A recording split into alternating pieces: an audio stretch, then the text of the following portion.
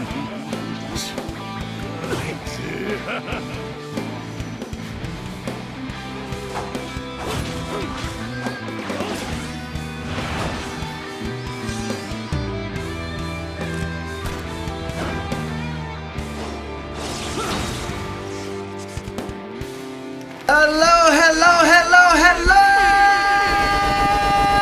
everyone!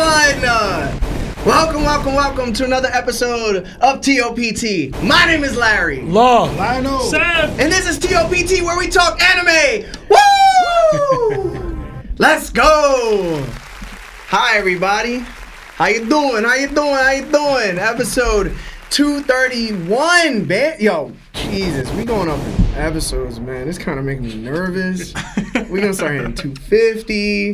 Then the next thing you know, we had 1,000. That'll be nuts. 1,000 episodes is 1,000, crazy. yeah. Crazy, bro. Yeah, bro. 1,000. How many years is that? That's a It'd long probably be like time, bro. 16 years. But the thing is, if we started doing like 2 to 3 episodes a week, then it'd add up pretty fast. But that's in the future. But anyway, what up, y'all? How y'all doing? Thank you so much for being here on YouTube Live. Also, thank you to everybody else that's on Spotify and Apple Podcasts. We love you so much. And also to the Facebook viewers that are viewing this video right now. Thank you so much for being here. First and foremost, we received a package from Moon Piece Podcast. Okay. Yeah. Okay. Cool. I think it's just for you, bro. I don't know if it's supposed to be It might be for me. Might be for me. I don't know why it wouldn't be for Seb. I don't know. Listen. They probably didn't have a shirt big enough. You know, I'm a small guy. Make sure it's an extra medium, bro. Oof. Okay. We hope you love your order. Okay. So it's a Moon Piece Podcast shirt. Hey. Yo, dibs.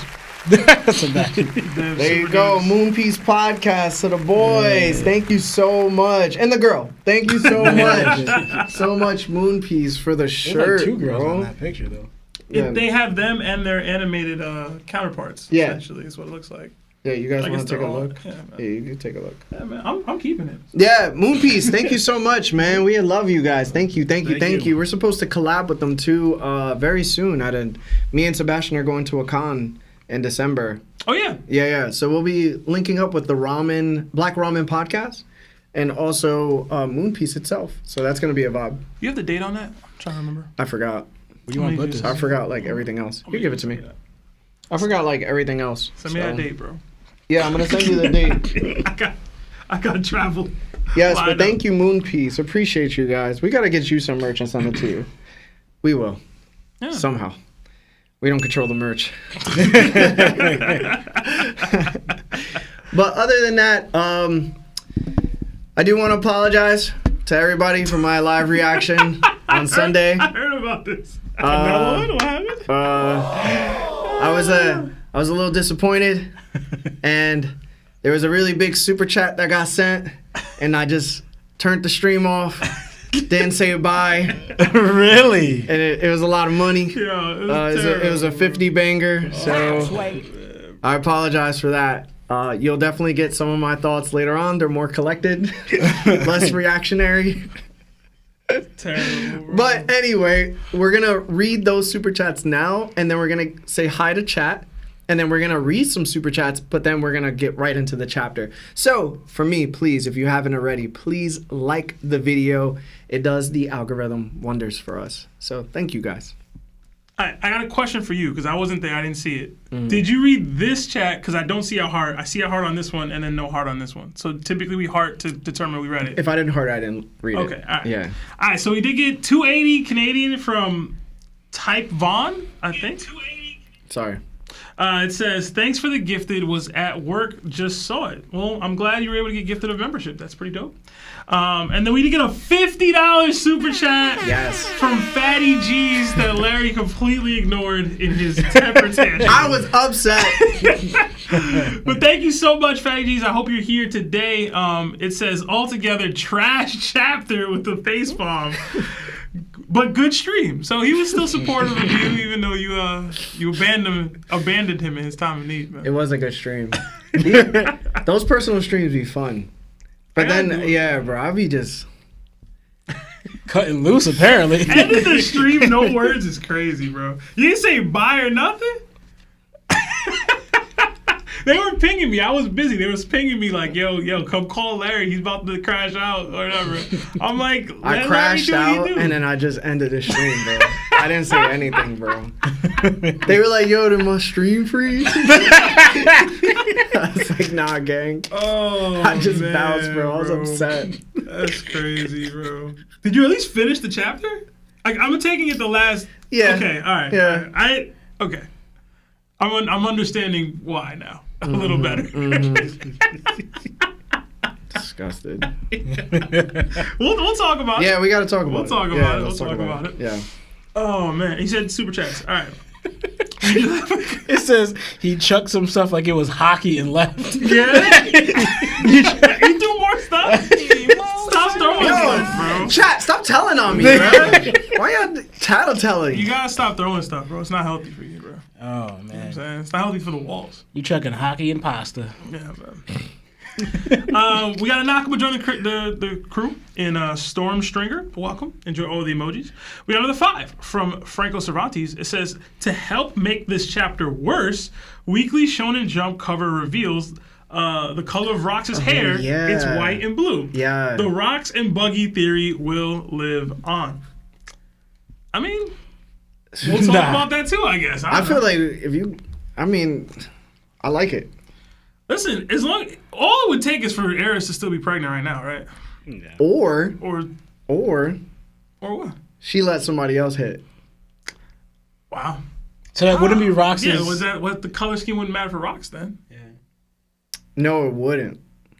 But like, yeah, you're right. I mean, that's also possible, right? Nah, but it's right. just like I don't see how it ties to Rox. No, at all. you're right. So- You're right. But it could be that he has dark colored skin and white hair. Mm-hmm.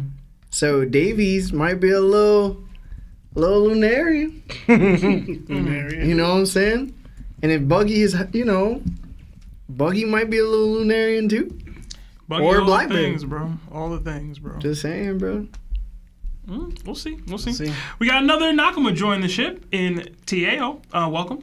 We got another 5 from Wise Life Gaming. It says, Happy Monday, Nikas, with the fire emoji. What character in the story has the best action panels other than Luffy? I think Zoro and Garp are up there. Hashtag crash out Larry. Hashtag no hockey chucks. So best fight panels. With good animation. Well, it said panel, so I don't know if it's more panel work or if you we can lean into animation more. I was gonna say if it's good animation, Sanji. Right. So I was gonna say Sanji, Yeah. because I think I was thinking Sanji, Zoro's too. the actual answer, right? To me, like Yeah. I think Oda puts the most bag work in that, even more so than Luffy most times. Mm-hmm. But like when it's animated well, Sanji fights are gas. Like Yeah. back in the, especially pre-skip. Mm-hmm. I don't watch the anime as much lately, so I can't really speak to current time. But like Sanji, it's just he's fighting uniquely. Yeah. It's capoeira, it's legs, he's flying in the air, like.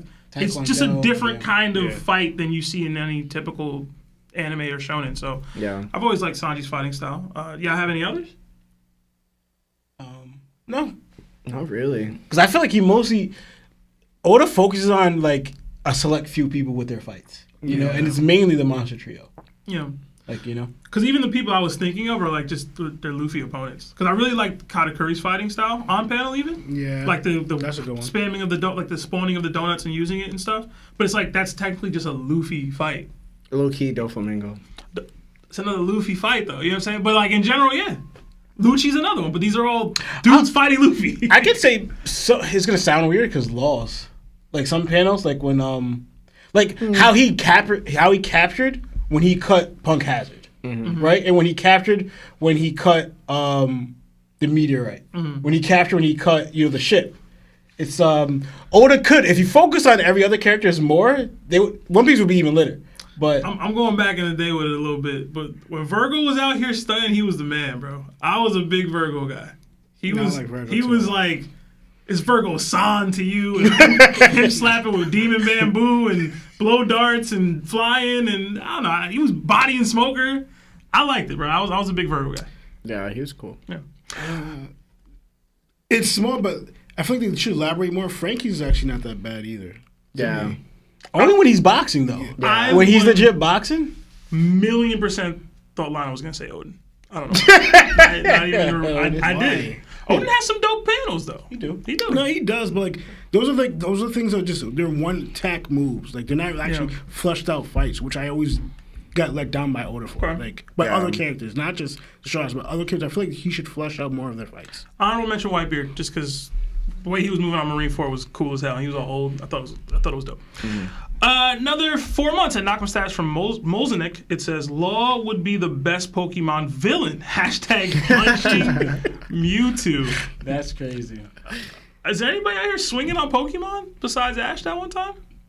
Like actually swinging? That could be a new little element, the little wrinkle. Uh-huh. Like I'm capturing y'all to fight y'all, not for y'all to fight for me. I don't know. Lawrence just has a bunch of Machops. Just ready to scrap. I'm with it, bro. Another 5 from Josie G. Umbra. It says, I see Rocks and Joy Boy parallel because of what Harold said. It makes me think what happened to Joy Boy happened to Rocks. Called for help and got none. We will talk about it in a little bit, but it's very possible. Let me know you need me to stop. Let's just do 3 more. Okay. Another 10 from Villainy Juice. Nika's I'm livid. Rocks knocked out of his Dami reverse. He's still not smiling. Got off by a bum he cooked a few chapters ago. Whole Figureland family gotta go now. Hashtag coping. Hashtag RIP Zebek. Hashtag Blackbeard better spin. Yeah, we can talk about it. We can definitely talk about it in a little bit when we get to that part of the chapter. But yeah. I think it's crazy people calling Garling a bum now. Yeah. Like the switch up. I don't know his thoughts beforehand. I don't know his thoughts beforehand again. But if that's the energy out there, the switch up is crazy. Hey, man. He went from being this dude to a bum now. It's the One Piece community, bro. That's wild, man. They hype you up until you show up on panel. then you better perform. Then you better perform. Another 2 from Villain. It says, hashtag Harold the King of Bums. Hashtag he knew better. Ooh, okay. And another 5 from Taffy Terror. What would you think if Smoker's Awakening could nullify Devil Fruits like Seawater can? He also has a Sea Prism Stone weapon, so I don't see it as crazy. Why would Smoke do that? Yeah, I was thinking. Unless they're thinking like it makes clouds and then could trap water particles. But wouldn't it just stop him too, though? Like, I don't... Yeah. Like, it's a... I got trapped in my own cloud. This is so mean. Is this what I've been doing to people? I belong here. I don't know if I see that. Plus, it is a little redundant in general if he's going to use the Sea Stone Jute to like also trap people that way.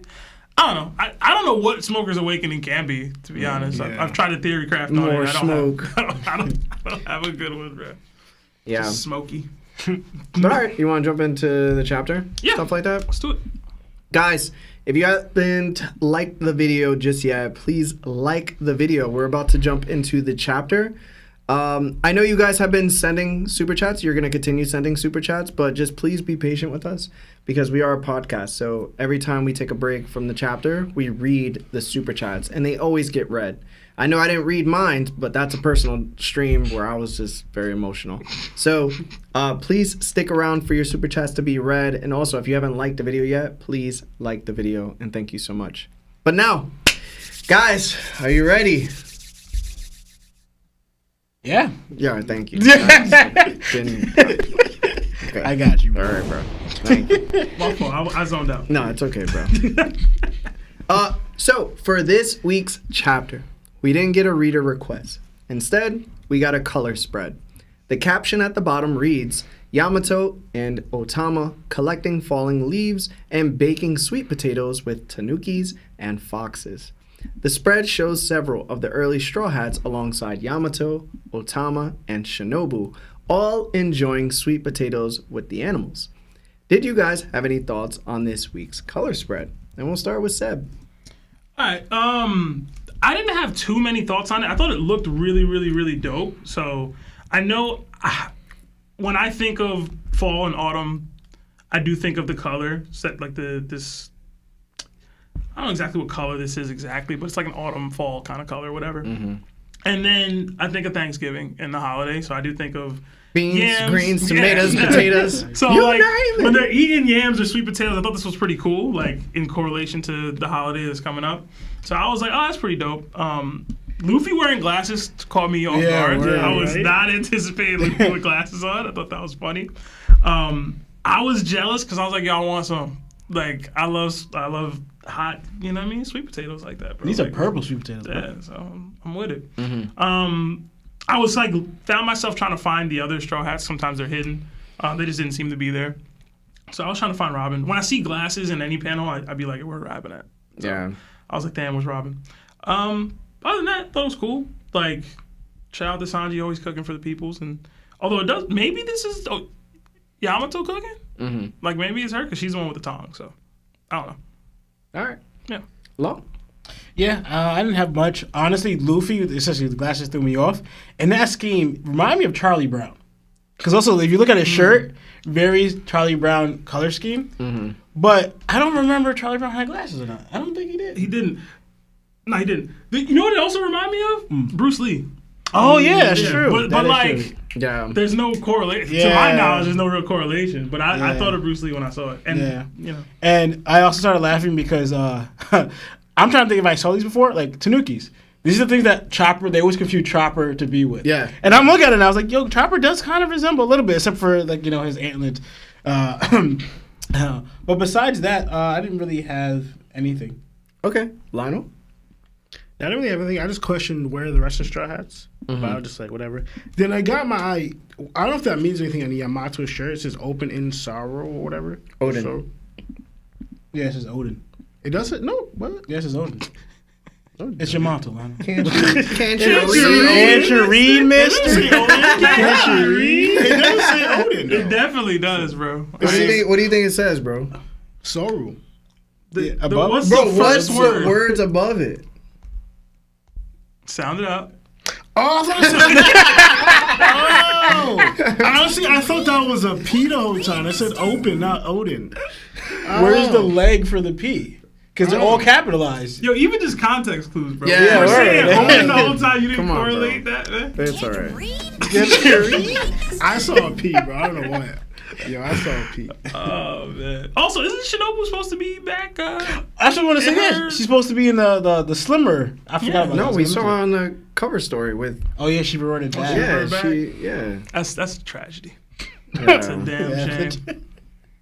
I don't have anything else about it. Anything else? No. Yeah.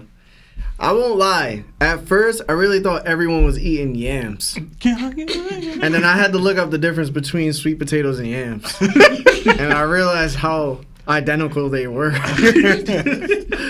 I actually read the caption and realized they were sweet potatoes for sure.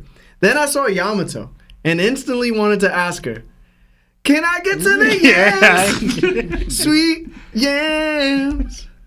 Show me the way. 'Cause I got bills to pay. But the moment I saw that Odin sweater, I had to look right past her and straight at my little baddie Torta Shinobu, you feel me? Okay. Also, Sanji will never escape the PDF vibes. Other than that, I don't have much to say. Hey, man. What? Lock him up. Lock him up. He's doing We absolutely know what nothing. he's doing, bro. Nah. We all saw that movie with him and Nami as a child, bro. Alright? He doing it again, bro. No, he is not. Lock him up. That's No, crazy. he- Lock him up.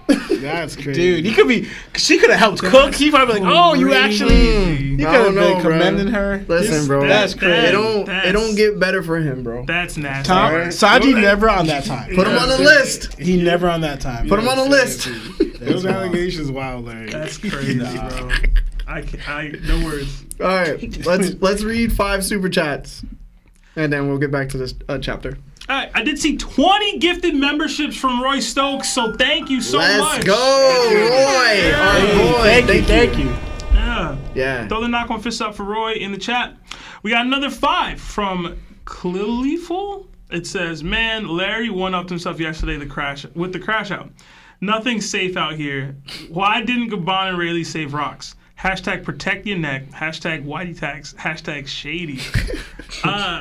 Whitey tax from you remember from that movie? Me, with Myself, him? and Irene? Yeah, Me, Myself, and Irene and Whitey.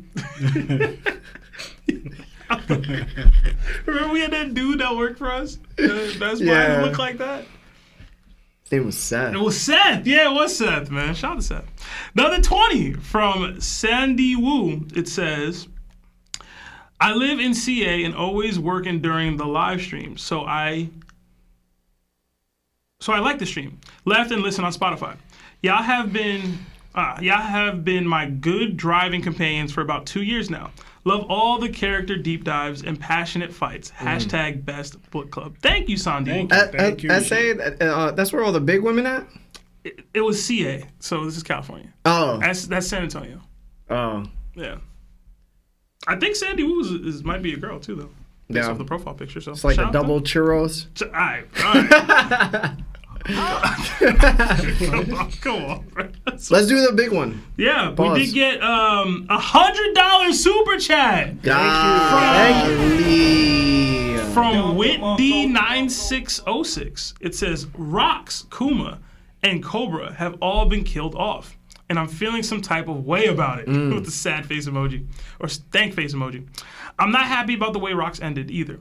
I'm hella bummed out right now. Why did everyone walk away from Rox Dieselbeck? Big sad. You ain't the only one, man. Yeah, Okay. you're not. Believe me, you're not, The bro. only one, bro. I wish I was there.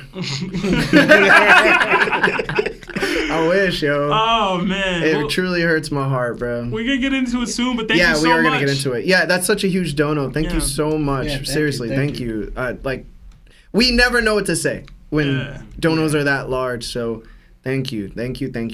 Seriously, thank you. And another 5 from Mr. Rich44. Can't lie, I thought my internet was lagging or something when Larry Rage quit. Oh, man. I'm telling you, bro. I did not feel okay. You know what's crazy? I called up my lady. Did you really? And I was like, I'm mad.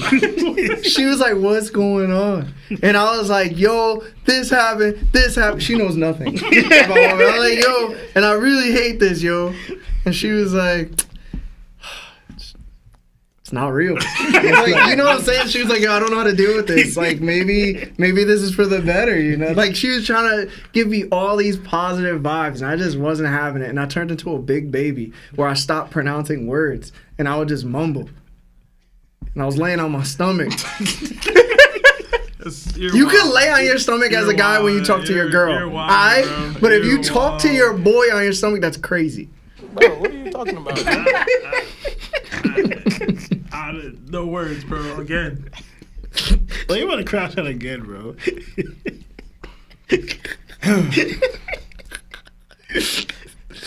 Oh, man. All right, yo. That was the last super chat? I think I have one more. right. Another 5 from Sandy. It says, question, flashback should go to 14 years. Do you think we'll get everything in between that time? Such as Luffy's mom, Portgas de Rouge, now that we are in the final arc? No. If I'm being quite honest with you, Sandy. Yeah. I agree with Sebs. Yeah, I don't think that. No. Especially not Luffy's mom. I would not be for that. No. Maybe more Ace, his mom. I'm with that. We might get Luffy's mom. Yeah, I think we might get Luffy. She's from Kuja Island, most likely, bro. Imagine- If it's Tritoma, for sure. I'm like so confident that that's gonna be an SBS review. No, You know what I'm I saying? can see that. Like, I but don't- the fact that he's flushing other people's moms, he's being okay with it, showing it more. Where your mom's at? Where your Where your mom's at? No, but I agree with Lionel. Like, she was the longest reigning emperor that the Kuja Pirates had that we know of for the past, 4 women. Because we didn't. Did you expect we could get Blackbeard's mom like that? True. Not at all. Not in the day's age. Yo, seriously. Yeah. All right, guys, let's get back to the chapter. If you super chatted, we're going to read them, so please give us a little bit. But thank you for sticking around, okay? We're going to get into the very first part of the chapter now. So, this week's chapter picks up exactly where the last one left off. Rox has just been defeated by Garp and Roger after they combined their critical mass Supreme King Hockey attacks. And Roger was right. Using those attacks left both of them completely drained. Roger is knocked out. Garp is knocked out. Rox is shown lying on his back, returned to normal and still conscious. He coughs through the rain and wonders if the curse has finally worn off. With his eyes open, he questions whether he's even going to make it off the island alive. But he speaks too soon. He spots Garling, Maffey, and Somers walking toward him, Roger and Garp. Rox mutters to himself, "Nope, guess not. Roger, Garp, you better run. No reason to stick around and pass away with me." Garling, Somers, and Maffey keep approaching. Garling draws his blade. Rox adds, "Oh right, forgot to say one thing. I'm glad you stopped me." As he's speaking, Garling grips the hilt with both hands, raises the blade over Rox's neck, and brings it down.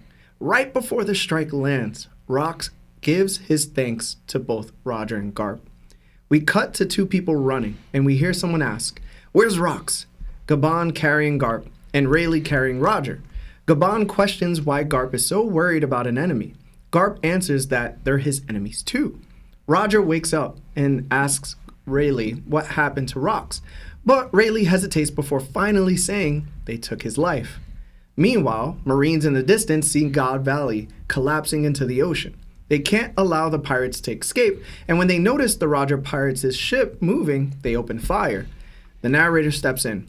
Absent from the pages of recorded history, like curtains falling on a stage, the island crumbled in upon itself and was shrouded in a deep, deep mist. As this narration plays, we see cannon fire, Garp resting with bandages and an IV, Roger resting the same way, and Whitebeard and Big Mom leaving the island. The narration continues. This is a broad account of what happened in the mysterious, obscure God Valley incident. We then cut to the Oral Jackson sailing away with the crew shouting that they need to escape, full speed ahead, as the sky splits open with lightning in every direction. The narrator adds, but after a brief moment of silence, a massive lightning bolt with countless branches split the sky, and with that, a number of new stories began. From there, we see Kaido flying off in his dragon form, Dragon watching from afar, Baby Shanks asleep inside the treasure chest on Roger's ship, Kuma being cared for by Ivankov and Ginny in the Sorbet Kingdom, and Edis holding a crying baby Teach. So, that was the first part of the chapter, everyone. Starting with Lionel, what are your thoughts on this section, bro? I know a lot of people are like really upset on how Rox ended, and it's understandable. It really is, and at least I'm glad Oda gave us this much a little bit, because some people thought that was the end of the chapter and we're not going to see any more Galley Valley. But honestly, this actually explains and kind of already told us what we already knew. Why nobody mentions Rox anymore. Because Whitebeard, having a Whitebeard, Big Mom, and their relationship with Rox, and now they don't, like, even Garp and Roger don't really know what happened to Rox. Because people might think that Rayleigh can let them, let Rox got taken. No, they came last minute. They just came and Rox was already passed.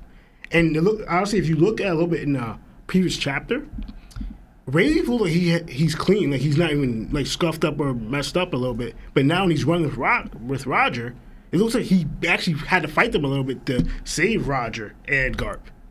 I mean, I could be wrong. I don't know. I gotta see. I didn't notice that. Yeah, if you look at the previous chapter, there's nothing on Rayleigh's face. There's no marks, no scruffles. But when he's running with Roger, he has some scruffles on his face. Like he possibly gauged it into combat.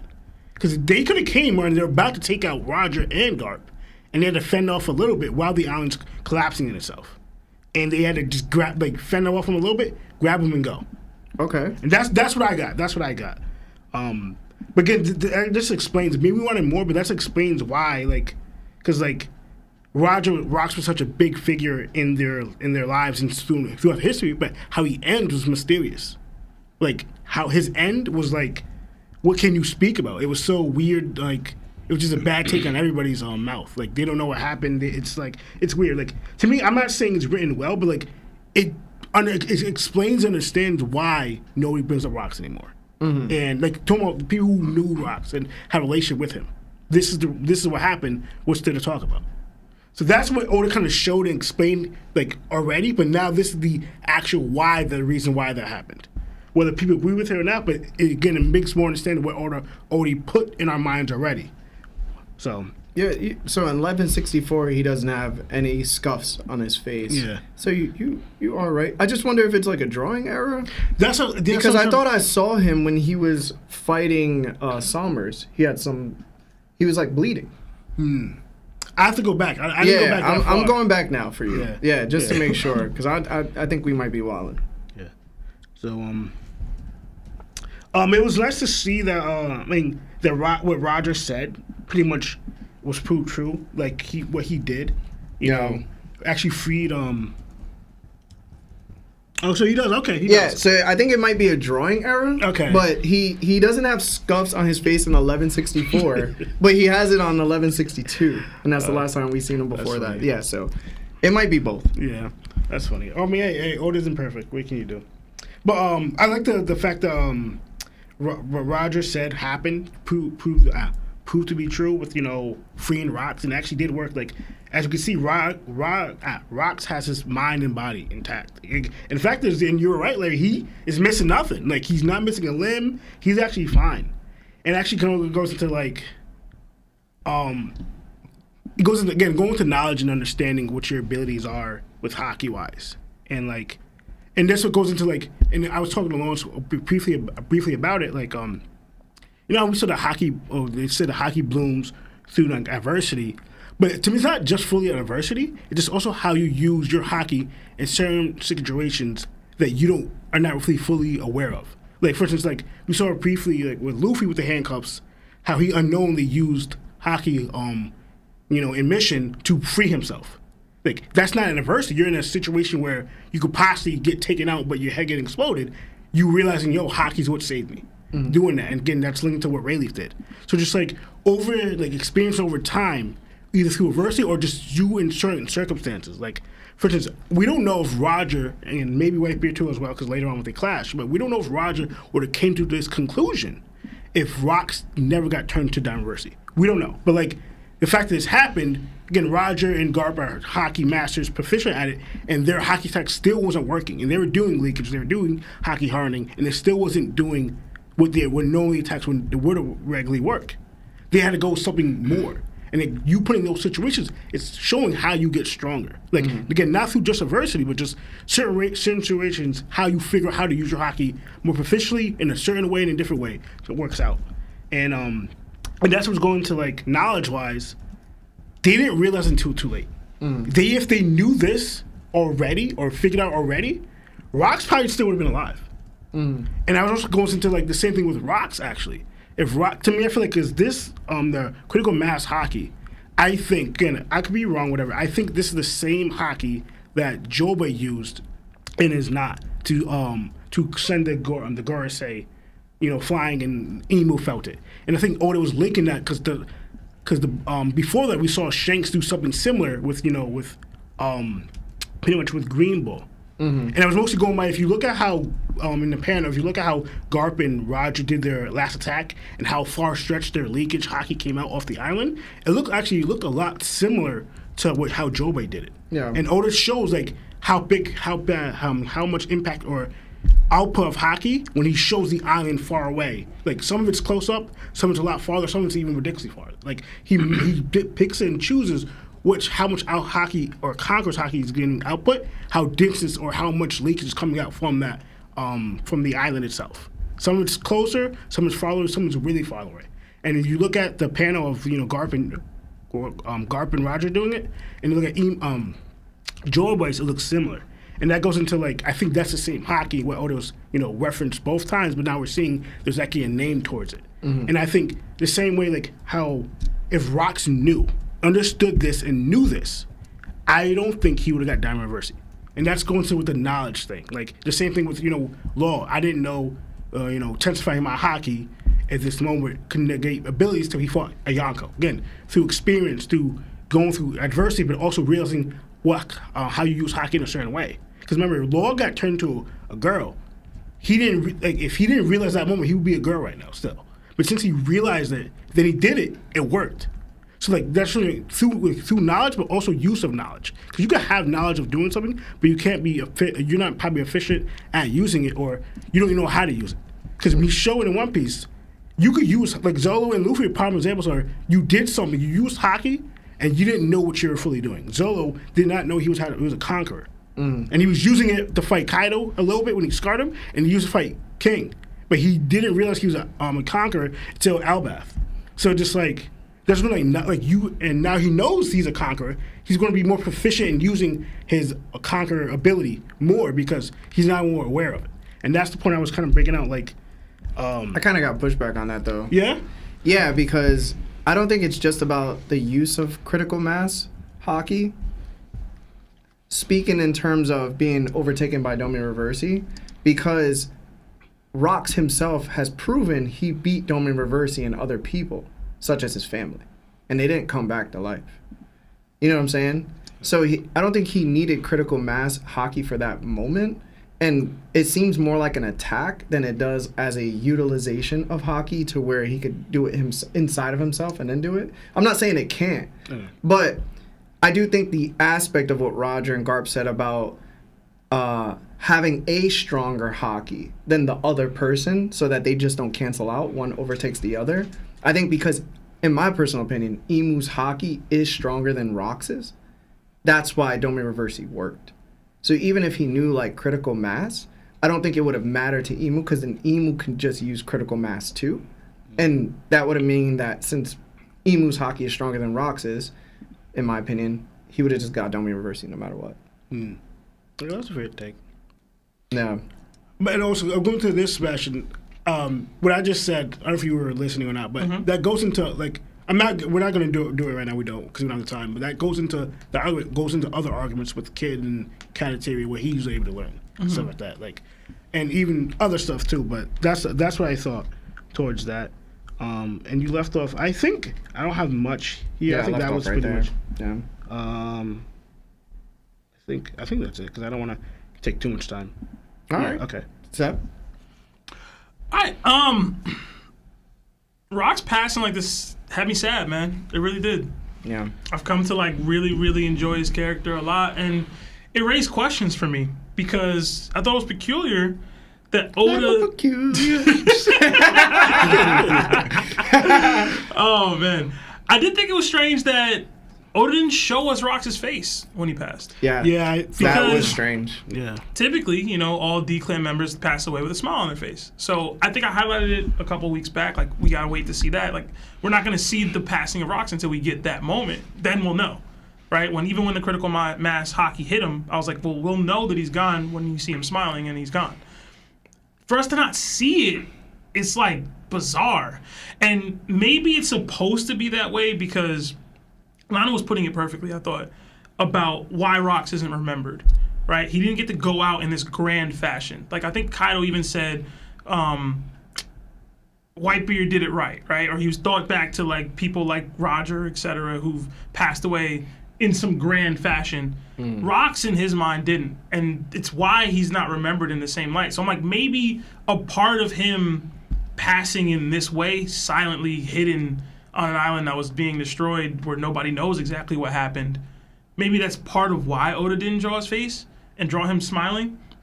But I thought we could have gotten that still based off of his reaction because he was thankful to Roger and Garp about what they did for him when they heard him with the voice of all things. And it reminded me of Ace even because Ace was thankful that people came to him. And in the inverse, people basically ran away from Rox, which I thought was funny. Where it's like, Ace had all these people attacking this island to protect him. When Rox goes to this island, he kind of seemingly ended up alone, and then he had to rely on people that he looked at as rivals to get him out of this Domi Reversi curse. So I thought it was beautiful, but also jarring. You know what I mean? Yeah, some people are going to give you pushback, though. Because when you close in on it, you think he's smiling there? Maybe, bro. There's a bit of, I would say he's content. Yeah. But I don't think he's like smiling. You know what I'm saying? Like the way Odin smiled in the pot. Yeah. Right. So to me, and Odin's not a D-Clan member. So it's like, Apparently. right. So to me, Apparently. to me, it's always been a very, very pronounced, I'm smiling in the face or at my passing. I'm content with what's happened. And that's what made it even sadder, because in every other case, Odin, even Luffy when he was about to be taken out by Buggy, Ace after he basically had the culmination of his life, they were content with what happened there because they're like, okay, this is the culmination of my life, and they're Roger happy. too. Yeah. Roger, etc. Rox could never think that way because he had so much more planned, so much more to do, so much more of his mission was still left on the chopping board.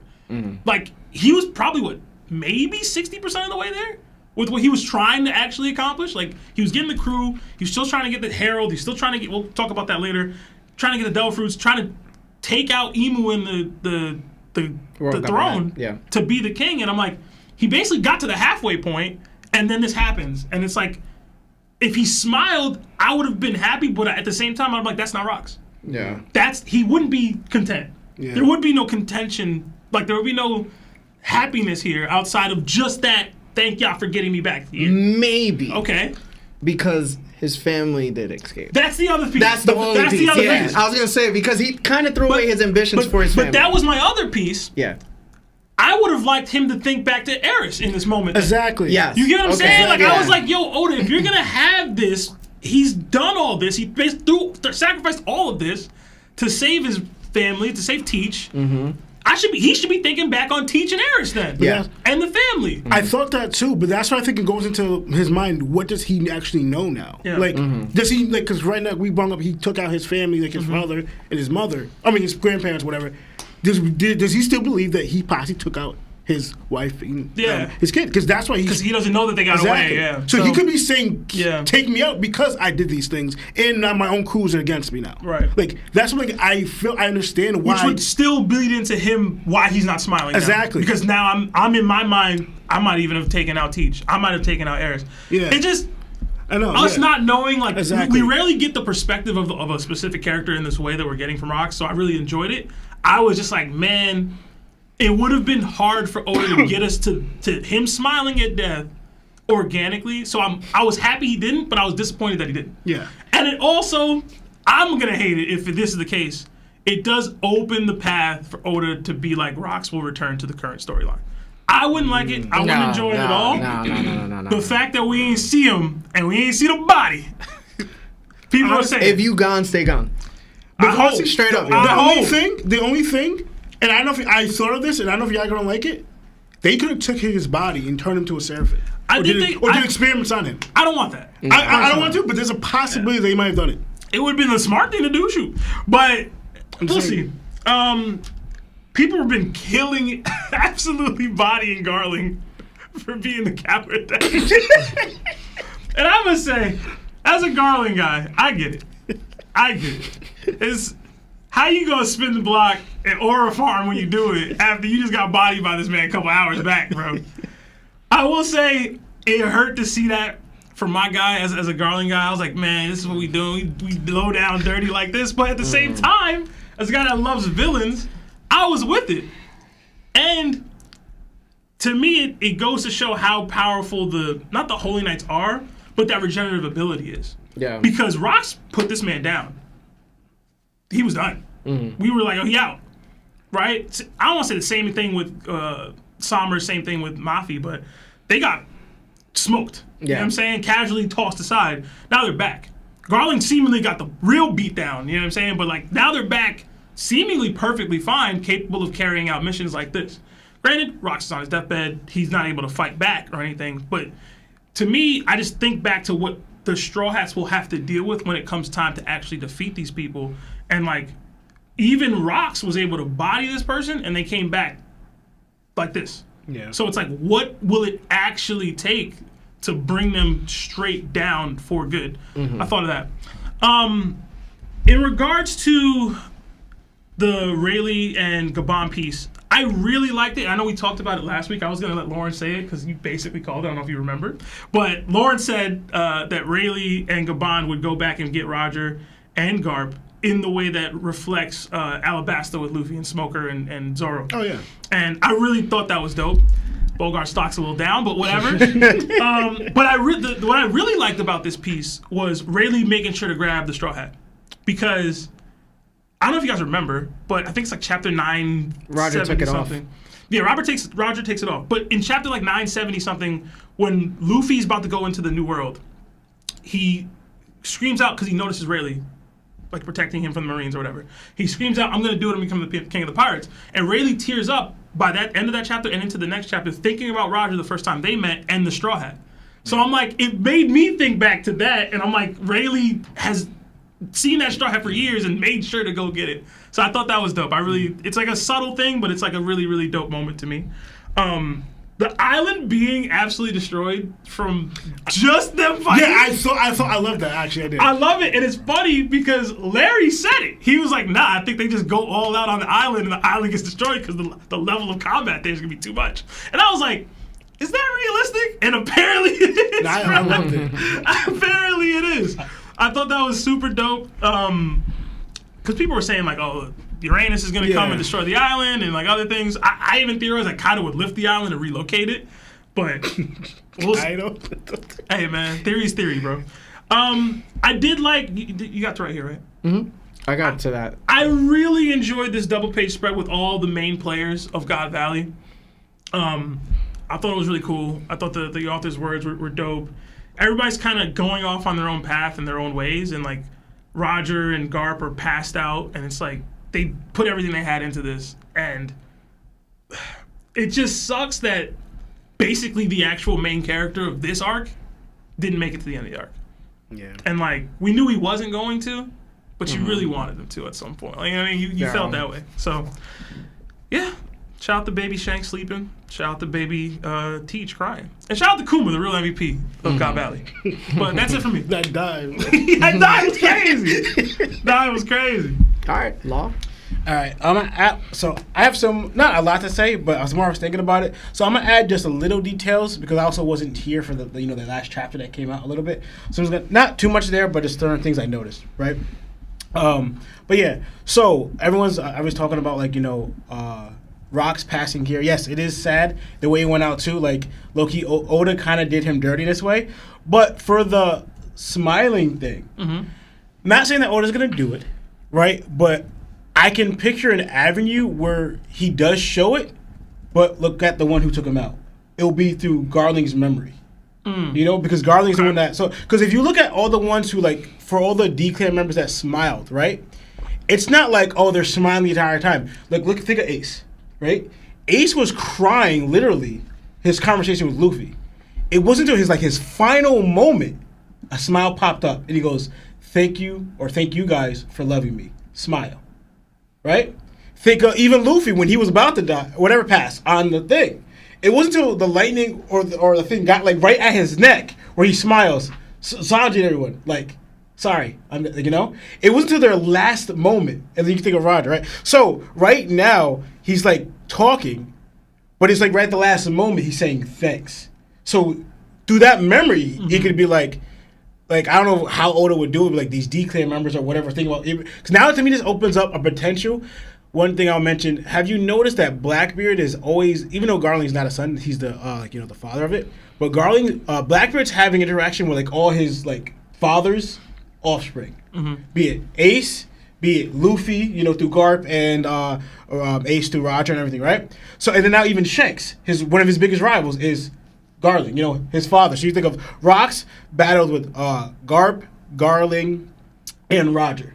Blackbeard's like fighting all three of their has beef with each one of those dudes: Ace, Luffy, and Shanks. Let's hope he gets his lick back, man. On the Vigorland family, man. So this to me this opens up where like he might actually meet Garling himself, and they have whatever, and then he's gonna remember Rocks through Blackbeard, and he may remember the smile. I don't know if we're gonna get that, but that's what I thought of. Right? F that. Take out Shanks. Take out his son. Take his kid out. It's funny. You feel me? You say Shanks, but what about Shamrock? Who's him too? Him too. All three of them. He's more like his father than Shanks. I know. He is way more like his father. All three of them. Right. So yeah, and So, but I want to mention one thing. One about the hockey, right? So we keep talking about the hockey aspect. There's a few things I noticed. One, right, we're talking about comparing like the hockey to, right? We talk about the critical mass and what was needed, right? But you guys we gotta remember like why Roger was also mentioning, because you talk about, right? Because I agree, it's through diversity, but also it's like you realizing what is needed to overcome. And this is why one of the things I love about Roger, right? Because Roger's the one that figured this out and was explaining this to Garp, right? He's like, yo, like, because even though if you look at the first clash with Rox and Roger in and when Rox was in Dami Reversi, they clashed evenly, right? And this is where, because if you compare it to like, Rox didn't hockey harden his blade with Whitebeard. When they clashed when he was in Dami Reversi, he only did it with Roger, right? And when I saw Whitebeard hockey harden his arm and used his Quake or whatever, right? But Roger went with his Conqueror's hockey and hockey hardening, and then Beth. They clashed evenly, and then Garp comes afterwards. After they clash evenly, then Garp tries to follow up, and they clash evenly with his face or whatever, right? Then Rox lets out this, like, supercharged more hockey into it, right? Blowing them back, right? So then Roger's realizing, yo, we're not getting through. It's like we're throwing all this hockey at him, we're hitting him, but it's not going through because they're canceling out because our hockeys keep clashing evenly with Rox, right? So he goes, we need something more. More is needed here, right? We need a critical mass of like everything because we're just canceling each other out, right? So Roger realizes this. But this is what I'm going to go into. Like, I noticed something too, because you brought out too the Dami Reversi with his parents, right? So I don't know what Oda's doing here, right? Because I go into like, all right, the Dami Reversi is only going to be so strong as the vessel that Emu is using for it, right? Right? Rox was like, I don't know if he's going to get a better vessel than Rox, pretty much, right? In that aspect, because who else is going to get Dami Reversi besides, I guess, maybe Harold, right? But and with that thought, also too, I want to add, I wonder if there's a difference in levels, where we saw with Rox's parents, we saw who Dami Reversed them. But we know Emu was the one that did it for Rox, right? So I don't know if there's a level here, but notice how, right, going back to the vessel too and who did it, Rox, possibly, what I learned, took out his parents. Like, he ended them, right? Right. And you can link that too. Like, this is probably what Rox is thinking, that what needs to, like, stop Dami Reverse, you need to take them out, because when he's going to Roger and Garp, he's like, and me, right? But notice how, so we see Rox's parents are finished. So when they do this critical mass of hockey to overtake Dami Reversi, not only is Rox not passed, his body's still intact when we saw it being torn to shreds. So whatever that false, because the body got enlarged or whatever happened, was able to undo Dami Reversi in that aspect without, in a way, taking out the host. You left it completely vulnerable, but the host's body wasn't ripped to shreds, like we saw it was happening there, and Rox is still conscious, so he's still alive, right? Mm-hmm. So I wonder if there's a level here, going back to what Lionel was saying, I wonder, for example, if what Joe Boy did was a link to reversing or affecting Emu's hockey or taking out Dami Reversi, right?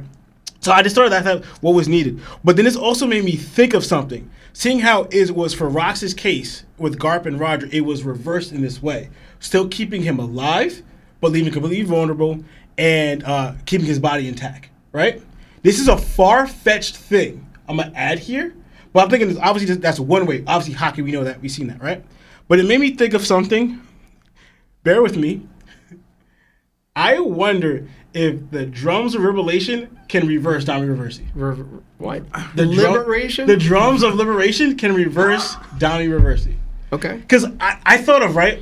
Because it just made me think, like, all right, the drums of Liberation. You have to be liberating something from another thing, right?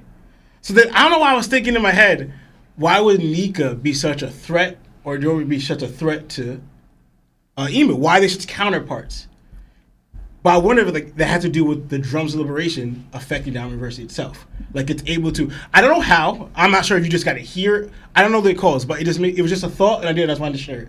I wonder if, like, somehow the drums of Liberation, it can play a factor of one of the ways that can reverse Dami Reversi without, especially if hockey's doing this one to the host, maybe the drums of Liberation would do some more in a way where it's not, like, completely leaving invulnerable the host itself who got Dami Reverse. You know what I'm saying? Yeah. So That's a thought. I thought it was interesting. I thought so. I wanted to share it. No, it's a good counter. Yeah. I like that. Okay. So, and the other thing I want to add was, one, the same thing, respect. I am upset at Oda that we didn't get the interaction between Ray and Gabon versus Garling, Sommers, and that. To me, it's like, because there's no doubt, because how close they were, right? Roxa's right there. Garp and Roger are right there. There's no way they get Garp, they save Roger and Garp without clashing with them. You know? There's just no way. The fact that Oda didn't give us at least a little bit, to me, is like, come on. We get into the anime, but then now we realize the anime because they're taking liberties. I want to know exactly what happened. It could be the reason why Sommers was so scared of Gabon later on. He was just like, because we already know he was scared of Ray because of what Ray did to him, but why would you be scared of Gabon? This could be a thing to why. Like, pretty much, maybe Garling was going after either one of them, because we see that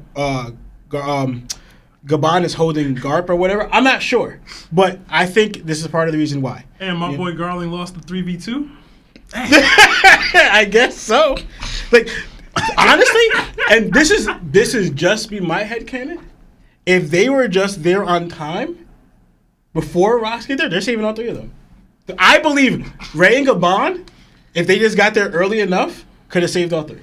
I don't know who's carrying that third, but like, you know, because there's only two of them. I don't know who's carrying the third. Maybe Gabon's gonna have to double up. Honestly, this is why Bogart should have been here. Yeah, but good. That's what the matter. If they show there on time, it don't matter if they show there on time. You know, but yeah. So that's what I wanted to say, and I think that's all I had for now. All right. Guess it's my turn. When the voice of all things first appeared during Rox's Domi Reversi moment, we were questioning whether Rox actually knew how to use it, whether he had it, or was it just Garp and Roger using theirs to hear Rox's inner voice? There were so many options, right? But after rereading this chapter, I'm convinced Rox does have the voice of all things, and he's proficient with it. When you look closely, you can clearly see three different types of word bubbles. 1, Rox speaking out loud when he wonders if the curse has been lifted. It's regular text bubble.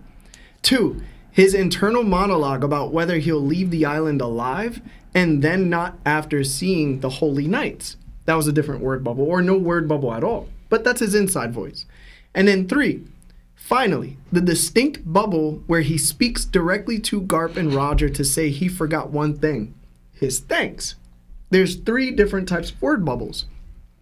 That thanks word bubble, which I'm interpreting as the voice of all things, is the same exact style used earlier when Rox asked Garp and Roger to take his life while being unable to speak due to Domi Reversi. With that consistency, plus everything we've seen from him, I believe the evidence strongly supports that Rox had the voice of all things and actually knew how to use it beforehand. And I don't think Domi Reversi somehow unlocked it for him. That feels like too much of a stretch, especially considering all the other insane hockey feats he's shown. Right. So I bring this up because it leads directly into my next point, which, for the millionth time, is Rox's strength. I brought up the idea that Rox in his base form is actually stronger than Rox in his Domi Reversi form. My point was that Rox's strength isn't rooted in physical stats. It's rooted in his hockey. Yes, Domi Reversi boosts his physical attributes through immortality, size, and raw strength, but do we apply that same logic to like Holy Knights or the Gorosei? Not really.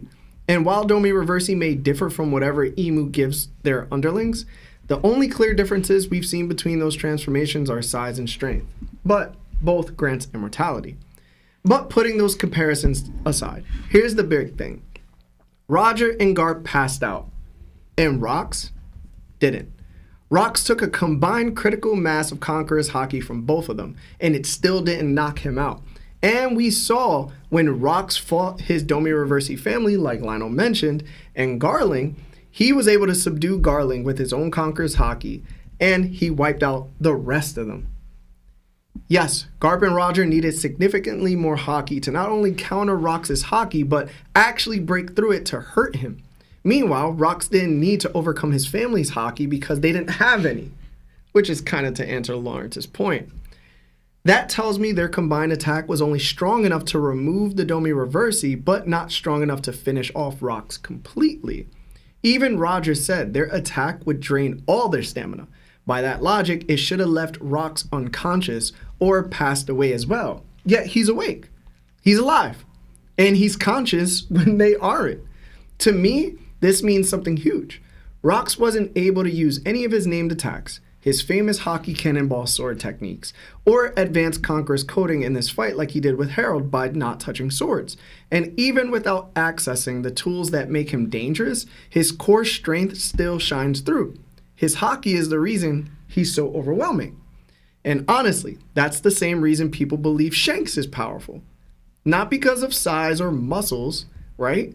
But because of pure Haki mastery. So it makes me wonder, if Shanks wasn't using the Wi-Fi Haki he used against Green Bull, that his insane future sight he wasn't using against Shanks, against Kid, or Divine Departure in a Domi Reversi scenario, would people still call him stronger?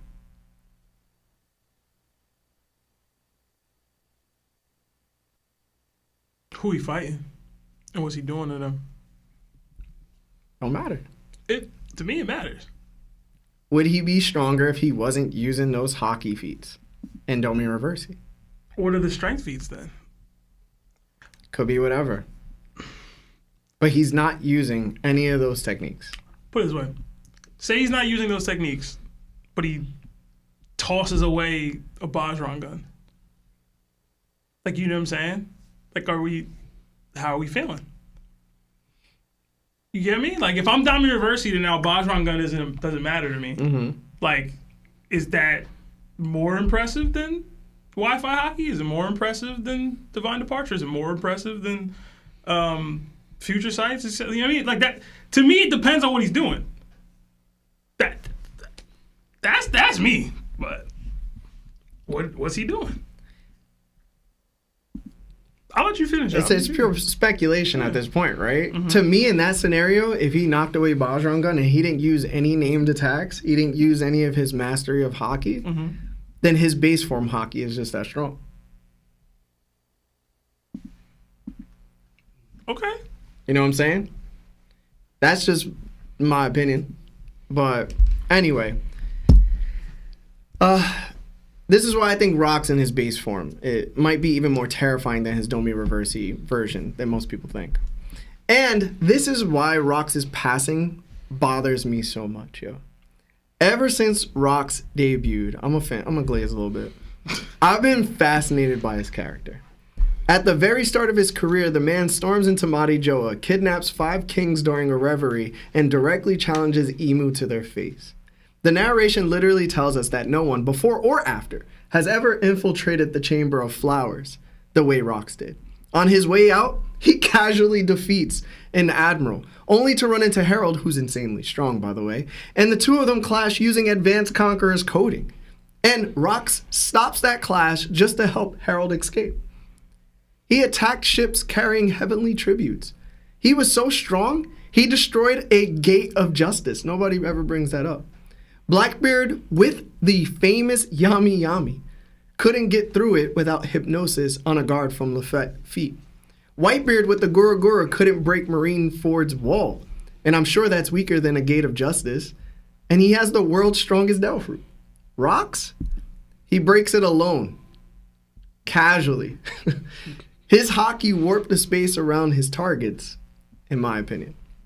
He played Davy backfights solo to build his crew with nothing but his strength. He made himself the enemy of the entire world and laughed at it because he believed he would become its king. He terrified the world so thoroughly, they named an entire era after him, even while Roger discovered the last island lodestar. He was considered Roger's most formidable foe, Roger's strongest adversary, according to the Road to Laugh-Tale and Sengoku. He sought out 2 Delphroots and the Galila giants. He earned the respect of 3 future emperors, Big Mom, Kaido, and Whitebeard, 3 conquerors who would go on to dominate the seas for years. And even after winning them through Davy back fights, he offered them the freedom to leave. They stayed with him for nearly 18 years. Shaggy didn't hide under Roger. She sought refuge under rocks because she believed that was the safest place from the world government. The Gorosei tried to use Harold as a political pawn to manipulate rocks, failed, and instead he risked everything trying to save his closest friend. He's not just a worshiper of Davy D. Zebek, he's part of that family. Through that family, he tried to protect Edis and their son Teach, showing his true nature. A kind, loving man who wanted to rule the world, not for power, but because he always targeted the organizations destroying people's lives, like the Corrupt Philanthropy Federation, right? The Heavenly Tributes, or the world government enslavement of Elbaf. He became the first character ever to make a Holy Knight completely unable to fight back, who is Shanks' father, and to destroy Emu's Domi Reversi while fighting one-handed and protecting his wife and child. He sliced across an island without even coding his attack in hockey. He stood toe-to-toe with Emu alone until everyone else managed to catch up and help fight. Even while under Domi Reversi, he became the first person to resist it to such a degree that Emu had to overpower him manually with their own hockey, in person. He's also the first character since Joy Boy on Egghead to provoke Emu into losing their composure. Everyone respected him. His crew grew to love him, the world was in awe of him, and to this day, even Roger's journey to the One Piece sometimes doesn't compare in weight to Rox's story. And we spent decades learning about Roger. And yet, this is how he passes. Alone. His family gone. Crying out to his counterparts to end his life under the influence of Domi Reversi. Snot coming out of his nose. His rivals confused, his crew left feeling betrayed, and in the end, he loses his life to someone who didn't earn it. They stole a kill. Not only is this the worst possible way for him to go out, it feels completely undeserved. Rox deserved a better ending. It feels like Oda built this man up to have the greatest pirate era we've ever seen, only to leave us unfulfilled. It's like he's purposely saying, yo, Luffy's gonna give you that feeling. His name erased from history. No one wants to speak about him. This is the man Dragon, Luffy, and even Roger had/have to live up to and surpass. And it's crazy that Oda chose for him to go out like this. Instead of the island crumbling away like this and Garling stealing the kill, Emu should have sent the ancient weapon Uranus, used the weapon without a proper mother flame, and erased the island and rocks along with it. It's stupid, bro. It really is. But it really makes me wonder. Did Whitebeard and Big Mom wish when they were looking back to go back to God Valley? Did they want to stay? Because if they had, Rox would have survived. Yeah. Sebastian would have finally gotten his Garling versus Whitebeard moment. And Oda could have retconned the scar right there. You'd have taken that to keep Rox around? Yes. Give me the L. Yeah. Oh my gosh, I can't. Rox lives, Garling scars Whitebeard, and the story becomes even stronger overall. It would have been a true non-zero sum outcome for everyone involved. Whatever, GG's, I guess. Oh, man. Garling Scully where would have been no sense to me. I'm like, I'm done. I would took a break. And that'd have been Oda going out of his way to troll at that point. I'm gonna be honest. Also, why didn't the Holy Knights take out Garp and Roger? What was the logic there? Did they think letting them live would help them shift the blame? Painting Garp and Roger as the ones responsible for taking the Rocks pirates out? Was it some kind of play to keep Garp obedient by framing him as someone who cooperated with a pirate? And for Roger, were they trying to show him that he was willing to work with a Marine for the greater good? But even then, if those were their intentions, what does any of that actually do for them? It's not like it puts a leash around their necks. If anything, the Holy Knights had a massive advantage in just eliminating both of them right there. They were unconscious, they saw Emu, and they had zero means of defending themselves. And this is wild when you consider that they didn't even want Sabo to escape just because he saw Emu. But now Roger and Garp, two of the most dangerous people alive, get to walk away unharmed? How does that make sense, yo? To me, all of this just says one thing. If the world government truly wanted to take Sabo out, they would have Rob. All right? He's so petty. Bro. Sometimes they choose not to eliminate people. And that inconsistency, it screams plot. I'm sorry. Hold on. But to Lawrence's point from earlier, did Rayleigh and Gabon not get there in time? Like, they took Rocks out, and then Rayleigh and Gabon showed up and didn't let them take the other two out. I'm like, Or you know, they took out just Rocks left? and just left. I don't see that. Why especially with Roger right there. Yeah. Or they just left, bro. Ah, man. It's 1%. My question is, why 1%. Why would they take out Garp? Did they see him attack Emo? He just said, especially with Roger, Garp, maybe he gets the pass. Maybe. You know what I mean? But in general, all these people swung on Emu. Yeah. Like, Did they see all that, should though? be going. No, those Either way, their orders were to take everybody who was on the island out. True. And that was Emu's orders. And everybody got to go. At the end of the day, Emu definitely saw Garp swing at him. Like, Emu said everybody got to go. It's no I will let Roger go. They put him as a hero of the Marines later on, and they just let him rock because he was still alive. The world government gonna spin. That's what they do. But in general, Emu's orders were take everybody out. And they could even did Garp, the hero of the Marines, he helped take out Rocks, but also passed in the process. They could have did that too. Everything wiped clean. You know what I'm saying? How many times has the world government been that great at their job? That is so true, bro. True. That's part of their arrogance, though. They're so full of themselves. They're like, you know what? They're going to eat whatever we throw out there. So that's what I'm saying. and then it helps later in the next chapter, right? Why? Because who paid Big News Morgans? I'm telling you, bro. I'm telling you, they let them both live. No, they didn't. Especially not Roger. There's no way they did Roger. I'm not seeing it, bro. You gotta convince me, dog. Yo, why would they pay the world government to tell that story then? Because it still spins it in a way that's positive for them. Yeah. Period. It just does. Right. But if they weren't able to live, then they wouldn't be able to tell the story. But they're No. You know what I'm saying? It's similar to, like, for example. You know what I'm saying? Yo, I'm telling you, bro. It's similar how they wanted Luffy to pass, right? Yeah. And then Wano, but then how they spin the story. Once the stuff is gone and Garp is still alive, all right, let's spin it. You know what I'm saying? If Garp's gone, we spin it something else. It still might even be Garp did it and passed away doing it. Yeah. But they're going to spin it however they need to. They just did it now. Garp, you the hero, bro. Let's go. You know what I'm saying? I mean, that's later, but still. To me, there's no way they let Roger and Garp just walk. Yeah, there's no. Especially Roger. Again, Emu said last chapter, everybody got to go. Mm-hmm. Everybody. They just ignoring those orders now because, I mean, maybe they saw it, but they came to take out Rocks. So I don't know why they would not do that for them. Listen, man. I think there's a 1% chance, yo. I'm willing to give you your 1%, but that they were left alive, yo. I guess those are hot. I'm serious, bro. Mm-hmm. Lastly, before I end, I just want to say, Bogart really deserved to be the one to save Garp, Sebastian. I know your theory had us at 30%. Then after the discussion that we had, it jumped to 60%. And then back down. And then you dropped yourself back down through more discussion to 30%. Mm-hmm. But now it's officially at 0%. Zero?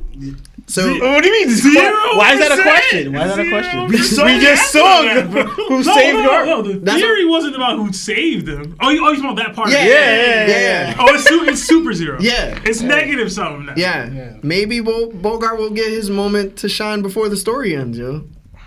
Hopefully, man. Hopefully, bro. He's back. He might do something. He might. Yeah, seriously. He might. Also, yo, I just want to apologize on behalf of me, Lawrence, and Lionel that you had to experience Garling not doing a damn thing in a white beard. Not doing a damn thing in a white beard. Because we told you. Yeah. We told you. Like I said. Like that's, we proved it. I think with manga evidence many times. And I give y'all that. But like I said. That's what I'm saying. It always could have happened off God Valley. Listen. No, that wasn't the discussion at first. It was part of it. And also too, It was many times you brought it up too that it could happen still. and to me, because I know I'm a fussy bring it out because we dealing with it now too. Because it definitely came up too with the whole. Because remember, people were coming at me because I was challenging people's reading comprehension and everything, right? Because when we went up to the how it was worded in the manga, that the conversation between Shanks and Whitebeard. That the reason why people are hiding, going into the fact that it could have been Garling that scarred him, because the context was, every time I see your face, I'm reminded of this scar.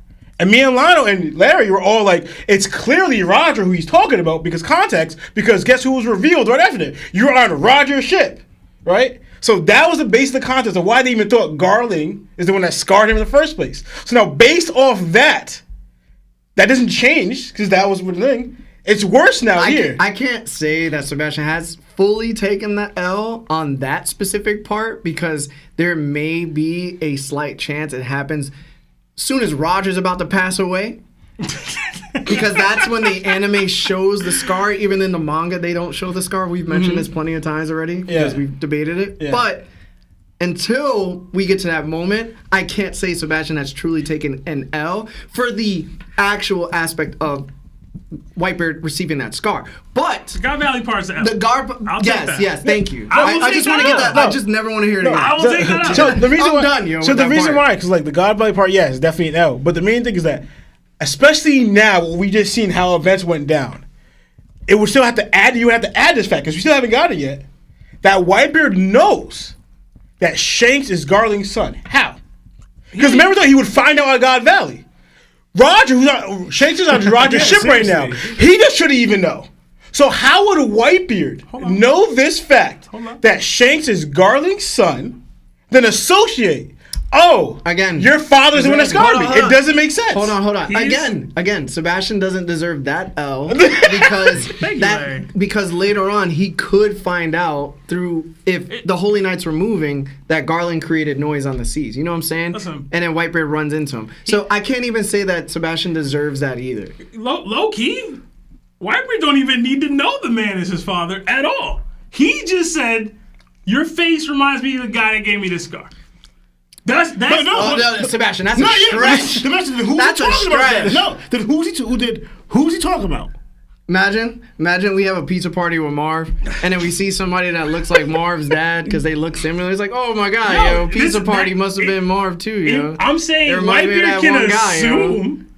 He can assume this is a dude's dad. No. But what he said was, you look like this guy. No, that's get you. But you're making this worse, bro. You know why you're just making it worse? Because Whitebeard clearly has someone in mind. Yeah.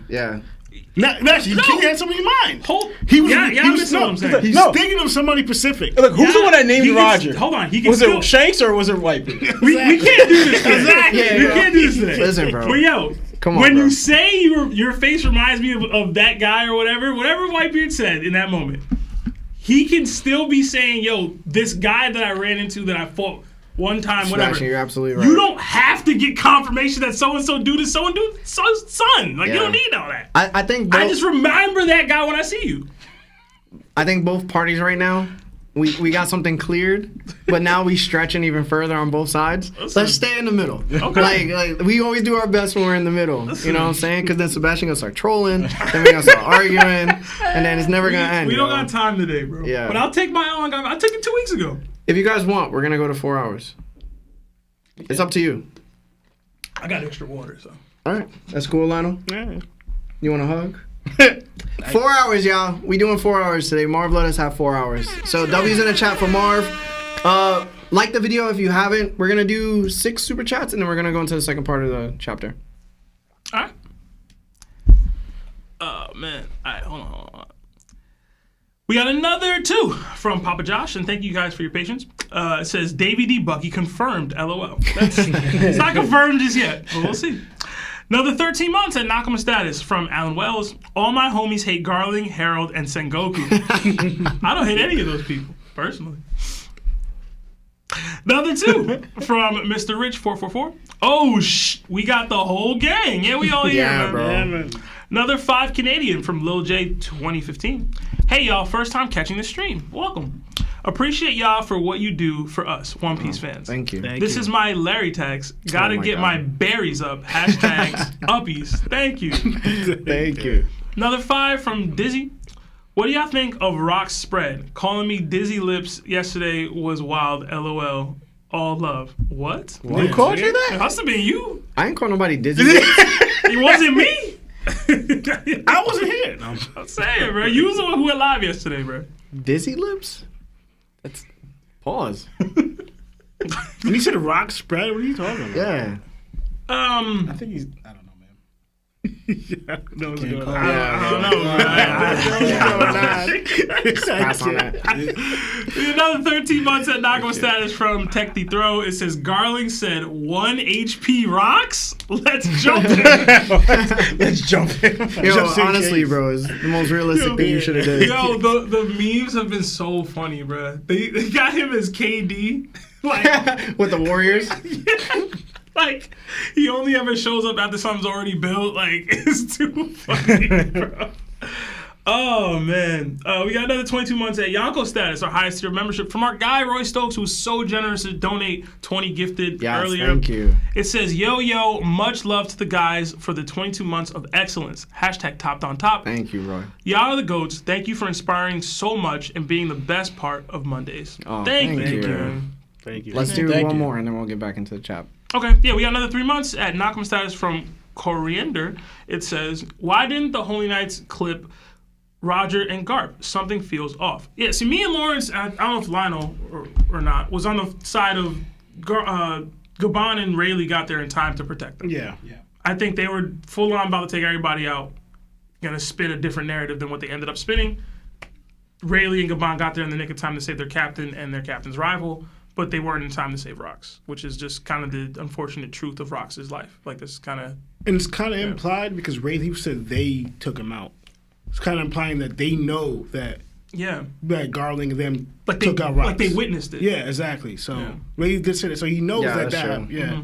So, Or they could have just saw Garling and them walking Away. It's possible, too. yeah. I mean, I'm definitely leaning into they fought. Because like Lawrence said, Somers is like so shocked that Gabon scared, Yeah. knowing that he's out here, like, we haven't seen you in this long or whatever. Like, he probably got bodied, bro, by Gabon. So, All right, you guys ready for the next part? yeah. All right, guys, if you haven't liked the chapter yet, please like the chapter. Like the video.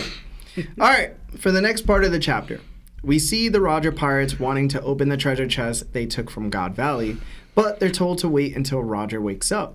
The captain's door opens, and Roger finally walks out. He apologizes for making everyone worry. The crew says they're glad he's okay and immediately tells him to check out the treasure, which makes Roger question whether they're actually worried about him at all. Roger and Shaggy are booed up, and the crew shows Roger the haul they picked up. Then everyone hears something moving inside one of the treasure chests.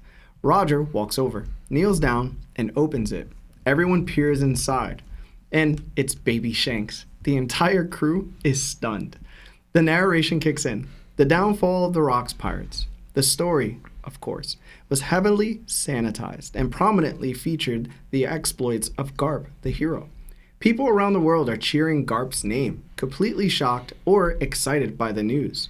Meanwhile, at Navy HQ, Garp is furious. He rips up the newspaper and says he's going to take Big News Morgan's head for writing lies.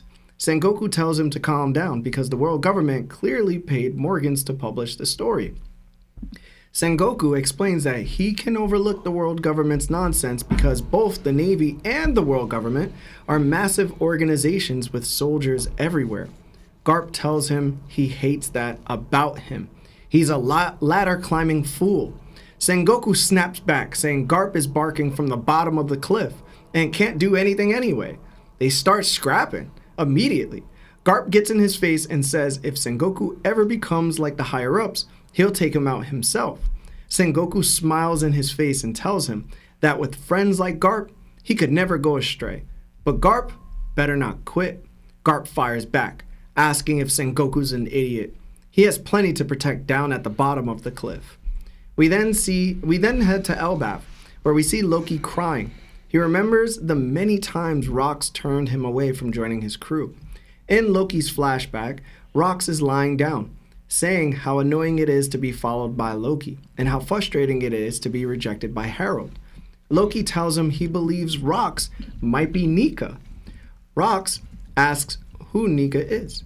Loki explains that Nika is the warrior of liberation, the one who tears the world down. Rox questions this, warrior who tears the world down, then says he's going to be king of the world anyway. But if anyone has the power Loki described, it's Harold, his father. Loki is confused. Rox stands up and tells him that somewhere out there is a group of destroyers called the Galila, and the person destined to command them is Harold. Rox says he could gather every outlaw in the world under his banner, and if he and Harold teamed up, no one could stop them. Loki is amazed. He wants to know why Harold won't team up with Rox. Rox answers, it's because of love. But he promises he'll keep coming back until Harold agrees. Back in the present, Loki sees the news of Rox's defeat and passing, and he breaks down, wailing in grief. So, for the second part of the chapter, Sebastian, can I pass it to you, or you want to go with Law first? Go to Lawrence first. All right, Law. What did you think about this part of the chapter? How they found Shanks in the chest was funny to me, right? I wish, so this tells us that, because we always wondered, did they join the crew? Not join the crew, but like were they on the ship at the same time? But now we know that Shanks was on the ship longer than Bucky. When Bucky gets here, not quite sure yet. I'm thinking it's also when he's a baby as well, or around that, like shortly after this. But I want to know how this develops because, all right, you got Shanks, not on purpose, but it's a happenstance. Do you get another baby at random at happenstance, or you just out here just like, we got one, might as well take the other one, like, like, or do they find it, like, what happens here where Buggy's involved here, because also we'll see that Buggy and Shanks kind of become real close because they're the youngest on the crew around the same age on the ship. It made me think of that Dave Chappelle skit. He's like, what's that baby doing selling drugs on the corner? Hey, baby. Turned out to be a grown man. I got kids to feed, man. Okay. And, so we already knew that Garp's reaction to this, like, Phoenix was kind of somewhat, but the fact that he wanted to target Morris to take him out because of it or do something about it and everything. And Sengoku's response, I wasn't expecting this. Like full on, where it's just like, yo, dude. Because the one translation, it kind of pointed to if they had to take out Garp in a way. While I was reading, Sengoku would turn a blind eye to it. And I was like, dang. But this one's a lot better because it's like, are you guys friends? Because to me, I always thought that Sengoku and Garp were like best friends, right? Yeah. But with the other translation, when I read it, when it was like, nah, the world government, this organization, whatever, but decides to like mark you insane or like take you out, I'm looking the other way, dude. Like pretty much, I was like, whoa, like that's crazy, right? But it shows a little different after, but it shows Sengoku's line of thought that which I kind of I guess already knew about him, maybe not to this extent, right? Because also too, where we're seeing how I guess they're realizing how evil the world of government was, or how what they're willing to do, but. Granted, Sengoku wasn't there, but I'm sure Garp told him everything, right? But still to say this, it's like even the people in the Marines or Garp is trying to realize, all right, who the real enemy is, right? But what I'm reasoning with Garp is like he keeps bringing about things to protect here, right? Because kind of like, for example, how I'm seeing it now, if Garp in a way left the Marines and you just kind of let the Marines completely succumb to the world government, you have two organizations like that. You don't have anyone that's like, all right, just kind of fighting for, the little guys like Garp wants to, or for peace, or for like civilians in any way, or I'm gonna still protect them. You just have a complete organization, the world government, and a complete affiliate that does anything that the world government asks without any clashback or fight back. I think Garp was that principled role where like, I'm still gonna focus on my main goal is protecting Marines and civilians from the world government. And kind of not really sharing other people that have that attitude because like he would openly express even to like nobles like, oh, the Celestial Dragons are scum, So kind of painting that mind that way. So I thought that was awesome. But Sengoku, he was just like, you know what? It is what it is. I'm just gonna do it. And I was like, that's just crazy. I don't think he's saying that. You don't think I feel like everybody looking at this in the wrong perspective. For Sengoku? Yeah, because even when they first talked about when Garp calls Sengoku, and he's like, yo, did you know this when they were on God Valley, and he was walking next to Bogart, that the Celestial Dragons were doing these things? Sengoku didn't have any idea. Mm-hmm. And he said, I heard rumors that somebody, got taken away in ranks, so this might hold true, bro. And I think he's reiterating that he's surprised that they didn't take him out due to what was happening. Mm-hmm. But he's saying because the two organizations are so large, okay. you know what I'm saying? He's not shocked it didn't happen, Right. Okay. I'm gonna say it's a little bit of both, but okay. I feel like you're too harsh on him right now, bro. Yeah. To me, but it's just like certain things with Sengoku, what I saw even like before this moment, he was very willing to do what the world's government asked of him. It's a lot of blood on Sengoku's hands, bro. Listen, they're not absolved. They're not absolved. Okay, right. And I'm so curious, like, so now we're going into like, all right, Loki thinking Rox is Nika. Are you curious? Okay. Loki thinking Rox is Nika, right? So, but it's really made me laugh. Is like, so I've always understood how they view like Nika or whatever. I believe it was like them viewed that solely that character has the power to do so, right? Not necessarily that, because Rox is going to the line with the thought where like Harold has the power to unite ones that can do it, where Loki's kind of believing Nika singly has the power to bring the world to its destruction. I think it's kind of like a little bit of balance because you kind of need that one that can do it, but also you're going to have like a crew that can support that, I already realized how Rox viewed Harold as like, this person he wanted, but I didn't realize he viewed Harold that great, Like, I know he had him on a pedestal, like, this is someone he wanted the crew because they will team up, will be unstoppable. But to be, like, this great of a person, I'm thinking, what did you see? Because I just said you guys clashed at one time, and yeah, you guys speak, but what made you think that this person was this incredible? The mural. You think so? Or whatever information he holds that connects back to Davy. I think it's more... What's the word I'm looking for? I think it's less grand than that. I think it's just who Harold is as a person. Because Harold's the king. Harold is one of the strongest people in the world. But look at how he conducts himself. Harold can compete with Rox level people on a day-to-day basis. If you wanted to fight Roger, you could probably fight and defeat Roger right now. But he doesn't fight. I think it's his temperament that makes Rox like, yo, this is a giant who's capable of fighting me. But he's willing to, you know what I'm saying? Like, it could be that too. I that's what I read that as for me with who Harold is to Rox. And it's like if I want to have somebody basically be the person that's supposed to unite the Galila, I'm already banding together the strongest pirates that I can get together. I need quality people like Harold with me too. You know what I mean? I feel like you are. In my opinion, there's a lot more that goes into that. Well, it can be that too. Yeah, but that's it's like, what I'm what are the odds that the guy who is the key to all that is also this type of a person? Because for generations, the Giants have been Reagers and like the Ravagers of the world. So it's like, I don't know. Plus, and Lawrence, like what he's seen him, the dude, even in this moment, is talking about, yo, I'm going to come back 100, 200 times. Like he sees Harold all the time. Yeah, I say that. But the reason why I was bringing it up, because, like, for example, something I noticed right here, as much as Rox knows a lot, right? Seeming like where you get all this information is, he doesn't know of Nika. That is strange. Yeah. I don't think he might know the name. I would say that, but I think that there is a person, because if he knows about Davy, he has to know about Joy Boy. Right. Yeah, he mentioned Joy So Boy. I think that Nika is a different name overall he doesn't recognize.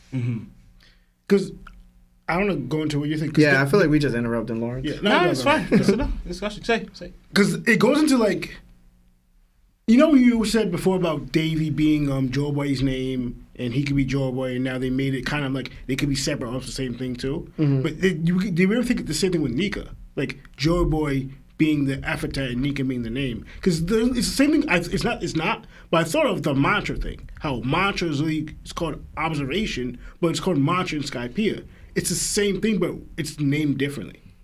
Okay. I mean, I don't know if Oda's doing that. I still don't know how I feel if Joe Boy and Nika are the same thing. But I did find that weird. Like because he knows of Davy and he knows of Joe Boy, but he mentioned Nika. What's that? But then that's more of giant mythology. Exactly. And that's more their. I get what you're saying. But It's different. But even in that vein, and I got bad again, Lawrence. The dude always on Elbaf. Nobody's mentioned Nika to you until Loki did this moment in time. Harold did it. None of the other giant. I guess he's not inland. That's what I'm saying. But he's like, also not inland, bro. For him to have such a he knows about the Galila. Yeah. You know what I'm saying? Like, you know about them, but you don't know about Nika? And to add to that. But that's the part. How could you know about the Galila but not know about Nika? That's what I'm saying. That's weird. It was weird to me. I was gonna bring it up too. But it's weird. But the Galila and stuff, that's more of the giant history, which he's made aware. Well, Nika's more like in their religion. But it's the same thing. But their history is a part of their like. There's a large contingent of people that believe in this mythos. This is who they believe in. Yeah. So it's like. It's weird to know this level of their culture, but not know the other over-encompassing level of their culture. Yeah. To me, anyway. And the thing when you said the Harold thing, I thought a little bit both what you guys said, but I also thought of because so far it seems like to us, Harold doesn't have an ability. We know of the legendary fruit, right? And they mentioned it, and they mentioned the fruit that's supposed to be Nika or whatever. But Harold, to my eyes, because we're going with what Rock said in the beginning, there's two fruits I'm looking for. And he said it's better if Harold uses it. So to my eyes, he sees how strong Harold is. This dude is able to fight me. And he's like, nobody can just do that. Able to fight me. And now this legendary fruit, I want Harold to use it. It's kind of saying that, kind of implying that with Harold's already strength already, now he's eating this legendary fruit. This legendary fruit is going to add more to what he's going to achieve and more power to Harold. Because remember when he thought of the destroying thing with Nika, with Loki talking about Nika, he again probably thought of his own plans. That's better for Harold. That fits more my plans for Harold. Because I just want to be king of the world. With that, what you're saying, that fits more of Harold's type of thing. That's what I got too. Because again, where's this fruit still? We still haven't seen it. We don't know what's his capabilities yet. And we thought maybe Harold ate it up, but we don't know now. Because he still hasn't used it if he did eat it. I don't think Harold ate it at all, but that's also what I was going to, right? Because Rox seems to know kind of the history of the Giants or somewhat because he knew a giant in Mary Joa is lost because the history between Mary Joa and the Giants. So if you know this, you know about the Gallia, you know about the history of the Giants in that aspect, and that it's lost on Mary Joa, and you know apparently about the fruit aspect, right? Because also too, I want to add, knowing this, did Rox plan to go on Elbaf the entire time, or was it only after he met Harold? Because that changed. He met a giant that was great. He was like, yo, he'll make better use of the fruit than I would. Or was he planning on going to Elbaf all the time and then me trying to deal with that there? But he met Harold because remember before he got to Elbaf the first time we seen, he starts, it was the second time? No, you're about to say it. He was looking for two fruits. Yeah, he was looking for two fruits. But he starts mentioning when he first got there, right? How great you guys got to meet Harold. How great he was there, right? So now I want to know, did Harold change your original thing? Because Rox is clearly trying to recruit, like you said, outlaws or whatever to his side, and then but he also wanted two fruits. Your original plan. Now you met Harold. Did that change? You're like, yo, I'm gonna get this guy, then he's gonna get that fruit. He'll make better use of it because he's this great person. So where I'm going is that you know all this. But you don't know of Nika. So we know that from we know of now, Nika is, in a sense, the fruit or a fruit. What is that fruit that the Giants have if it's not Nika? You know what I'm saying? Mm-hmm. Because we see the Gorosei members who are whatever year old. They see Luffy in that form. They say Nika.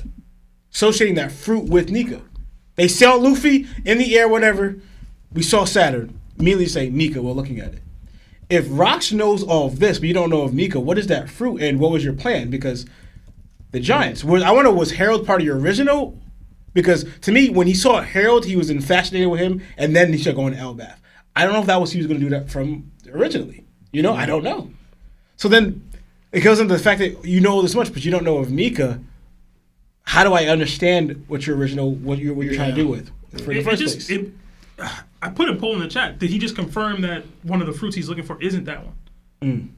Because I guess he could think it's the Gomu Gomu. Yeah. But like, the odds of this now, you know what I'm saying? If we're gonna tap into Nika abilities and things, is the real purpose of having that fruit. And it's like, if this isn't that, then it should be other fruits that he's looking for then. Or is it just a plow that Oda's gonna have to clean up? No, I don't. You know what I'm saying?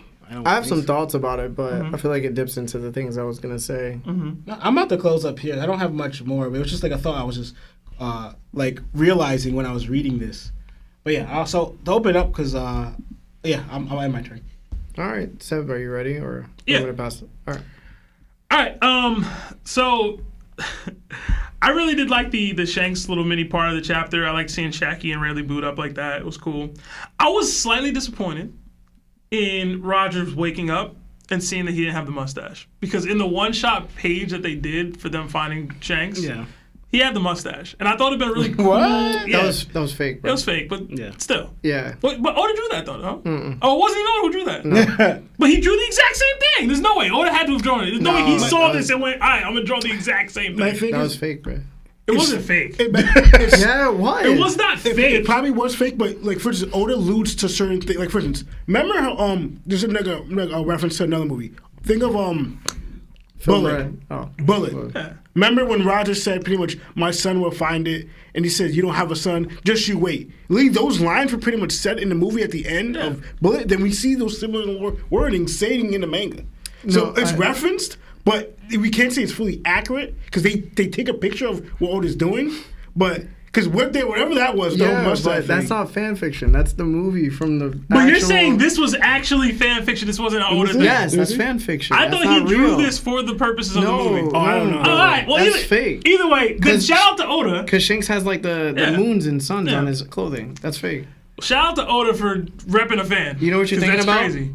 You're thinking about Film Red. In the Uta film thing. Yeah, because there was the ending. They showed Shanks, but it wasn't Shanks in the chest. Yeah. Either way, it's still emulated in that moment a little bit with the chest finding thing here, which I thought was cool. So shout out to Oda for that. But I thought it would have been a cool little nod to him being like knocked out for so long that he grew a mustache. I can't. That's what I thought was about to happen. Bro, if you knocked out for a week like that, bro, I'm gonna start questioning you. Luffy be knocked out for a week. But he like dies 3 times. Yeah, and he's way younger, bro. He's 19. That's it, bro. He's fighting Dami Rocks, bro.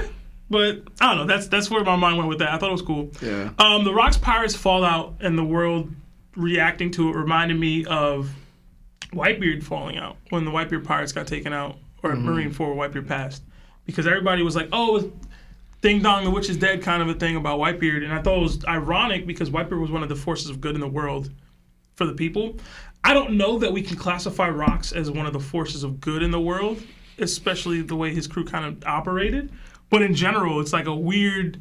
They be cheering for the wrong thing. They be cheering when the bad guys won. And I'm like, I gotta start realizing that. When will we get that realization that these L's that the pirates are taking are the bad thing that's happening? Garp's response to the news article from Morgan's was apt. I expected that. Like, he wouldn't be happy with this. Him saying he was going to beat Morgan's down, I was like, yo, Morgan's better watch out, because I don't think he can play Garp. I wonder if they've ever interacted. Ever. At any point. No, I don't think so. You don't think so? You think it's up? He'd be a chicken and fried chicken and everything. He'd be with a Popeyes biscuit. Sengoku's conversation with Garp was interesting. A lot of people have been giving Sengoku a lot of shade because of what he said about basically being a company man and allowing for these atrocities to take place and him looking the other way. The way I read this was Sengoku saying to Garp, you can't make change from the bottom of the ladder. Yes. You have to move up on the ladder in order agree. to make change. But that begs the question, how much change did Sengoku actually implement?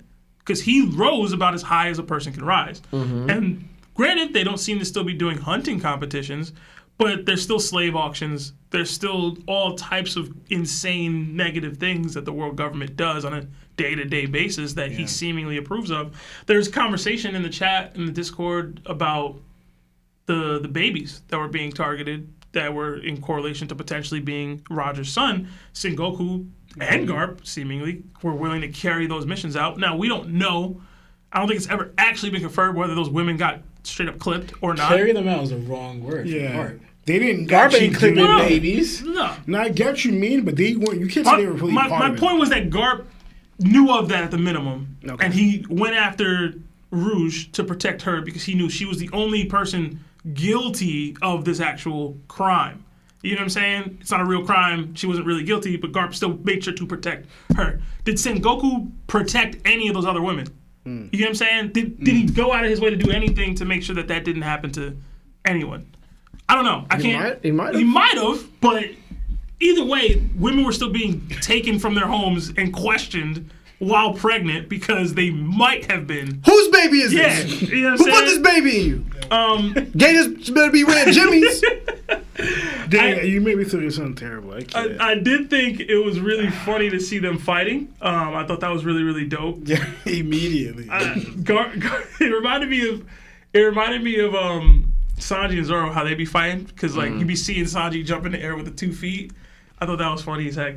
I don't know if y'all noticed the doctor, but that's the same doctor that pointed out to Kobe that he has observation hockey. I also want to point out real quick, I forgot in my part. Uh-huh. They really used hockey hardy. In their Yeah, little they scuffle. did. I was gonna bring that I up. started. I was like, I was dang, gonna bring it it got up like too, bro. that, bro. I was gonna bring it up too.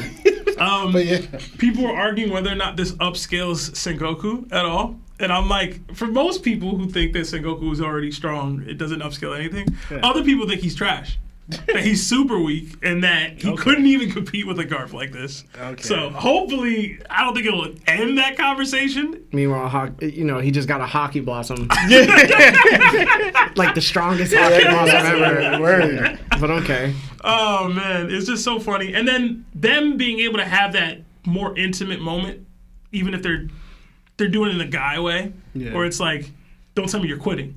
You know what I'm saying? Like they have their moment where they fight each other. It's like, don't tell me you're quitting. It's like, are you some kind of idiot? If I was to quit, I wouldn't be able to protect the people at the bottom of the cliff, kind of throwing it back in Sengoku's face. Now, some people have taken that to mean that Garp created Sword. That's his way of protecting the people at the bottom of the cliff.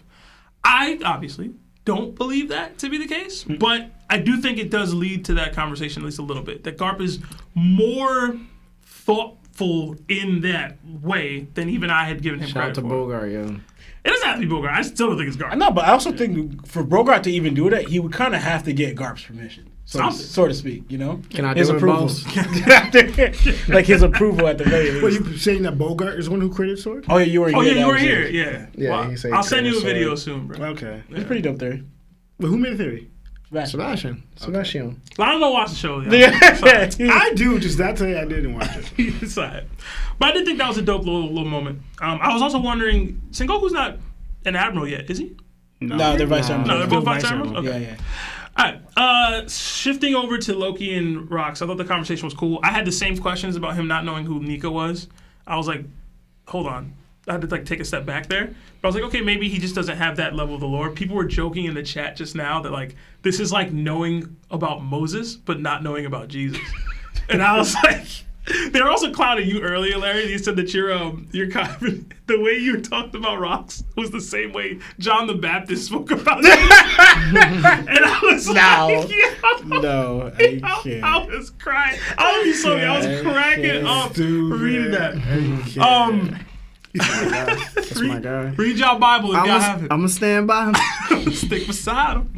Beside him. But I thought it was cool for Loki to tell Rox, I think you're Nika, right? When he said it, I was like, oh wow, that's like crazy, right? And then Rox was like, huh? What are you talking about? I was like, wait, what? But in general, I thought the same things about the Galilei, right? Where it's like, this is such a focal point of the plan now. Will Loki be the one to try to round those people up now? Like, will that be his takeaway from this? Like, I can be that missing link that my father wasn't going to be for you because he became what he became and didn't help you out. I'll be that now. I'll be the thing. or the person that reunites or finds them? Is it something that he tried to do when he escaped from Elbaf after eating the Del Fruit? Like, did he go looking for the Galley Ra people? Did he find them? Probably not, but you know what I'm saying? Like, I'm curious to see how that part of the story has impacted Loki. You know what I mean? Because there's more to it than just, oh, you're awesome. I have a plan. He is telling him more of the plan. And typically, if you're going to inherit the will of somebody in the way that Loki's trying to for Rox, you're going to try to fulfill the plan too, right? Or at least in some way. So I thought that was cool. And then I liked seeing him give Harold that praise.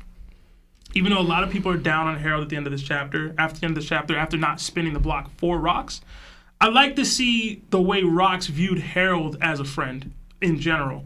Because we've already seen examples of it. I theorized that he went to the island to even tell him about him having a kid. I theorized that, like, I think we got into it before about whether or not Harold actually attacked Rox's ship or if they let him go on purpose, et cetera, et cetera. But I like their dynamic as a friendship, and then I'll get more into that when we get into the Harold part of it. But I do like seeing that, to me, Rox didn't just look at Harold as a piece of the plan. It was a genuine friendship. He wasn't just lying to Kaido when he said that. This was actually a friend of mine, and I'm going to do whatever it takes. If it takes me 200 times to recruit him, not just because he's a crucial member of the plan, but because I view him as one of my best friends. And I think us doing this together is the way I envision it. Yes, I need him for this. Yes, he'll be useful to me in this way, but he's not going out of his way to try to make him bend the knee. He's even trying to go about it in the way that Harold would go about it. Peace talks, conversation, meeting, you know what I mean? Getting to know one another, etc. So, Rox he impresses me more and more as a character every chapter we read. He's gone now. He's still impressing me. It's crazy. Loki reading about it in the newspaper, that's the size of a journal in his hand. It's like, I thought that was so funny but sad at the same time, because it's like, one, can he see through the bandages? Yeah. Because he got the bandages on, right, over the eyes, but he, like, is reading. So I'm like, is he, like, or is he just seeing through it? Apparently he can see. He has this crazy eyesight. Real quick, this made me think of something. Because he's going to read that it was Garp. Maybe Roger, I'm not sure. Do you think it's going to be a whole, he's going to find out Luffy's Garp's grandson and just, like, have at thee. It's going to be just crash out. Maybe. Like a Don Chao. Yeah, like a Don Chao. I did really like that last part about why, and him not really giving Loki reasoning, but saying it's because of love. I thought that was cool. Like, I thought that was dope, because obviously Loki's saying he's not going to understand it, and he rejects the idea of love so much. For it to be the thing that Rox told him is the reason that Harold won't come, I thought that was so perfectly put within the context of the backstory and Loki's story. Yeah. So I was like, that's a good job by Oda, because you know damn well Loki has no idea what he's talking about. It's like, because of love. And it's like, what? What are you saying? You're probably going to hate love. Loki. You talking about my mom? You talking about my mom? Anyway, but I thought that whole conversation was really dope. But the Nika part really did stick out to me, like, whoa, this is different. And now it got me thinking that the Nika fruit isn't one of the fruits. Like, I kind of X'd it out as a candidate for what the fruits that he could be looking for are. Maybe I'm wrong for doing it. Maybe it's too early for that. But yeah, that's it for me though. All right, Lionel. Sebastian already talked about the Shanks thing, so I'm just gonna jump into the newspaper thing. I feel like going to what you were saying with the whole Rox thing, everybody's like happy that they're past. It's like at least the same thing they did with Whitebeard and Roger, because like, you know, these guys are like, the world views them as like, you know, monsters, demons and stuff like that, but they're not really these people. Like they're the one, in a way, the good guys in a way that trying to actually make, I don't say we're a better place, but they know what the true evil is. It's the world government. But everybody else is blinded by their by the lies that the world government tells them. So they think that, yeah, the government did it again. They're the heroes. They're the ones who took out the monsters, when no, they're the ones who are actually fighting to defeat the actual real monsters. And everybody just, I got that vibe again. Like, you know, everybody keeps voting and happy for the wrong, like, for the wrong people. With the whole Garp and Sengoku thing, I got both different things. I took it as when Sengoku said pretty much, I look the other way. I thought of two things, like, because he compared, like, he said the Marines as a big organization, the world government as a big organization, and he also added the kingdoms that they're the government has with them as well, and saying that pretty much, going with what Sebastian said and what you said, but also saying that that's a big force that, in a way, saying that we can't do anything about it. Like, that's too outnumbering us. Like, they're too big of an organization, powerhouse. Instead, going to Sengoku, the only way you could, like Sebastian said, the only way is probably to go higher up. But Sengoku showed that I'm still willing to look the other way because I can't do nothing really fully against that massive force. And it also goes into Sengoku's mindset if he's also willing to do it as well. I question that during this moment because I feel like he would do something to a degree, but I did acknowledge that pretty much there's certain things that he showed that he disagrees with the world government, but not as strongly as opposing as Garp is. So and I feel like they're same size of pretty much in a way. Sengoku will be the tails, and pretty much, and Garp will be the head of a coin. Like, they have different views. They have similarities, but like how Garp views things and how avid he is different how Sengoku is. Like, Sengoku disagrees, but he's still ready to fall in line with the world government and with the Marines. While Garp is like, no, like, I'm in this, trying to change it, but I'm not gonna follow what they're trying to tell me to do. Because I even looked at what Garp was saying to Aokiji and how he views the Marines. Like, I thought of this when he mentioned too much when they asked Garp to quit. Like, are you going to quit? Garp kind of actually goes into with Aokiji when he said pretty much only the weak lose their way. Like, going to saying that pretty much even though this happened, I'm not willing to quit because Garp still views the Marines as justice. He hates the world government. He doesn't agree with them, but he says to me, like, I don't even think he views the world government as justice. I think he views the Navy itself. They're the justice that I'm fighting for, and I'm going to do and stick with it. Like, I'm not going to quit that easy. Like, I'm not wavering in my belief in this. And over the years, that's what I got for Garp. In other conversation, he sees like people like Aokiji quitting. He just like pretty much because that was his project, that was his guy. And he thought he was another one with him, but now he left it just like to me he's wavering. I'm going to stay strong here.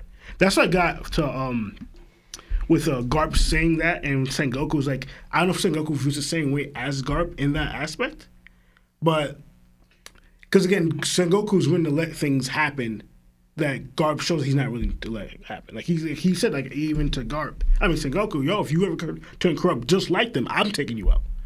So like. And I was firstly thinking of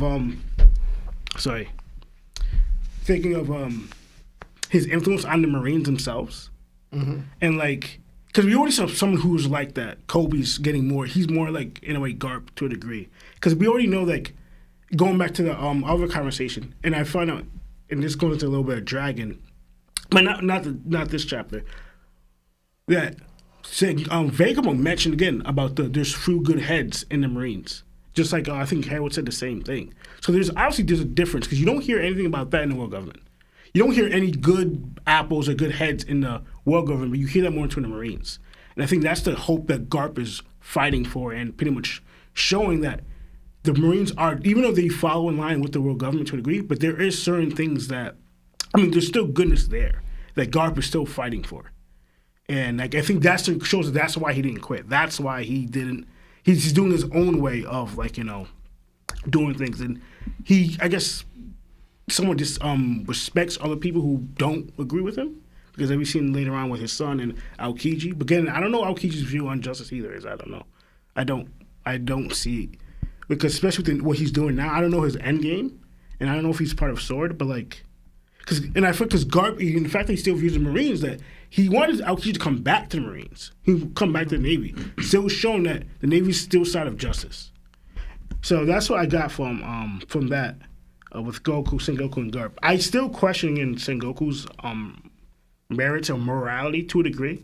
Because he's like, again, he goes back and forth. There's some of it that you're showing that you disagree with the world government and you're aligned with Garp. But there's certain things you really allowed or like, or like allow it to happen. But again, it goes into like their view of pirates and how Garp hates pirates. I think Sengoku's the same way with piracy as well, and that's why he's willing to allow Roger's son, to get taken out and all this other stuff. So like, because it's fueled piracy, and again, piracy is pretty much injustice. They're criminals, pretty much. I don't have because you guys said already about Grox and stuff. I don't think I have. I have a little more towards the end because you guys said that we already said everything about Loki and everything. So, okay, yeah, okay. I'll leave it there. All right. Listen, man, we finally get a canon baby Shanks in the treasure chest. It was kind of teased in Film Red. So that was nearly 3 years ago. Damn.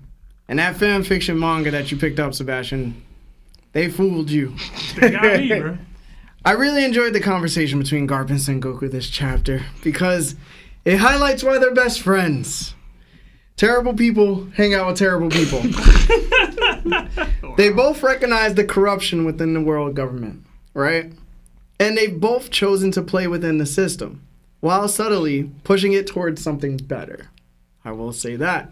There's a clear distinction between the world government and the Navy. And this moment shows how Sengoku at the top and Garp at the bottom try to reshape that organization from two different angles. All right? I think we could all agree on that. Yeah. They don't have the power to openly rebel, but they do have the ability to influence who rises through the ranks. People with genuine moral justice. And that to me feels like the early foundation of Sword, Sebastian. I think Bogart was the first Sword member, maybe. If Garp is at the bottom, making sure whoever comes into play gets ordered by Sengoku to be in certain positions. All right? I'm just convinced that's where the ideology begins. Now, even though Sengoku later participates in terrible acts like Ace's execution and the massacre of the entire generation of babies, you can see how the lines blur. Pirates are dangerous. And Roger did inspire a whole era of piracy. So the Navy felt they needed to send a brutal counter message, something that would shake the world and show that evil will not be tolerated. Hunting down babies connected to the Pirate King is horrifying, but that kind of order didn't come from Sengoku. I think we can all agree with that, right? Yeah. That's the world government pulling the strings. It's like the pilot who dropped the atomic bomb on Hiroshima. The government gives the order and the soldier follows it, believing it's for the greater good. The Navy doesn't yet have the power to refuse the world government, so anyone who defies orders risks being labeled a traitor. If Sengoku had said no to the massacre of the babies of that generation, the government could have turned the Navy against him and Garp instantly, branded them AWOL, and replaced them without hesitation. That's just facts. It doesn't excuse their actions. Not at all. They're still responsible, and they're still flawed. But now we can see why it stinks, right? And how trapped they really were while trying to make change from the inside. But with all of that said, how the hell does someone like Akainu or Axe Hand Morgan raise through the ranks with both of you keeping a watchful eye?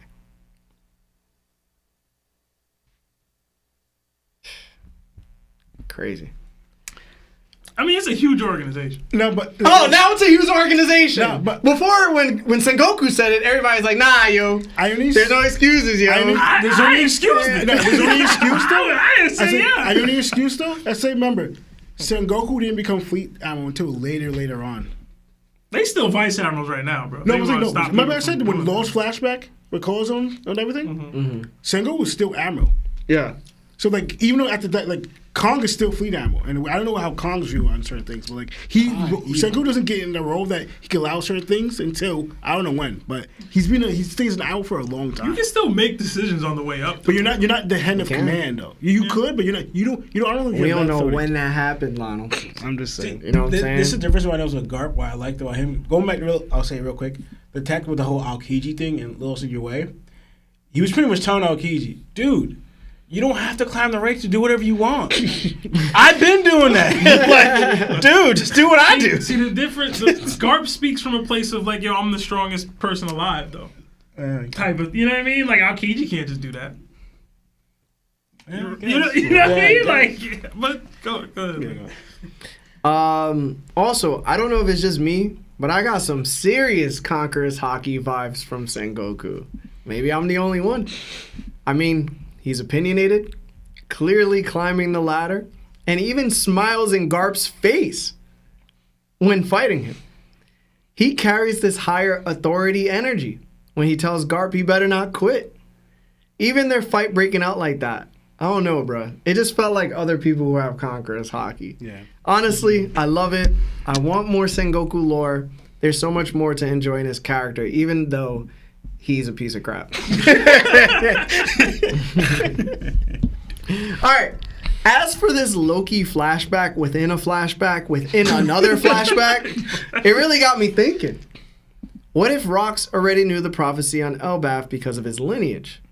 I've said this before. Maybe there's a passing down of information that only pertains to Davy D. Zabek. I mentioned that there was a second One Piece. One that tells of Davy's side of the Void Century and explains how Joy Boy lost. So, maybe Joy Boy wasn't named Nika. So how does Rox already know about the Galila Giants? Their destructive potential and the consequences if he becomes king of the world and team up with Harold once Harold learned to be worshipped as Nika. Essentially, Rox is painting a picture of the mural on Elbaf. Nika gathering the world against the world government and going against Emu. What if Joy Boy and Davy were supposed to ally using their 2 Devil Fruits but failed? Just like Rox and Harold failed. And that's why Joy Boy lost. Remember, Rox wanted 2 Devil Fruits. Joy Boy had Poseidon and the Galila. But maybe he didn't have Davy, so the plan couldn't succeed. In Rox's case, he didn't have Shirahoshi or the Davies suggested Yami Yami fruit or King Harold to lead the Galila using the Nika fruit, so they couldn't challenge the world together. And here's where it gets interesting. What if to finally defeat Emu in the world government, Luffy needs the Nika fruit, which he has, Shirahoshi has Poseidon, she's born, and Blackbeard with the Yami Yami fruit, and the world to unite, completing the Elbaf mural, and uniting the 2 One Pieces left by Davy and Joy Boy. Luffy and Blackbeard could succeed where their predecessors failed because the timing is right and the Devil Fruits have found their owners. Now it's just a matter of bringing together the ancient weapons in the world. And what's Luffy's strongest power? Bringing people together. Rox failed at it, and that was his goal. He wanted to accomplish what Luffy tried to. Right? But he couldn't handle the Nika fruit because he probably thought Harold would be better suited for it. So he'd pick up what Harold couldn't do, which is Harold's biggest failure. And that is bringing nations together. Rox was doing that. But he couldn't be Joy Boy. He couldn't be Nika. Harold had to do that. He had to be worshipped by Elbaf. Roger failed at it. Joy Boy failed at it. And Luffy won't fail at it. Blackbeard and Luffy are 2 sides of the same coin. So I think we should watch the story twist to where they both need each other to make this prophecy come true. Are you looking at me? Are you looking at me, bro? Y'all know how I feel. I'm not about to spend another hour crashing out over this, bro. Y'all know how I feel. F that. But tell me it don't sound like... It sounded good. It sounds like what was probably trying to happen. It sounded good. I like the element of Rox trying to recreate the mural with Harold. Mm-hmm. I like that part of it the most.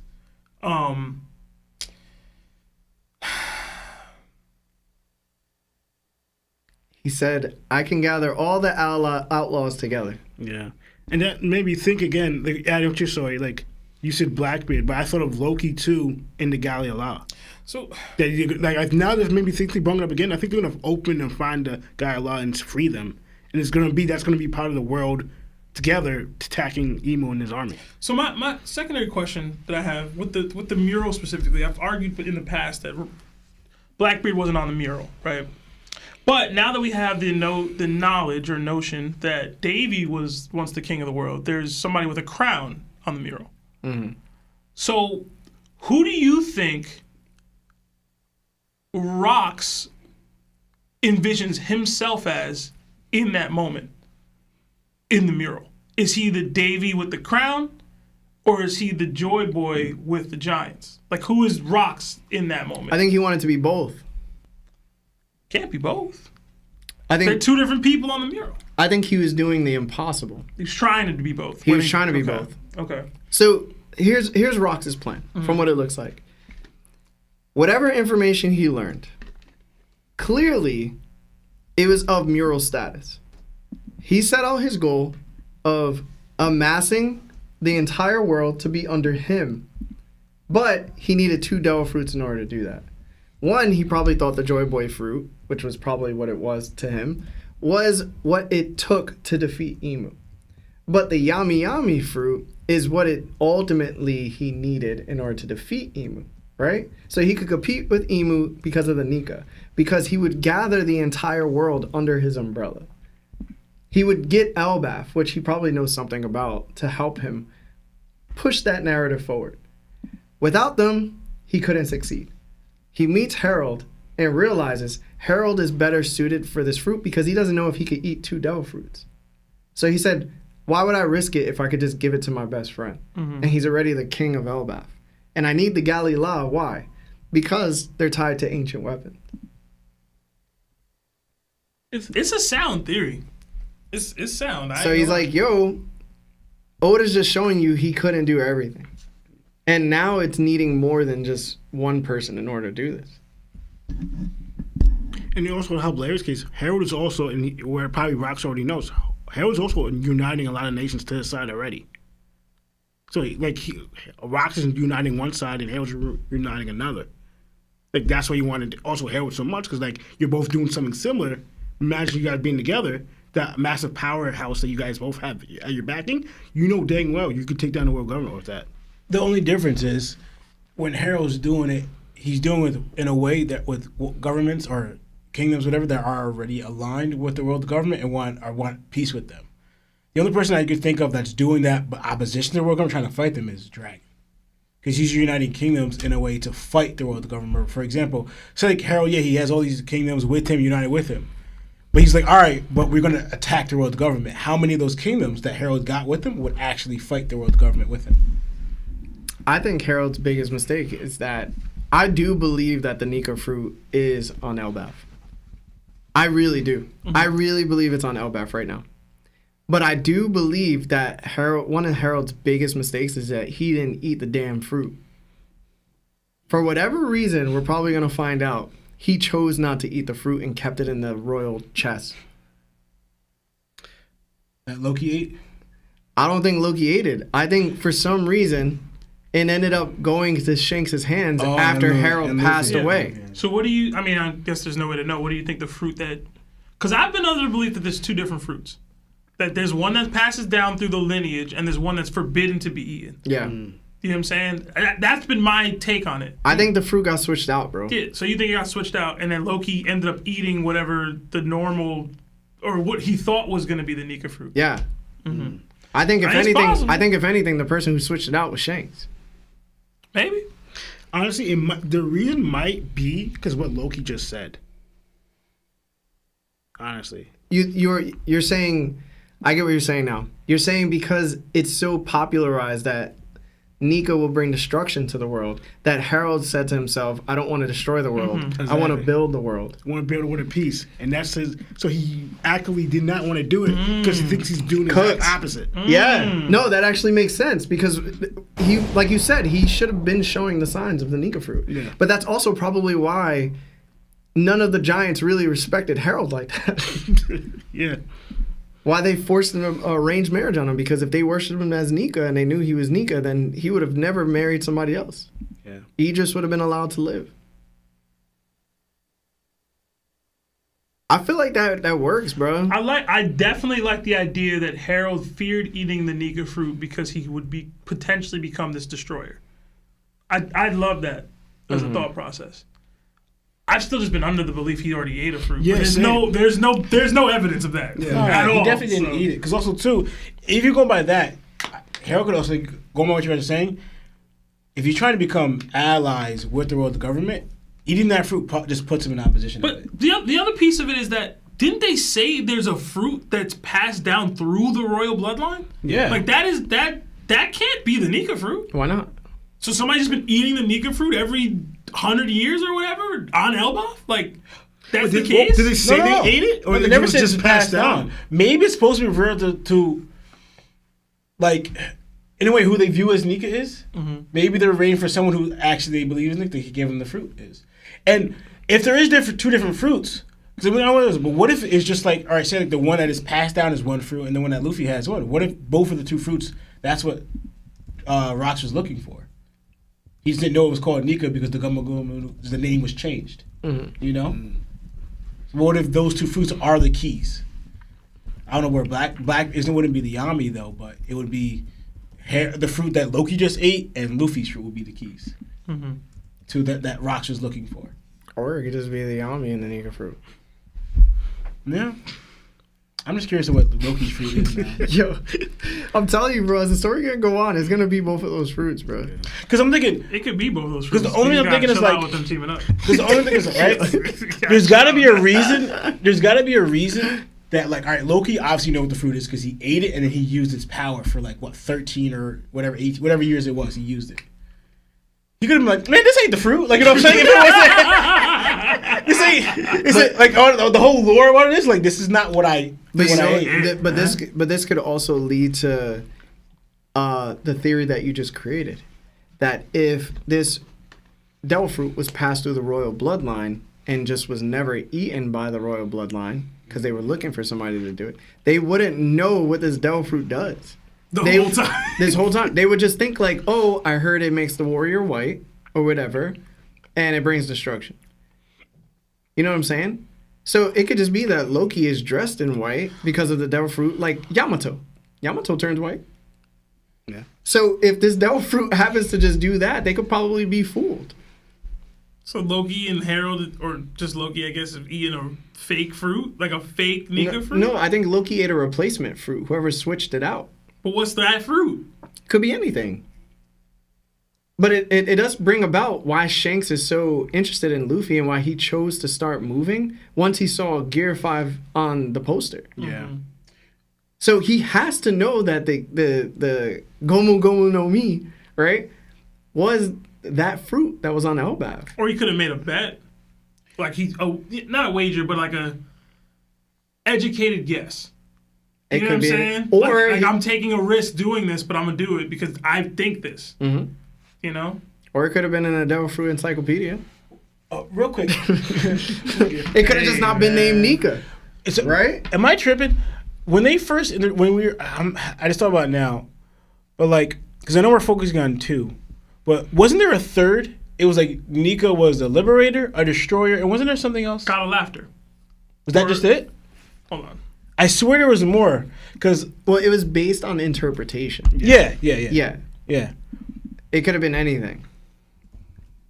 Because I remember we had I forgot our discussion, what episode it was, because I remember we talked about like we believe that in a way Nika or whatever is all of them, and we kind of use Luffy to symbolize like it's like you're a destroyer to some, you're a liberator to the others or whatever. But I think it's all complete. So what if that opens up where there's like, yes, we got 2. Rock's looking for 2 or whatever, but what if that opens up? There's branches of the fruit, like, you know, like different fruits. Like we got, all right, Loki has one branch. That's probably Destroyer. If Luffy's the Liberator, Loki has the Destroyer fruit. What if there's another fruit? Well, based off, and I think we went over this a while back. Yeah, we did. Based off of Vegapunk's theory, the belief in any one of these, if enough people believe in it, it should spawn a fruit dedicated for that specific version of the ability. So Luffy could have the Liberator one, or the Laughter one, or whatever, Freedom, whatever it is, and then there could be a Destruction one that Loki may indeed have right now. That Harold may have indeed been like, yo, I'm not eating that.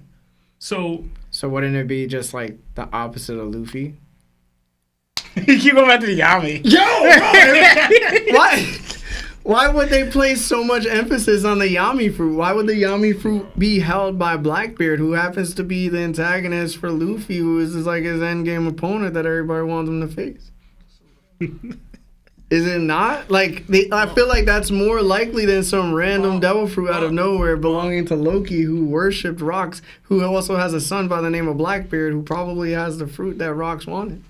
That's all cool. Long as Luffy and Blackbeard fight, we good.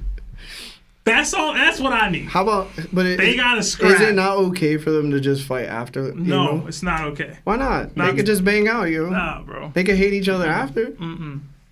Swing on that dude. Why is that not allowed, yo? It's not allowed. It's not allowed. No team ups until you beat that ass. Okay. All right, let's do 5 more super chats, and then we will get into the final part of the chat. Okay. All right. We got, and thank you guys for your patience. Yes. We got $5 from Alan Wells. It says, imagine if Rayleigh really is Mihawk's dad. That'd be a point for Mihawk fans against Shank fans. What? The GOAT Ray as a dad versus loser Garling as a dad. You can't control who your daddy is, y'all. Yeah. You have no control over that. I controlled mine. Okay. What? Okay. Yeah, that's crazy. Another 5 from Dior Paid. How would current Lucci do against all of Luffy's past opponents? Hashtag BBC, hashtag the GOAT stream, hashtag Larry Tax. He's struggling versus a lot of the New World dudes, I'd say. You know what I'm saying?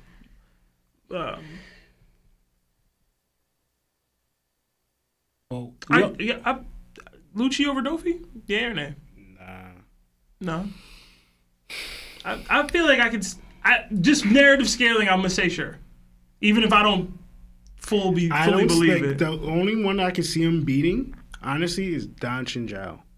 I don't see him beating Doffy. He's definitely beating Caesar, bro. What you talking about? I didn't even count Caesar. But you don't think he can beat Cracker? No.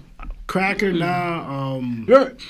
Even in his awakened form? He can't be Cracker? In his awakened form? Roku Ogon can get through those biscuits, man. We don't know that. Cap. We don't know that. That's crazy. Yo, why does it... Yo, y'all making me become a fan of Lucci. That's I'm just saying, I'm just saying, like, all right, we get it. We understood that Gear 4 Boundman Luffy had difficulty breaking his crackers with his armament. He did, but he still had to do it. Does Rob Lucci have pop regularly like that? The only move we have, and that's speculative, if he could do that. But does Rob Lucci have pop as Gear 4 that could break it? And that's over time. The Gear 5 punch that him and Lucci clashed, is that stronger than Boundman Gear 4? That random punch that the throw? Yeah. Did he use Haki Arnie? No. Yeah, he used Haki Arnie. That's what I'm saying. He did? Is that... You would have to. He didn't use Ryo, but he used Haki Arnie. Yeah. Is it the same? Or is it stronger? That's probably stronger, bro. See? See, that's why you be talking that craziness. You gotta sometimes think about it. But Luffy does do Gear 4 attacks in his Gear 5th. We see Bowman's the prime example. He sucked up his fist and did Bowman. I'm not asking about the more advanced techniques, Lionel. I'm saying that punch. No, it's not. You're saying it's weaker than Gear 4 Boundman. I'm not saying on Dressrosa. I'm not saying all of Luffy's Gear 5th attacks are weaker than Bowman. I'm saying that specific attack. I'm gonna be real, Lionel. If Lucci can't beat Cracker right now, then we got problems. What's the point? We got problems. This narrative. So you basically saying that you're saying Gear 5 Luffy clashing with Cracker. But you couldn't know. I'm saying like because that's what Lucci did. And also too, this dude got done in by Luffy, not even by a punch, by him getting sucked in and thrown. Where Lucci took an attack from Luffy, Gear 5th, and didn't get knocked out. Almost, but didn't get knocked out. You guys are focusing on two things. I'm going by Cracker's defense. If Rob Lucci can break Lucci's defense, then we're of the belief that Roku Ogon can break the defense. I don't know that. Hold on, yo. I don't know that. Van Auger, yo. Broke through Crackers. Lucci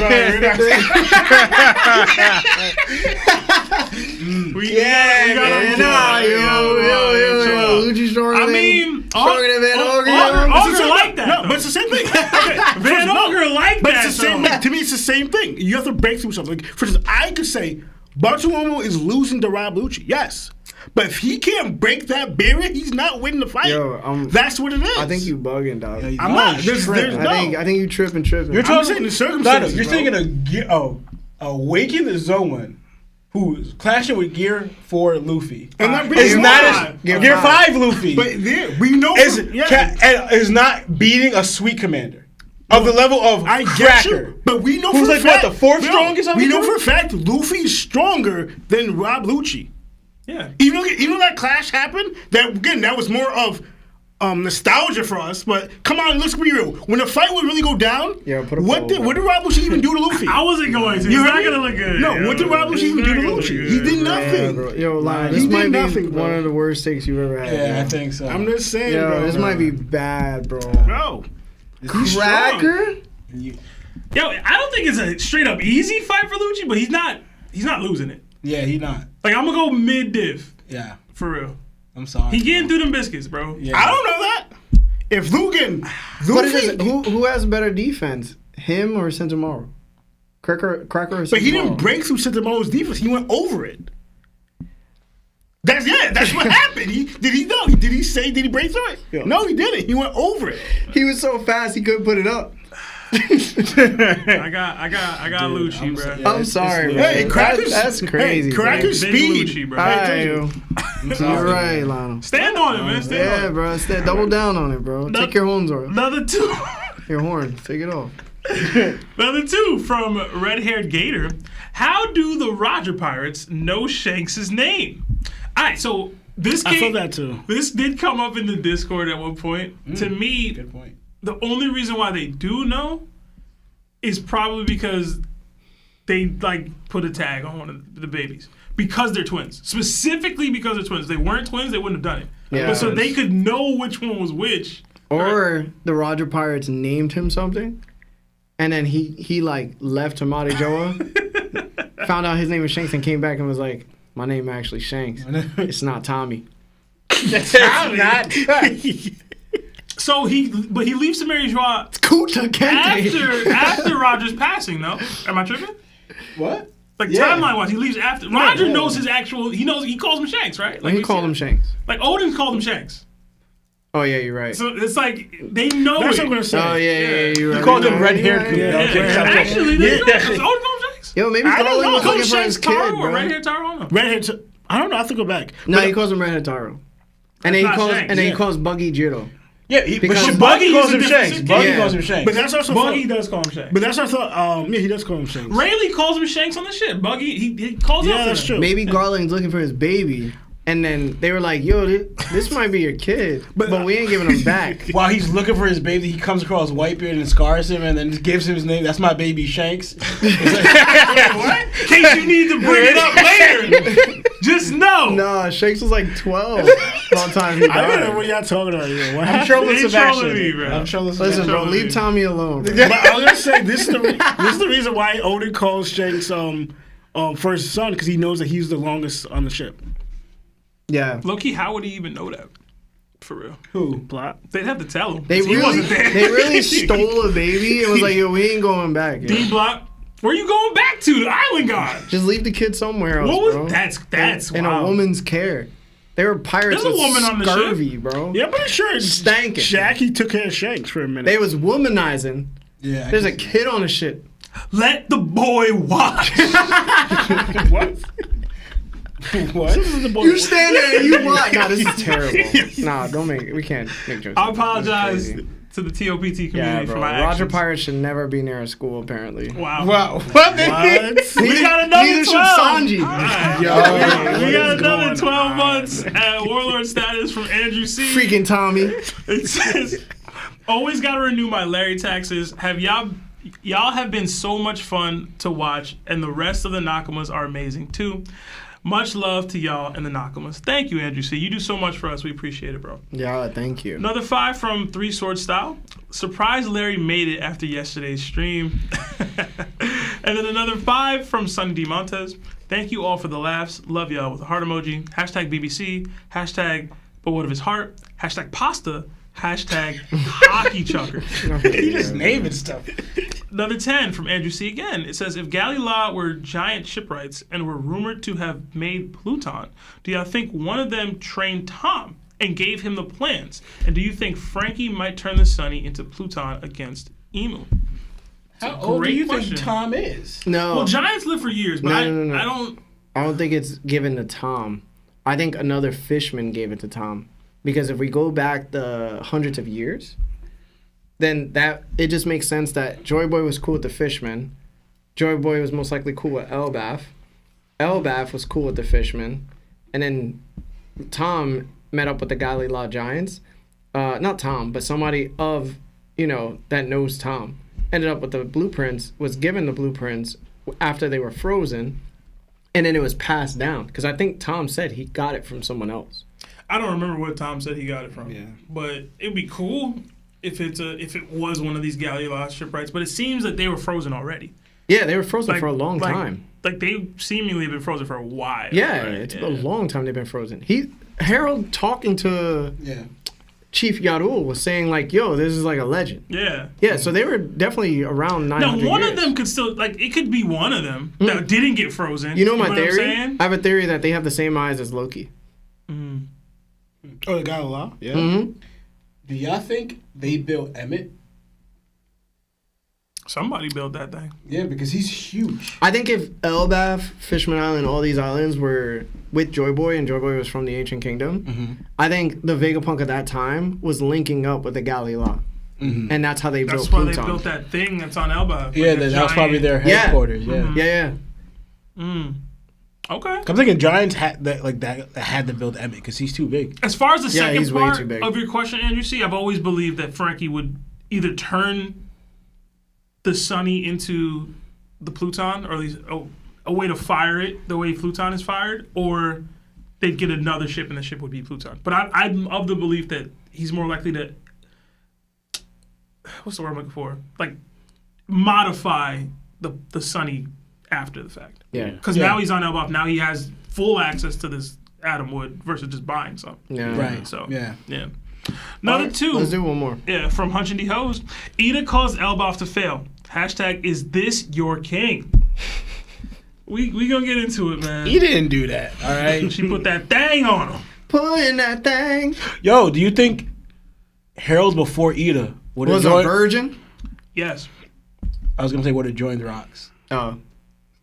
Nah, you'd have fought him. Yeah, he probably would have.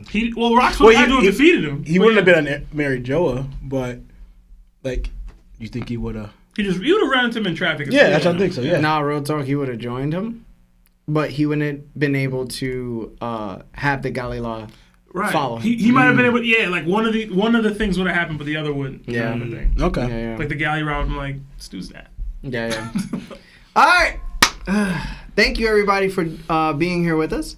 Like the video if you haven't. We're going until 10, remember? So we're going to get into the final part of the chapter. So thank you so much. We're going to read your super chats afterwards, okay?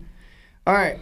For the final part of the chapter, we head to a certain island. Civilians are yelling that there's been an assault, and it's King Harold. Someone wants to know if he's hurt any innocents, and they begrudgingly say no. Instead, he's beating up another giant, brutally, and the people watch in fear.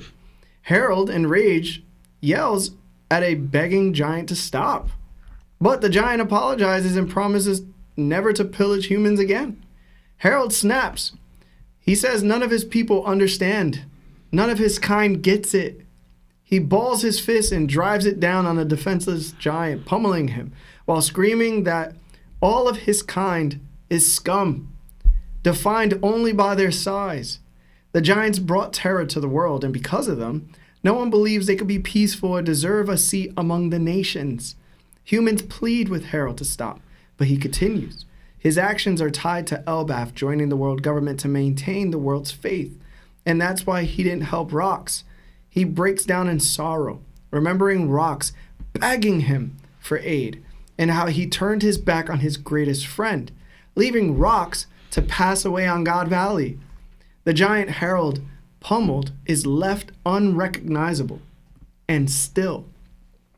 Once his rage subsides, Harold cries out to the air, declaring that he can no longer turn back from this path.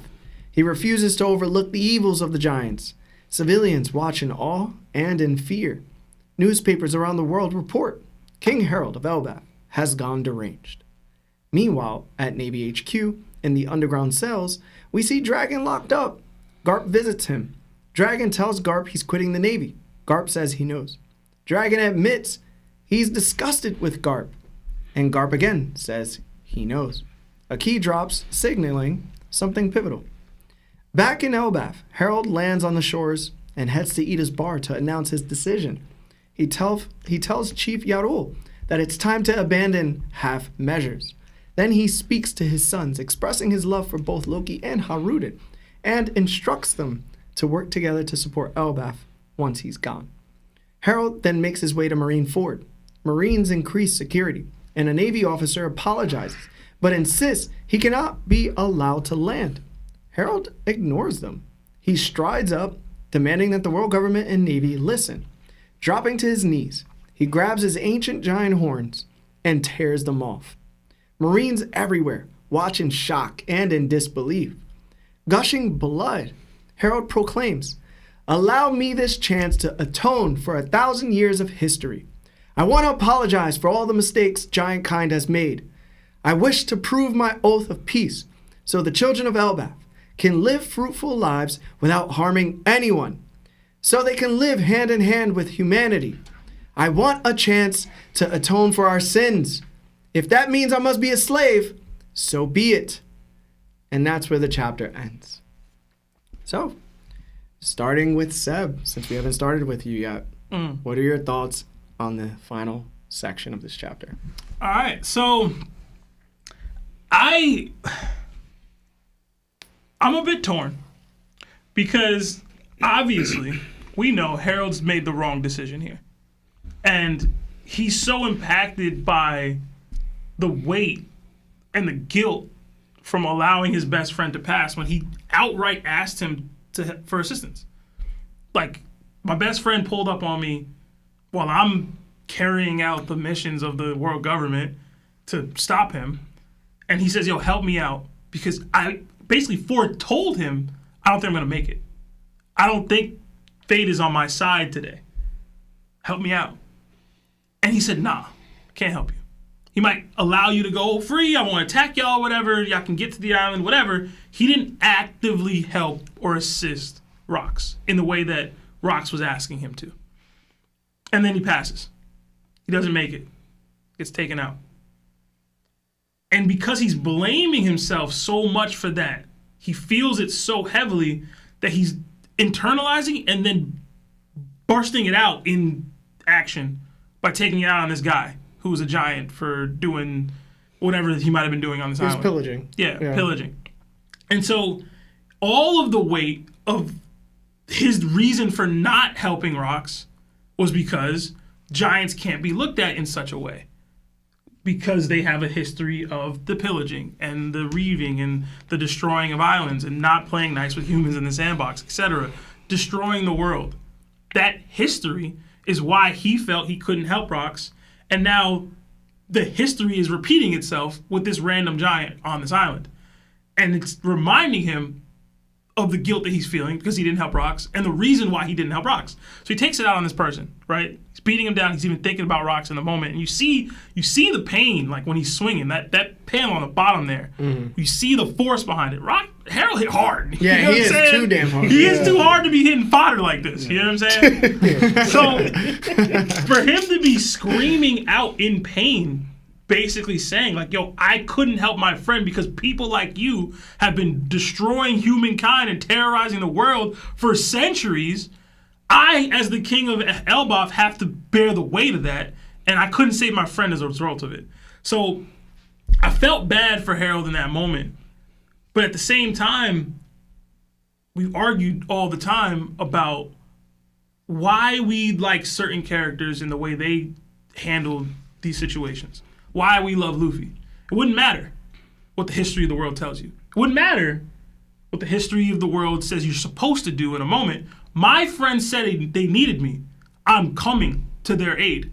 Period. That's the kind of character that I love. That's the kind of character Luffy is. So Harold, I understand the frustration and I understand the politics behind not being able to act the way you want to act, because you represent more than just your crew, your friends. But in a story that emulates and glorifies Luffy's actions, it's like jarring to see this Because this is the real reaction. This is real. This is real life. People have to make decisions like this all the time. And it's just, it's painful to see Harold have to go through that. Because deep down he's a good guy. Deep down, Harold's a good person. And then they spin it. The spin machine. The King Harold becomes deranged, etc. When he's actively screaming out what he's feeling to the world. You know what I mean? I think that's funny. So I'll get more into Harold in a little bit, but I thought that was really cool. Marv, is it lagging? No. Everybody just refresh your browser. Yeah. Also, I don't know if y'all peeped, but I'm pretty sure that's Morley. One of the giants that he laid out. Yeah. Is that not Morley? Like one of the Revolutionary Army? Somebody mentioned that too a while back. Yeah. So I noticed that too. Right here. Is that not Morley? I could be wrong. It looks but like I feel like that's Morley. It looks so much Morley, like right? I don't know. Got laid out. Maybe that's funny. He got the Kizaru. He got the Kizaru beanie on. He got the beanie, bro. Yeah. Get up! Then we transition to the Garp and Dragon thing. I was gonna ask Larry if you were satisfied with this because you were very, very big on the wanting to see their conversation. Mm-hmm. This isn't much of a conversation. Do you want to wait? I'll wait on it, all but right. It's gonna be worth it. Okay. I did like it. It also reminded me of Ace. So Garp technically had this option again with Ace years later. He chose not to give Ace the keys. You know what I mean? And I don't think Garp regrets giving Dragon the keys, but you were faced with the same thing and you didn't make the same decision. So it's like, why? Is it just because Dragon lived his life in the way that you asked him to live? And because he found that lifestyle wanting and not, or just extremely lackluster to him, not worthy of him, he was allowed to leave, but Ace spat in the face of it in a different way, and you were like, sorry, bro, you became a pirate? Like, it was kind of weird to me to see that, but I liked it because Garp knows everything or every reason why Dragon deserves to say what he's saying to him, and he doesn't have a real counter. Yeah, I indoctrinated you into this position, into this role, into this lifestyle, and it didn't serve you. It didn't serve him at all. Hunting competitions and people getting targets on their backs, and innocent civilians are being, it's like, why would I ever want to be a part of this? And you basically probably forced it upon me from when I was a kid. And I probably looked up to you. I probably wanted to be you at one point, and Dragon probably doesn't know that Garp doesn't know. Mm-hmm. But in his mind, you're allowing this? You're partaking in this? You're facilitating this? You're looked at as the hero of this thing. Mm-hmm. You're the face of the Marines, and this is what we're doing? I am disgusted by you. I despise you. And Garp's response, he can't say it. I know. I love that little moment. I know it was short, but I loved it. You'll love it even more. You want to know why? Every time somebody talked about Garp leaving the Marines, Roger called an idiot. Mm-hmm. Sengoku called him an idiot. Mm-hmm. His son, he says, I know. I know. Yeah. So, we can't transition again to Harold talking to Ida and Chief Jarul, and then his kids. I believe this has been highlighted in a silhouette before, where Harold talks to them. Yes, it was. He was silhouetted, and yeah. Wait, who was? Harold. This moment right here. When he was first being introduced. Yeah, he was still silhouetted at the time. We didn't see his full face or whatever. But this was the exact convo. Yeah.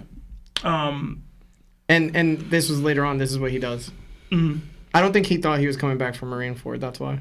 That's very possible. I thought the same thing. That's very possible. Oh, my bad. I shouldn't speak so out of turn then. I didn't think that, so thank you. But it's very possible. I mean, he said, I'll become a slave, etc. So, all right, so we get to the point where he rips the horns off. Talk to me, man. I want to know what you think, bro. I don't think... How do I say this? Typically, I feel like Oda earns these moments more in the writing. I didn't feel that way when I read this. Personally. I understand Harold's frustration. I just highlighted it. I just went through my whole soliloquy about it. Typically, I would have felt more for this. I should have seen a little bit more struggle for Harold with the rocks piece. outside of him just beating down on some random thug. I should have seen him, maybe him reading the paper or him getting the news. I don't know. Something felt lacking for me here.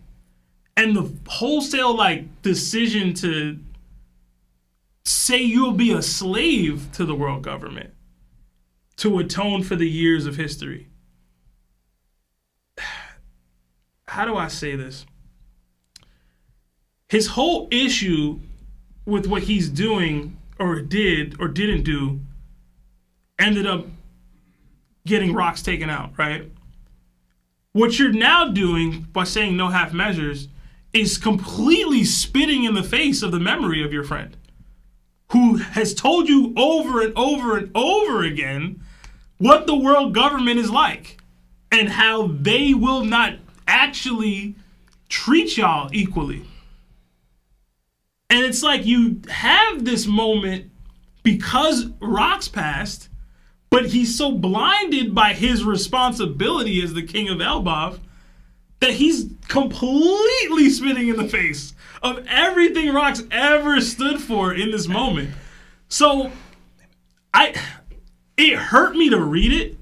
I understood Harold's decision with the no half measures, but in the same chapter that Rock's passes, Harold makes this decision, and I was like, bro, come on, man. What was the first thing that Rox told Harold when they first linked up at Mari Joa? I don't remember. I'd have to go. You'd have to remind me. I don't remember. I know exactly what you're talking about. Tell me, Lionel. What did he say, bro? He said he's going to make you a slave. He said that. There it is. Don't stay here. Don't get caught because you become a slave. Ooh, I want to punch him in his face so bad. Yeah. So, I don't know. It's like... Oh, my God, bro. You can't... Again, I understand the decision. I wouldn't have made this decision. I love seeing Emu pop up on that little panel at the end there because he's already highlighted how much value Harold was to him. He even teased Rocks with it before he Dami reversed Rocks. So for him to get this moment when he didn't even earn it, Emu did nothing to earn this. Emu did absolutely nothing to earn this, but he gets it. He gets the giant he's always wanted at his doorstep, ripping off the symbol of their power and basically bequeathing himself to him, saying, hey, I'm willing to be a slave for you to make this happen. And it's tragic, man. It's tragedy. Just Harold, bro. I know the Harold stocks are down. I'm hoping that they can recover, but it's gonna be tough, bro. I ain't gonna lie, it's gonna be tough. Again, I get it. Don't agree with it, but I get it. It's just how many times you gotta listen to. How many times did Fox tell you this though?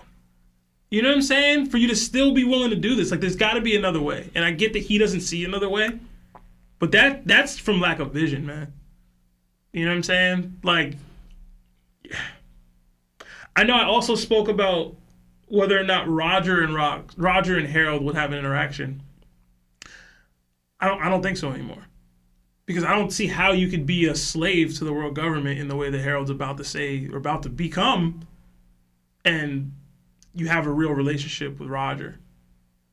I was curious what Garp's reaction to this even is. Garp's basically disenchanted with the Marines and the world government at this point in time, and now somebody that I've been trying to even recruit to us is going about it in this way. Garp probably like, nah, this ain't it. This ain't it. Become a Marine or something. This was not it. So, I don't know. I'm curious to see how the rest of Elbaf files suit in this. Like, will the elders say something about it? Harold clearly won't care. Like, he's convicted in this. Like, that's the point. It's supposed to be the focal point of his conviction. But, I don't know. I felt it wasn't as earned as it should have been. And it was just very clearly the wrong decision. And it actually disrespected the memory of your friend.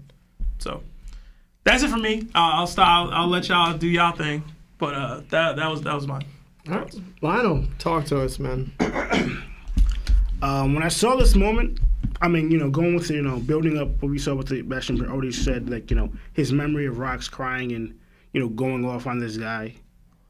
then I saw the end result. I might touch a little bit on the Dragon and Rock, so I might leave it. I might go back, but going to the build up, him this other giant, then going seeing his sons and two sons, Julian and Loki. And when I heard that, I thought the same. Like I said, I thought the same thing. He's gonna do something drastic. Like he feels a lot right now. Then he goes to Marine Ford War, pulls off his horns and says the slave thing. I was shocked too. I was just like, what? But actually, I started thinking more in my head, and to me, it's like weirdly parallels to certain things. That's what I got. I think honestly, what he's doing, and Sebastian already kind of said it. Part of me also thinks he's punishing himself. Mm-hmm. He's putting himself in a slave position because of his guilt of not going to help out Rocks. Like that's how much he hurt. Like again, the build should have been better, but that's what. So it's like a twofold accomplishment he's trying to do. He's trying to win the world government on his side, like finally change and have the peace for his people, but and doing drastic measures, but also punishing himself in a way that. And to me, it's like he said, like the first thing he heard Rock say was, "You become a slave," and he probably remembers that. But now he's like pretty much. And I'm not saying Harold felt this or thought this, but again, going to spitting in his face, because even though this happened, Rock would not want this for you. But the fact he let his friend pass away, he probably thinks, I deserve to be a slave for letting my friend pass. And that's what I got. And I also thought of like the willing to go through that much for somebody to a degree, because I thought of two things. I thought of Kuma and Odin. I thought of Kuma as in Kuma was really out of love for Bonnie, was willing to put himself in a mindless slave position to get the healing from, so she could heal from her sickness out of love. Odin was willing to dance and become a fool and get boiled to alive for his people and for his scabbards. It's like the opposite with Julian. Opposite with Harold.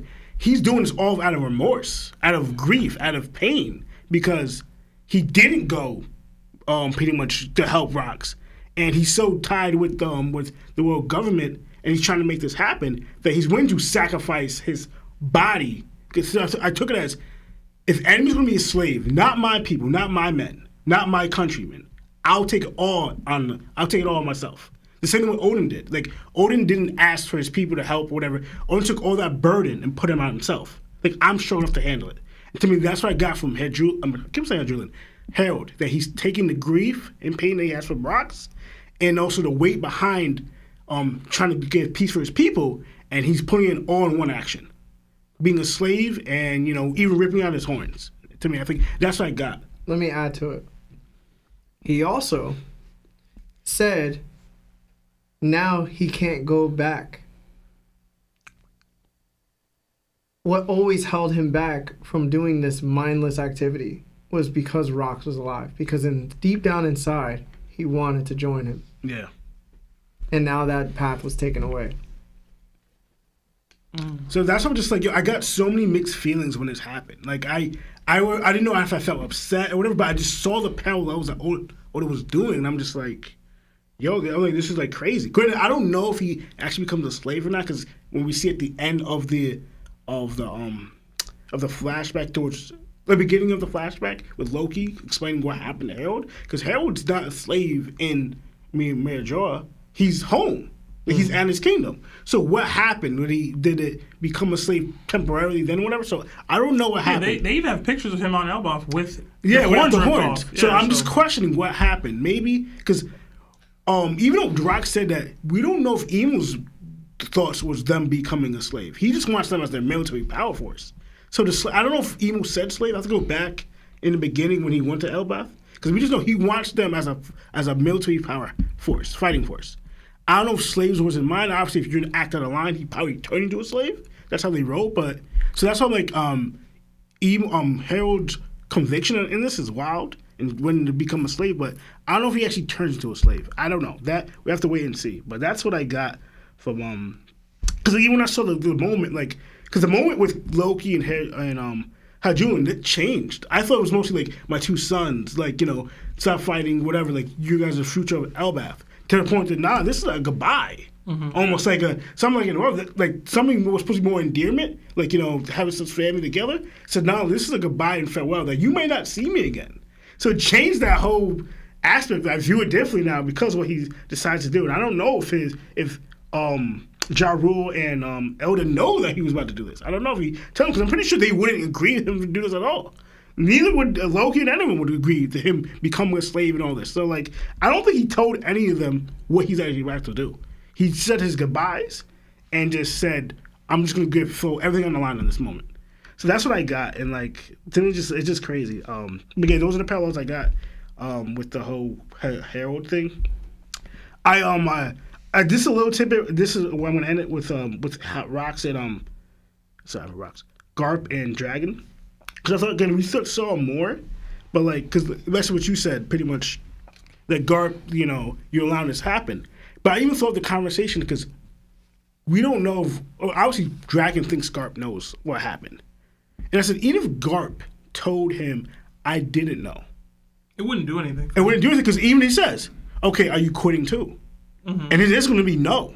They're just he probably thought this conversation wouldn't do anything. Because I'm quitting because I'm disgusted with this. I know you're disgusted with this, but you're staying with them? Like, the whole argument would have been away with. So Garp, all he had to say is, I know. He didn't try to fight, convince him, Dragon, because probably deep down, Garp wants to quit. Maybe. But funny. He's like, what? My bad. For the first time ever, this was the first time I ever saw Garp as a coward. He ducked that conversation. Yeah. Straight up. For the first time, Larry's been called him a coward. This was the first time. He ducked having a real conversation about this with Dragon, because he knew he wouldn't quit, and he knew he wasn't going to be able to change Dragon's mind. Yeah. And he went, I know.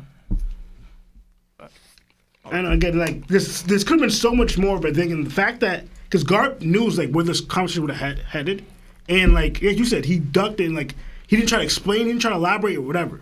He didn't even try to go with his son. He just, like, he just accepted it, because he already knew my son's quitting. He probably knew going down the cell, my son's going to leave the Marines, and I can't say nothing to convince him to stay. And that's how just like, again, I just thought of that, but that's going to leave it as that. All right. Law? I'm going to have to use another one too. Okay, so I missed some of their stuff, so I don't know what they said to feed off it, because that's what I like to do. But, so... Oh, you're an eater? What? Did you say? Anyway... Going into what Sebastian said about Harold, I agree with everything you said, but I do want to add what I felt from Harold in when he was pummeling that situation. Right? It's funny because the answer is what he avoided, God Valley. Because if he was just there, all what you've been trying to do, and you see what the top is like, as in the Gurusei, Emu, all of them, what they're really like, what they do, you would see that there's no peace here. You're fighting for peace, but their peace, or definition of peace, is different. Because their definition of peace is slavitude for everyone else that's not them. Right? So now you're beating up this giant here because he's destroying this peace of this kingdom or nation or whatever this giant was attacking, right? So you're beating it up to protect humans, right? But if you saw that this could happen to anyone aligned with or not aligned with the world government because they choose to, how would you react? It better be the same. To what I'm thinking with Harold, what you want, all this, because you view them as the good guys. Because you don't know the story behind it. All right, you're reading the newspaper. You just know your best friend passed and all the situation here, right? But the main thing, what the God Valley will reveal to the Garp and many others, was the trueness of the world government. All you saw was evil there, and how they would easily just turn people for no reason at all, independent, whatever, into, because you know of slaves, but you're thinking, all right, that's the hierarchy thing. But the fact that they're willing to hunt them down like that, it shows nothing but cruelty. If you saw that there, if you just. Even if you didn't even listen to Rox to take him side, but just showing up on God Valley would have been enough for you. Because you would have saw this, then your mind would have changed. It's like, you would recognize what Garp has been, what Dragon, why am I saying different names? Why Rock's been trying to tell you this entire time, you will not find peace with this people. Because they don't care about peace. Their peace is slavery for everyone else. If you're not in line, we do whatever you want with you. And if you are in line, we do whatever you want with you. It doesn't matter to them. So like, the answer was God Valley. If Harold just knew what they all witnessed at God Valley, we would see the end result where like, because now we see the dramatic pose where he goes into, even the point where the same thing where we don't know, ripping out your horns to offer yourself as a slave, right? In a sense, you don't necessarily know what that means, right? You're thinking, all right, yeah, I'm strong. Like Lionel was saying about carrying the burden for everyone else, thinking you're strong, like even Kuma, right? I can carry this, I can do this, like that. That's not what slave means to the emu, to them, right? Slave ultimately means Dami Reversi, right? That now, and also since you're strong, they're going to use your power to wherever they see fit. They're going to use a slave to whatever they fit, not whatever you think a normal slave would do, right? To them, you'll be too valuable because he's not going to allow you to be the celestial dragon slave, which is the normal, traditional stuff. You're going to be at a higher ranking slave to Emu, which is Dami Reversi. Even beyond that, we talked about him trying to shield the people of Elbaf. Yeah. You're basically enslaving the entire country of Elbaf. Yeah. Like, it's not just you. Yeah. Everybody's going to have to acquiesce to whatever the world government wants. Yeah. And I know this is a deep response because in a way it's just like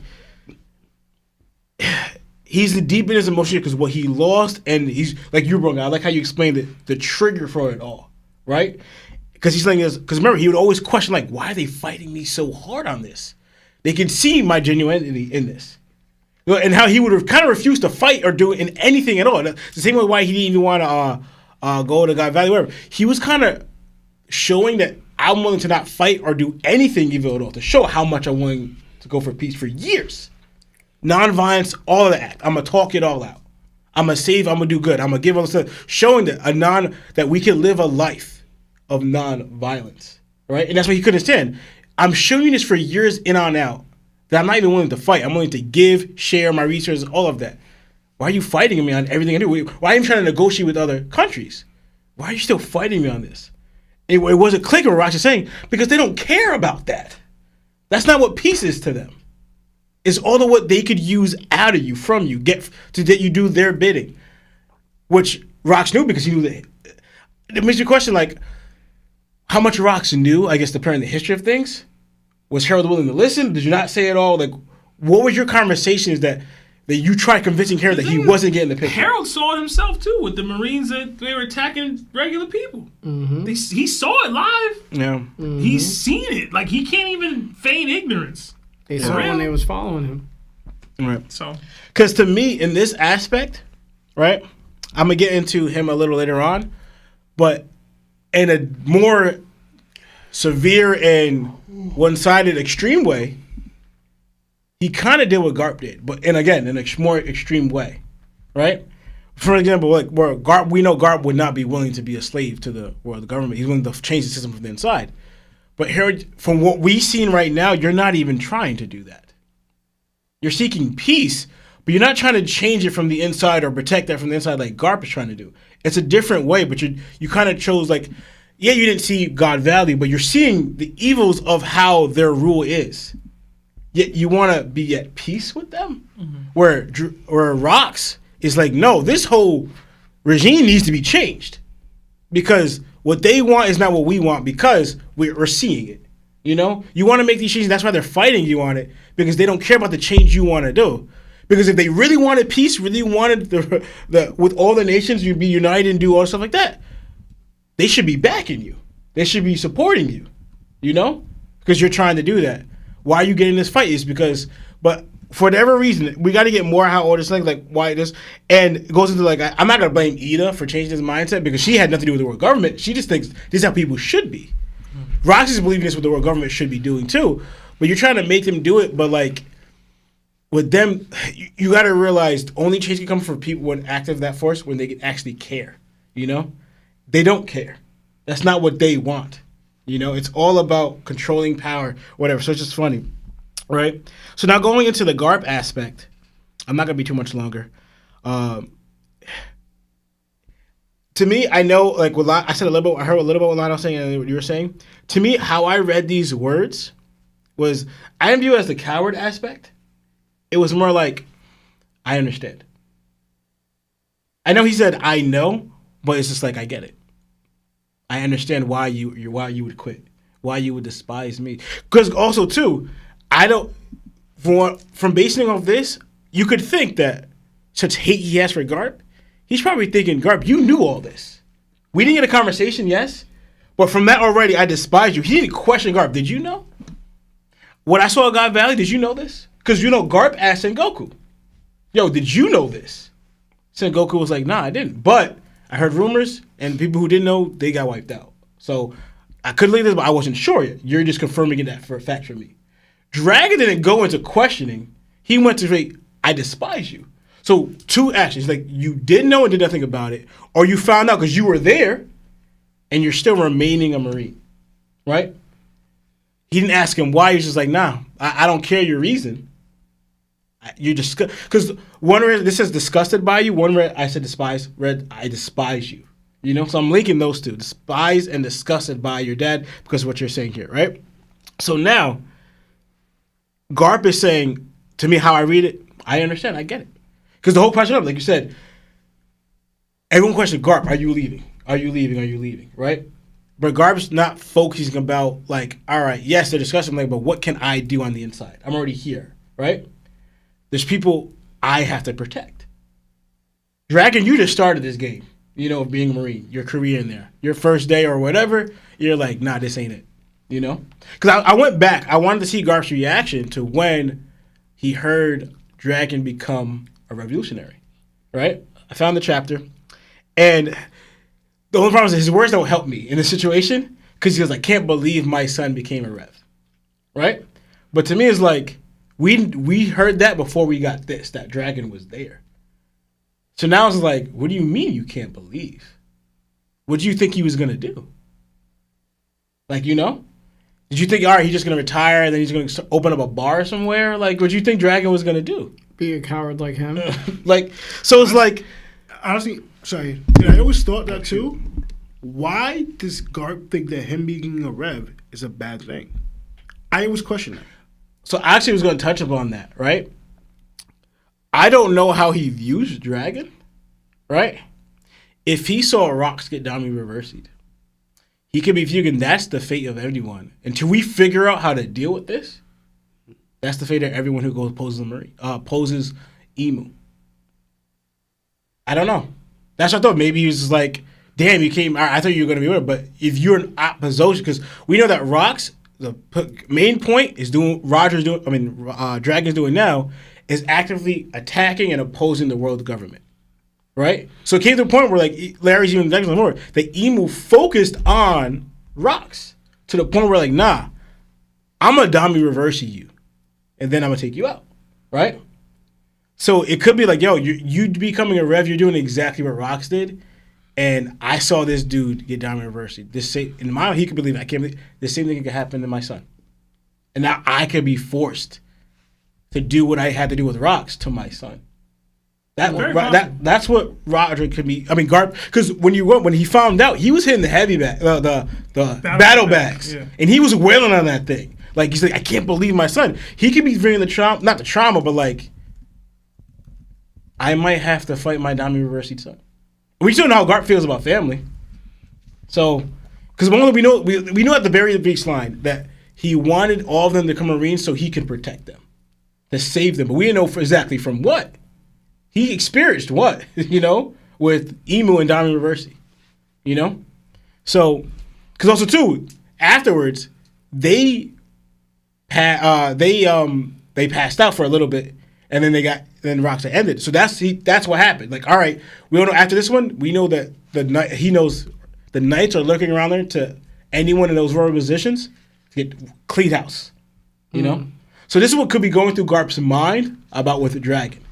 Not saying this to be that, because like Luffy's out here proving that he's strong enough. You're not hearing him not to attack Dragon, but you're not hearing much, like, because like Luffy, he's hearing what Luffy's achieving, and like maybe this would become stronger. But also too, when he heard that Luffy was becoming a pirate, he had a similar reaction. He was angry. Yeah, he was angry. No, he was more angry than Luffy becoming a pirate than Draken becoming a Rev. Yeah. So it's just like right now he's probably viewing the same fate. I mean, the potential fate of what he saw Rocks go through with his grandson and his son, right? Unless they become strong enough. So, but that's all I really wanted to say.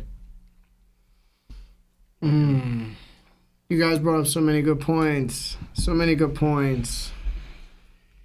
Listen, man, I'm pretty sure people, I end the stream pretty crazy. Yeah, they need to hear your thoughts. Yeah, They don't know your thoughts at all. All they saw was me read the chapter. At the very end, I put my head down. I just turned the stream off after I threw something. I ain't give nothing else. I used to think Kid and Don Chinjiao were the weakest conquerors hockey users in One Piece history. But King Harold of Elbaf is easily the weakest conqueror of all time, and it's not even close. This man fell in love with a woman who completely changed his worldview, only to abandon her and their child because of outdated Elbaf traditions. Then he throws away a genuine friendship so he could play puppet for a group of people who don't even like him and who have enslaved his entire race at this point. And after all that, he has the nerve to blame his own people for his failures as a leader. He wasn't there for Rocks when Rocks needed him most. Then he goes home and beats the absolute... No, he doesn't go home, but he goes to an island and beats the absolute life out of one of his own people. Someone literally begging him to stop, while he plays the victim over his own cowardice. He tells the Beaten Giant that their kind is scum for their violent history, while committing violence. The hypocrisy. He wonders why the world doesn't believe giants can be peaceful, while proving that they can't by refusing to be peaceful himself. He left Rocks to pass at God Valley.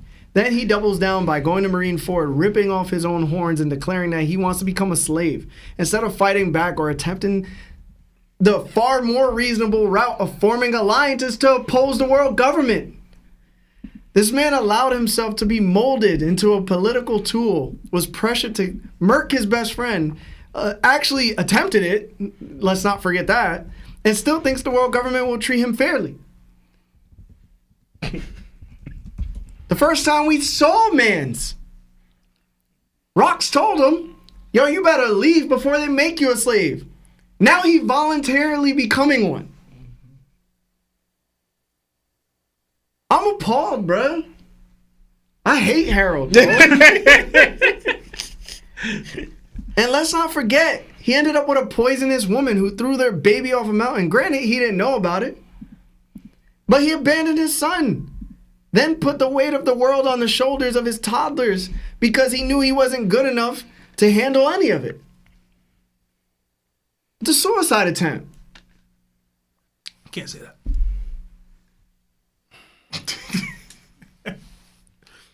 He was such a coward that he put it on his own boys in order to fix the mistakes he couldn't.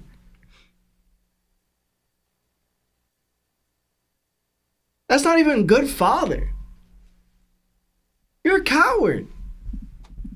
How dare you put that weight on your son's shoulders?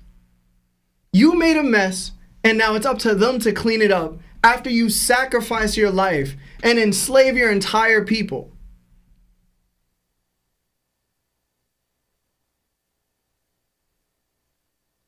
He refuses to acknowledge that Elbaf and the world government have been enemies for 1,000 years over a conflict he never bothered to understand, bro. All he cares about is becoming acceptable in their eyes, even if it means destroying his own people. It's pathetic. It's beyond pathetic. It's pitiful, bro. Whatever other word is worse than that, that's what it is. What sins have the Giants actually committed? Have they ever done anything close to what the world government has done? Have they ever massacred an entire generation of babies? No, we don't know, right? If we did speculate they'd done something that terrible, we have to guess. But guess what? If Elbaf was really that dangerous, we would have heard about it.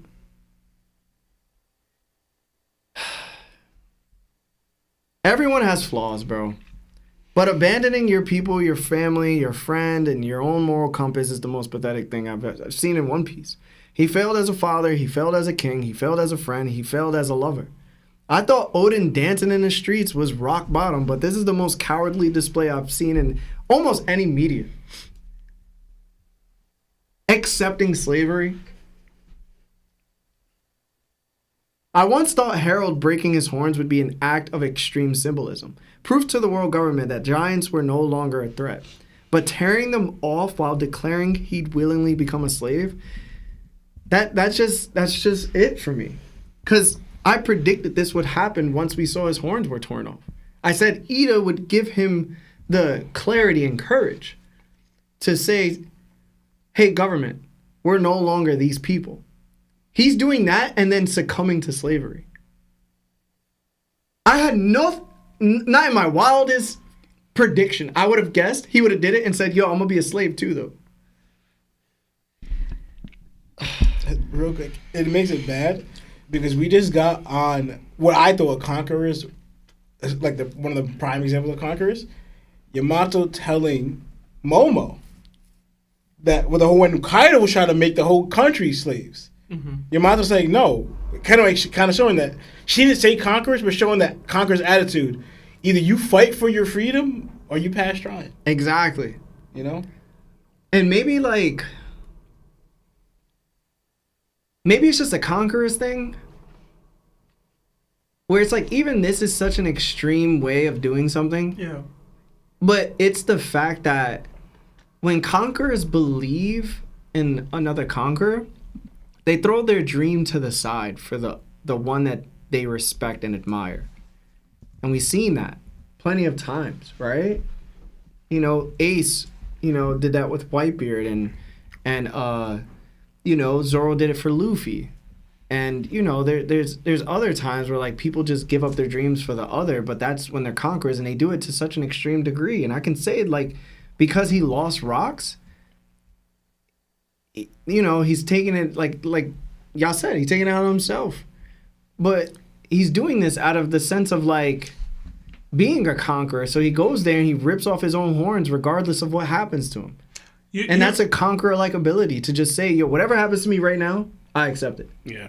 You're 100% right. Like, going this far into this extreme is what a conqueror would do. It's just no other conqueror would go about it in this way. You know what I mean? Exactly. Like, because even Kid would be like, F you. Mm-hmm. Regardless. You look at what happened to Killer. Mm-hmm. He said, yo, regardless of how I'm going to get beat, yo, I'm going to get the get back for Killer. Mm-hmm. But now it leads me to believe if you're a conqueror, right, and you love somebody so dearly, do you just throw yourself to the wayside and destroy yourself no matter what? Is this like the negative effect of being a conqueror?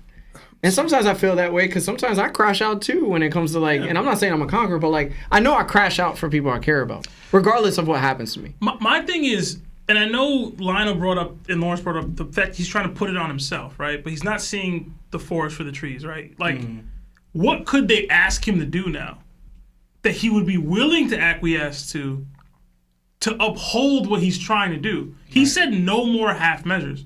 What if they say, we want you to... Is he just like, yeah? We want your child. We want Loki. We want Haruto. We want this, that. We want the children you're saying you want peace for to join the military for at least 2 years. And is he just saying yes now to these things?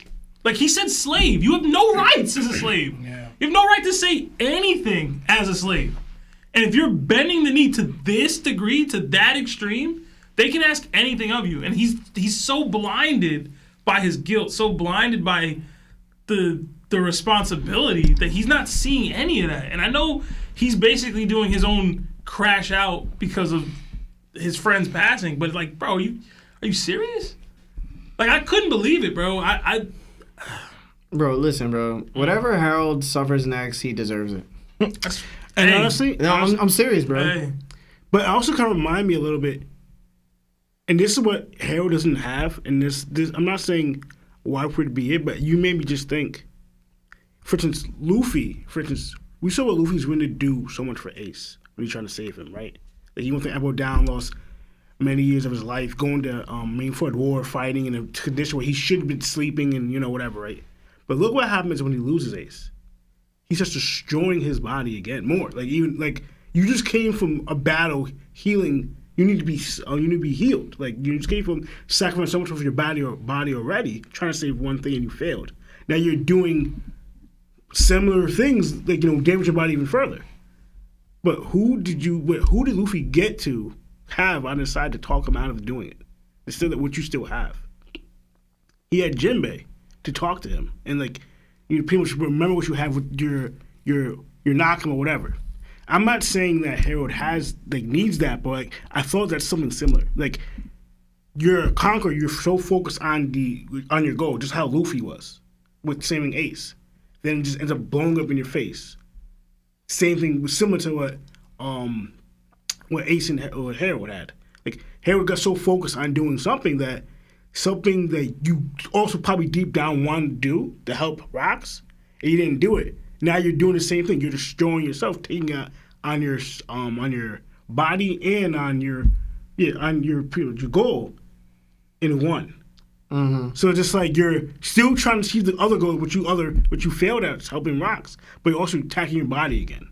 Yeah. So I'm like, I don't know who would be like if somebody could talk Harold out of it. Who do you think it would be? Like if comparing this to like It would have been Rocks, bro. No, I don't know, because for instance, because Jinbei didn't really know Luffy like that. He just but he was able to talk to him and make him realize that you still have your Nakama, you still have whatever. Maybe Roger or something, like some other great pirate, but I don't think anybody can talk him out of this at this point, bro. Maybe Garp. Listen, man, this was foolish. It was disgraceful, and Rocks is rolling in his grave. Because if Harold ignored him from the very moment he shaved his head, told him, "You look stupid." Garp said, "You look stupid." I'm wondering why Loki still looks at him as in any positive light. He doesn't. He didn't get along with him. He still does. When he was talking to Harold to Haruden, he was like, "You think I would have did that to Pop?" Like that's how he said it. Listen, you know what I mean? He was nice to Loki when he became a slave, yo. He said, "Yo, I don't gotta go out there and now do the things I was doing. I'm home. I didn't abuse you." You know what I'm saying? Loki received one nice word from Harold and thought the world of him. He just hated that he was just never around. He was getting beat his whole life. Hated by the people that were in, you know what I'm saying? And that's not the only stupid part of this chapter. What was that Dragon and Garp conversation supposed to be? Oda really said, "Hey, I know Dragon becomes the world's most wanted criminal, and Garp was Roger's rival who fought beside him against Emo and Rocks. They're family. They were both at God Valley, both have marine backgrounds, both developed completely different codes of justice, and their son/grandson will become Nika and reshape the world since they couldn't. But let me give all that build-up exactly 3 panels of nothing." 3 panels of nothing. And just a sprinkle of maybe Garp set Dragon free. Are you serious, bro? After all the years of holding out hope that Oda would flesh out Dragon through Garp, this is what we get? I hated every single part of the big payoff for their dynamic. I'm genuinely stunned. It's so terrible. Bro, I don't think I've ever hated One Piece as much as I do right now. We got one of the greatest flashback in anime/manga history. And somehow Oda followed it up with moldy bean soup of booty, old milk, and spoiled tuna microwave pocket of ass chapter ending.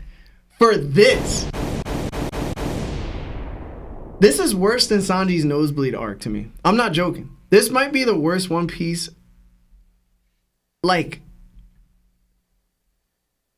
completion I've ever read. And I'm not even exaggerating.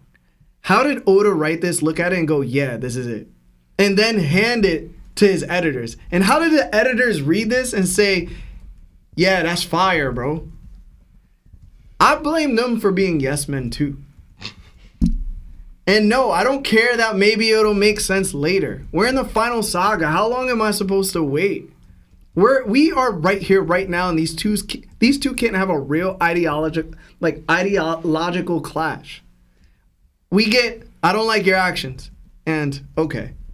That's it? That's the payoff? For God's sake. The Don had a better emotional reaction when Garp let Ace die in front of him. All I got from this chapter was Rox didn't get the death he deserved. Harold is the worst conqueror in the entire series, and Dragon and Garp apparently had nothing worth saying to each other after the traumatic event they went through. This chapter was a 2 out of 10 for me. I'm being dead serious, yo. A 2 out of 10. And it would have been a 1 out of 10 if Rox wasn't still conscious while everyone else was knocked out. If we didn't have a podcast, I think I would have dropped One Piece again for the 3rd time. I'm serious, bro. Yeah, I think I'm lying. I would have. I would have. I will say, though. I would have, bro. I think the conversation with Garp and Roger would have been different if Dragon wasn't behind bars and handcuffed. Like, if he was, like, free and face-to-face with Garp, he may have hooked off. I don't know if he would have, but you in prison behind bars and handcuffed, like, Oda should have gave us, after, like, Garp freed him, what Dragon does. Like, what does Dragon do to Garp then when he's actually able to do something? You know? Does he, like, for example, we saw Garp let Luffy punch him in the face. Does Garp let Dragon punch him in the face? You know? Like, kind of like Dragon says, yo, I never want to see you again in my life. Like, you know, like he freed him, like, I don't want to see you again. Kind of like I wonder if Dragon was freed face-to-face with him now, what would it's crazy. We'll never find out because we only got 3 panels. This is the most prominent family in the entire series. These are the elders of Luffy. This is a person that's directly influencing the world government. And then there's a person that influenced the entire world. And now we got to wait on a Dragon flashback in order to get any semblance of some type of tension? Are you kidding me? F Harold, I don't care about it. Give me the monkeys arguing amongst each other. This is Harold's flashback. Like, come on, dog. And Garp gonna call everybody an idiot except his son and then probably let him out. Coward, bro. Straight up coward. I would have loved if Dragon just punched him in the face and broke his hand. I don't care. I don't care if you get damaged because you broke it. You punch your dad in the face, yo. When your dad need to get hit him back, bro. I'm not saying y'all should hit your dads. But like, bruh. And the thing is, it's like everybody's like, yo, you have to understand Garp's character. You have to understand why like this, and that happened. But it's like, all right, bet I understand why that happened, but like, does it make me say, okay, everything else after this is allowed to happen? It's like, yo, I know why you cheated on me, girl. I should be okay with you cheating on me, though. Like, no. I break up with you. I lose your number. I get with a baddie. And that's it for you, right? Just because I understand something doesn't mean I have to like it. I understand why people do mess up things, but that doesn't mean that they're okay to do it. And I feel like sometimes, even in like real life, like, yo, people be thinking like that. And I'll be like, nah, like, F you, bro.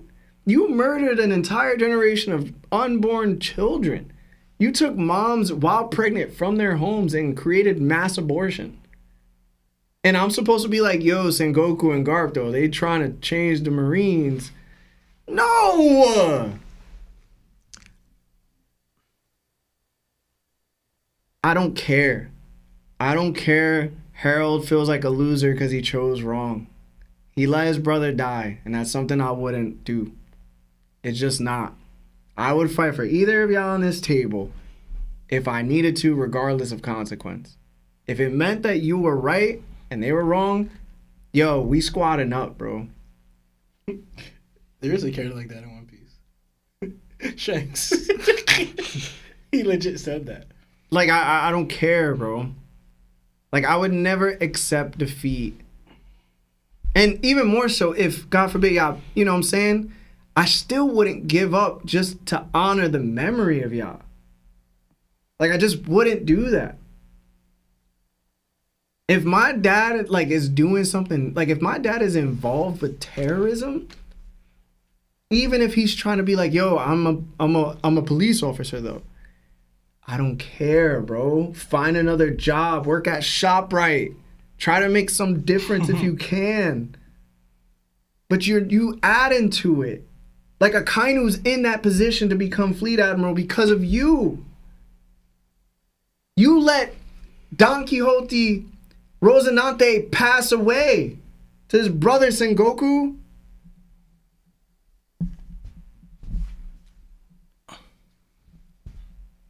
Bro, this might be the worst chapter. Like, I never thought I could love a flashback so hard and it hit on so many levels. And it gives me the ass soup that this is, bro.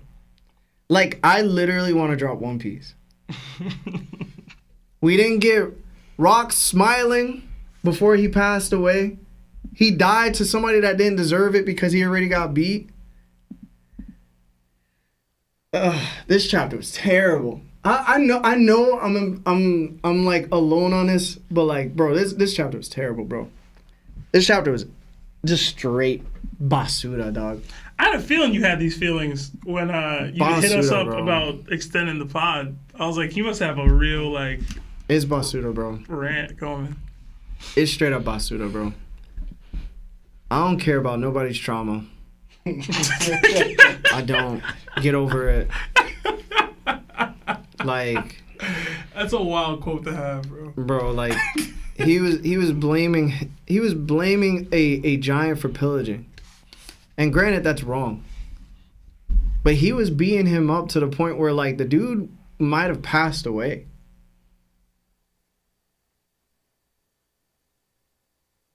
In front of humans. And we don't mention, right?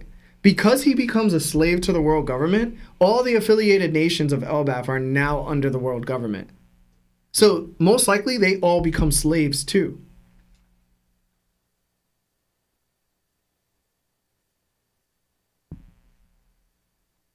Maybe. We'll see, because when he passes, that's when Loki's kind of grown. Oh, when he passes, Loki's still kind of grown, so it's still some number of years we see of lead up to like what happened when Loki saw his father getting poked up by his crew. Yeah, we gotta see how it plays out, but he wildin' for sure. Tommy should have took him out. Tommy should have took him out, bro. I just think that I think it's a beautiful story that you hate. It's like watching Scarface, hoping that he survives at the end, even though you've seen the movie a million times.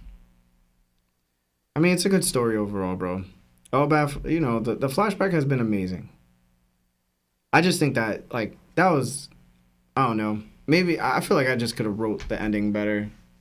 I feel like this is just a sad excuse for a man. I really do, bro. And like even now, like I wanted to point out, God Valley being Thriller Bark just doesn't make sense anymore because the island is completely crumbling on itself. So unless somebody reconstructs the island, then it makes no sense. I know people would add there's a deep mist that could, become God Valley's like the Bermuda Triangle or whatever, the Florian Triangle. Yeah. I have nothing nice to say. I haven't had nice things to say this entire chapter. And I tried to like be insightful and nice, but like, bro, this chapter sucked. Rocks deserve better, bro. Not showing us if Rayleigh and Gabon actually fought to get Garp and Roger sucked too. Like nobody wants to mention that. Oh, we gotta leave it up in the air that these two dudes fought 3 of these people, and now we don't get the answer. That sucked. I think I mentioned that. I'm mad that we didn't get. I'm mad that we didn't get that. But you good, man? You need a hug? Yeah, I really want to quit One Piece. You want to take a break? You want to take some time? Like I got home from the flight, and I immediately I think it was probably half an hour until I streamed again to react, And I had this whole plan. I'm going to edit 4 videos. I'm going to do Sebastian's Bogart theory because he wants that out. And I think Monday's the best way for it to gain traction because Friday wouldn't do, but he axed on Friday. I'm like, yo, like, I'm going to get, like, so many edits out. And I'm going to talk to this. I'm going to talk to that. I'm going to do some business for us. And as soon as I saw that chapter, I called my lady and I just left, yo. I finished Sebastian's theory video and I just left. I said, I don't want nothing to do with One Piece, bro. I ain't even want to come to the pod today. I really was, like, done, bro. I said, yo, F this, dog. I was so upset. I'm emotional about it because I hate it, bro. I see that. I do, bro. I don't like people like that who hold so much influence over a people to succumb to such evil. And he knows they're evil. He knows it. He knows it by a large margin. He saw that CP's agent murk that woman. And it was for no reason. He called him an insect. And then he took action against that person. And the thing is, he also tried to murk Rox at a certain point, but wasn't going to murk Rox because Rox wouldn't let him. Like, I don't know, bro. I think everything about Harold, I've been so flip-floppy throughout the entire Elbaf arc so far because I did tell y'all, like, I thought he was a really good human, like, giant. I explained, like, yo, there's all the signs that point to him being a good dad and, you know, a good king, and he's not as bad as, like, he wasn't the traitor to Elbaf. Yeah. And you guys were effing right. You guys, all of us were right. He was a traitor, and he was a good person. You remember, we were talking about it. You guys were like, nah, yo, he's a traitor. I'm like, nah, I don't think he's a traitor. This isn't how, but yeah. Yeah. And it shows like Oda wasn't actually lying. Because remember, when Sengoku was telling the story about the Roger Pirates being defeated, the Rocks Pirates being defeated by Garp and Roger, that necessarily was not true either. The way it went about it was different, but the same thing is happening with Harold. When we decided what actually happened, it happened the same way. Truth disguised as lies. Listen, bro, the only good part is like Garland and Scar Whitebeard. Yeah, man. I'll take my L for you to feel better, bro. You know? That was the only good part. 3 out of 10. We got that confirmed a chapter ago, though, low-key. It's confirmed for sure now, though. Because he's, like, actually on a boat leaving. Yeah, he gone. Yeah. He gone.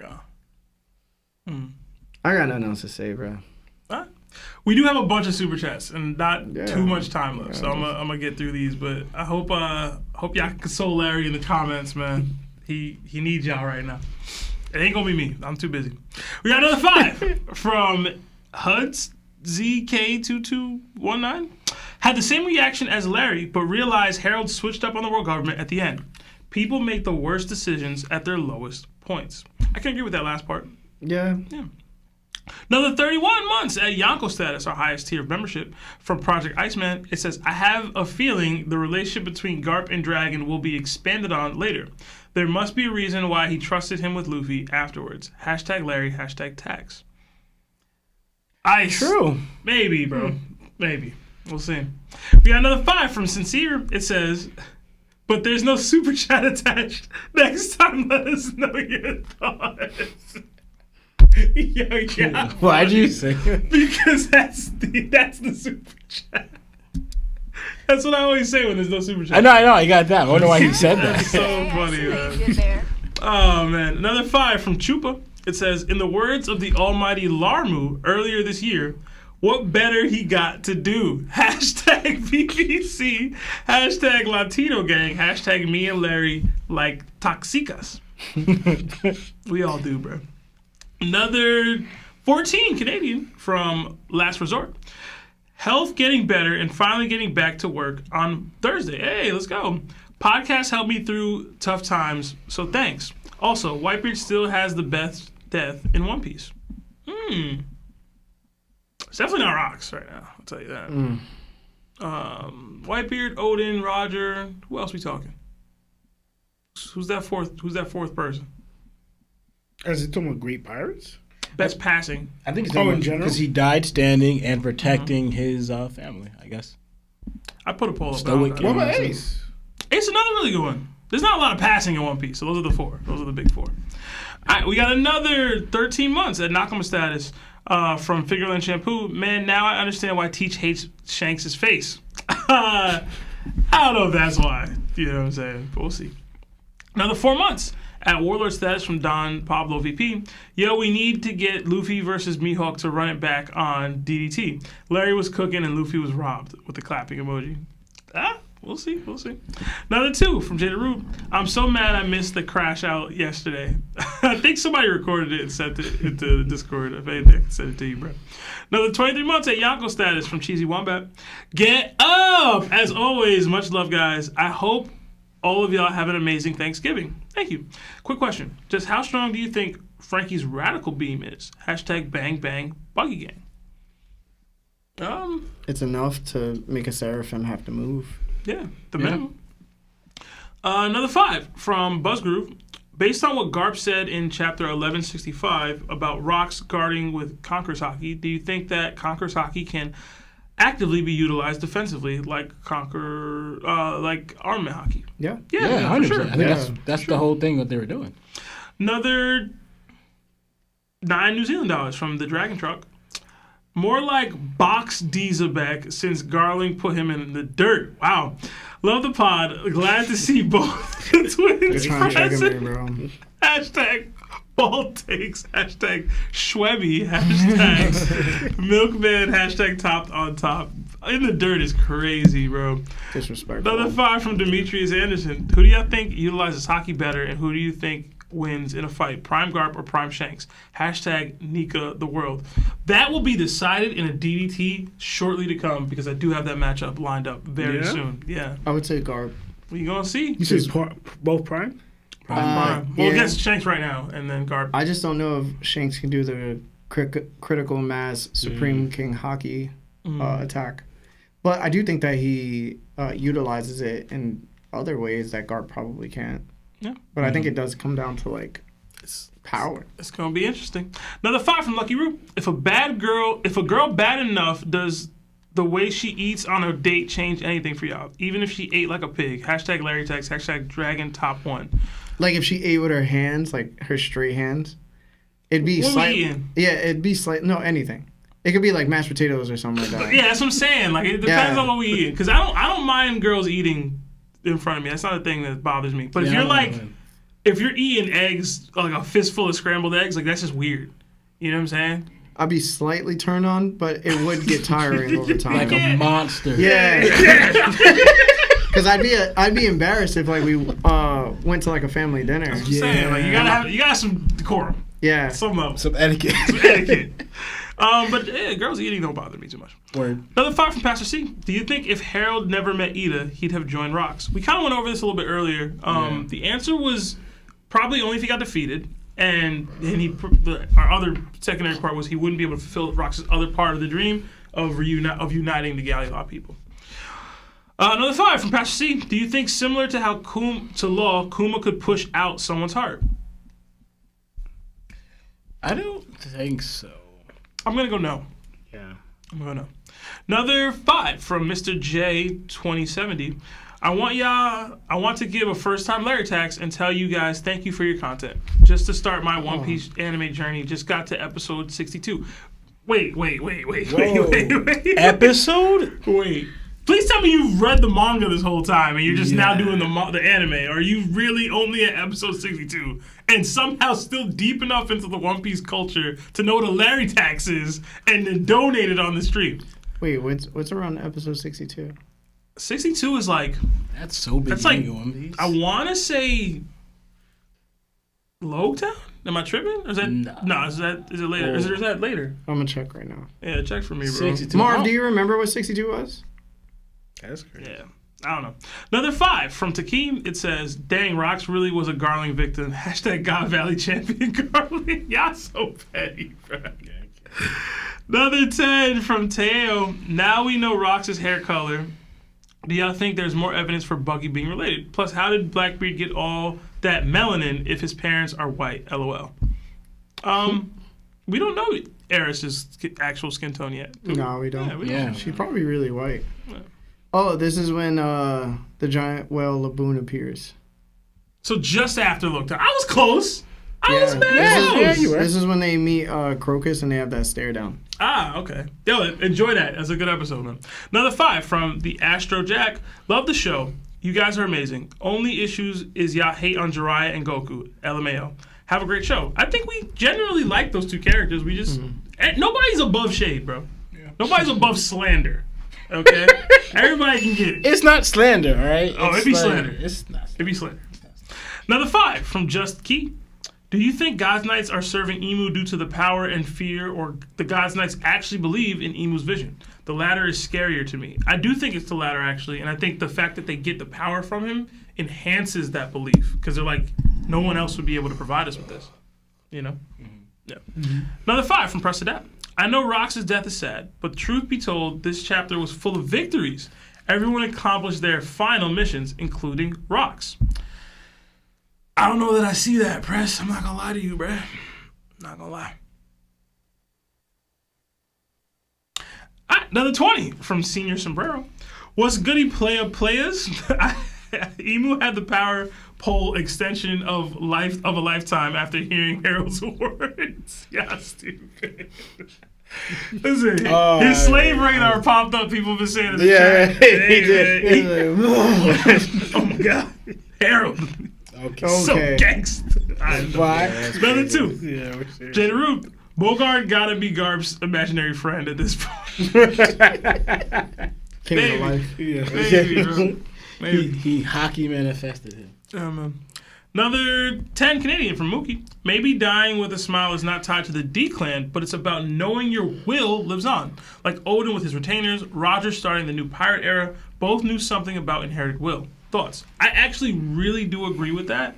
And in this case, Rox wouldn't have that will being carried on outside of maybe Loki, who he kind of, I don't want to say brushed aside, but there wouldn't be anybody he knew or was thinking about in the moment to carry on his will. So it could definitely tie into that. I think Blackbeard heard more of Rox's will than Loki, in all honesty.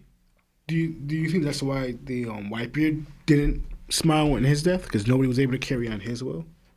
No, they carried on his will. You said Whitebeard? Yeah. Well, technically, Whitebeard's will was for his family to live together, and now he knew they had been fractured so dramatically. Like his will had already kind of been diminished to that point, if that makes sense. It's like, and also Ace just passed, right? Yeah, like it's tough. Like his renewed will, I guess, would be protecting the rest of them, but it's like what I lived for my whole life has been shattered in front of me right here. And the people who landed the final hits was my son. Yeah. So it's like, yeah. We got another 5 months at Nakama status from ZZ Optimal. It says, will we ever see an emotional Blackbeard crash out? That'd be nice. Be cool. It would be nice. I could definitely see that. Yeah. Another. You took my dad. We got another $1 Canadian from Mazza Ahmed, but no super chat tax. That's time. Let us know your thoughts. Another 1 month at Nakama status from C2X's. It says, why do you think Emu let Garp and Roger live? I don't think that was part of the game plan at all. I think they just kind of ended up living because Garp and Siko got Scaban and Rayleigh, and then they kind of went with the chips fall where they may at that point. Mm-hmm. We got another 10 months at Nakama status from Swaggy Stupidity. It says, the Figurlins are all third-party cheats. Hashtag figure lames. We count Shanks in that too. I guess. What the heck? Another 10. 10 gifted memberships from Blind Shepherd. BS, thank you so much. Throw the Nakama fist up. Another 2 from Coriander. If they let Garp and Roger live, Emu would kill the Holy Knights. Maybe. We'll see about that. He did it with Joy Boy and Saturn. He did clip Saturn. That's different. Joy Boy is like, he fears, Joy Boy and Davey are at a different standard than. Coriander did follow up with another 2. It says, so why spin the story and not take out the Holy Knights for failing? Yeah, I'm not of the belief that they let them live, personally. Yeah. We did get another Nakama join the ship in Lemony Monkey. Enjoy the emojis.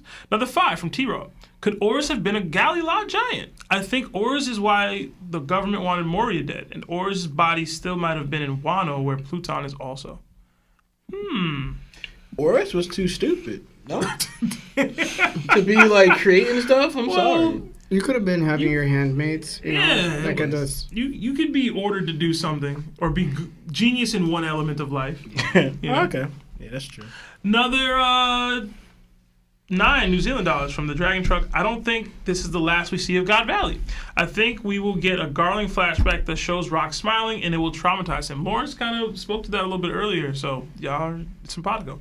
Another 5, Australian from Takeem. Marv, we need the fight back, Seb, fight back soundbite from Preston for upcoming debates. That'll be pretty funny. Another 2 from Guy Dimon. Sengoku is Iron Man and Garp is Captain America. I see the correlation. That's not like a perfect analogy for me or comparison, but I do see the correlation. Another 5 from Fine Shepherd. I'm gonna need Larry to finally end his Garp hate.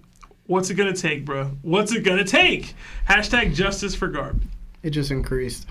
Yeah, I would say I don't think this is the chapter for that one, bro. Another 5 from Inferno Knight. Is Garp a worse father to Dragon than Dragon is to Luffy? Also, Blackbeard is definitely taking out Shanks in the future after this chapter. I hope so. I hope not. Is he a worse father? Sure. I mean, ultimately, I think they both care about their kids and what's best for them, but they just go about it in very different ways. So, yeah. I wouldn't say so, but yeah. Another 5 from Justin Rivera. Where does Roger and Garp rank in top 10 dead or alive? The new lighting showing the Unk status. Really the real life Garp say. What? You seeing the wrinkles? I think they're definitely both in the top 10. Where do they rank within it? We'll tell you that in December. Yeah, we'll tell you in December. We're gonna do our top 30 all time. Yeah, I'm getting the thumbnail made now. Nice. So you guys are gonna like this thumbnail. Cool. It'll look like. You God remember Valley. No, you remember the Marvel vs. Capcom picture where they're all standing sideways, looking at one another, and they're like toppled upon each other. No. What? You don't know that picture? It's such a famous artwork. You have to show me, bro. Oh, damn it. I'm sorry, man. I was gonna say, Well, you have Capcom on one side and a Marvel on one side? Yeah. Yeah. I think I know I what you're talking about, yeah. Yeah, you know what I'm talking about. Why don't you know what I'm talking about? I'm a fraud. Marv, you know what I'm talking about. Yeah, of course Marv knows. That's crazy. I really don't like that. I probably know what you're talking about. It's just not ringing any bells right now. Another 2 from Wise Life Gaming. It says better friendship. Oh, yeah. I know people can't That's see fire. it, but- You're going to get that? With like... Yeah. With One Piece characters? Yeah. Is one side going to be like Marines and the other side going to be like...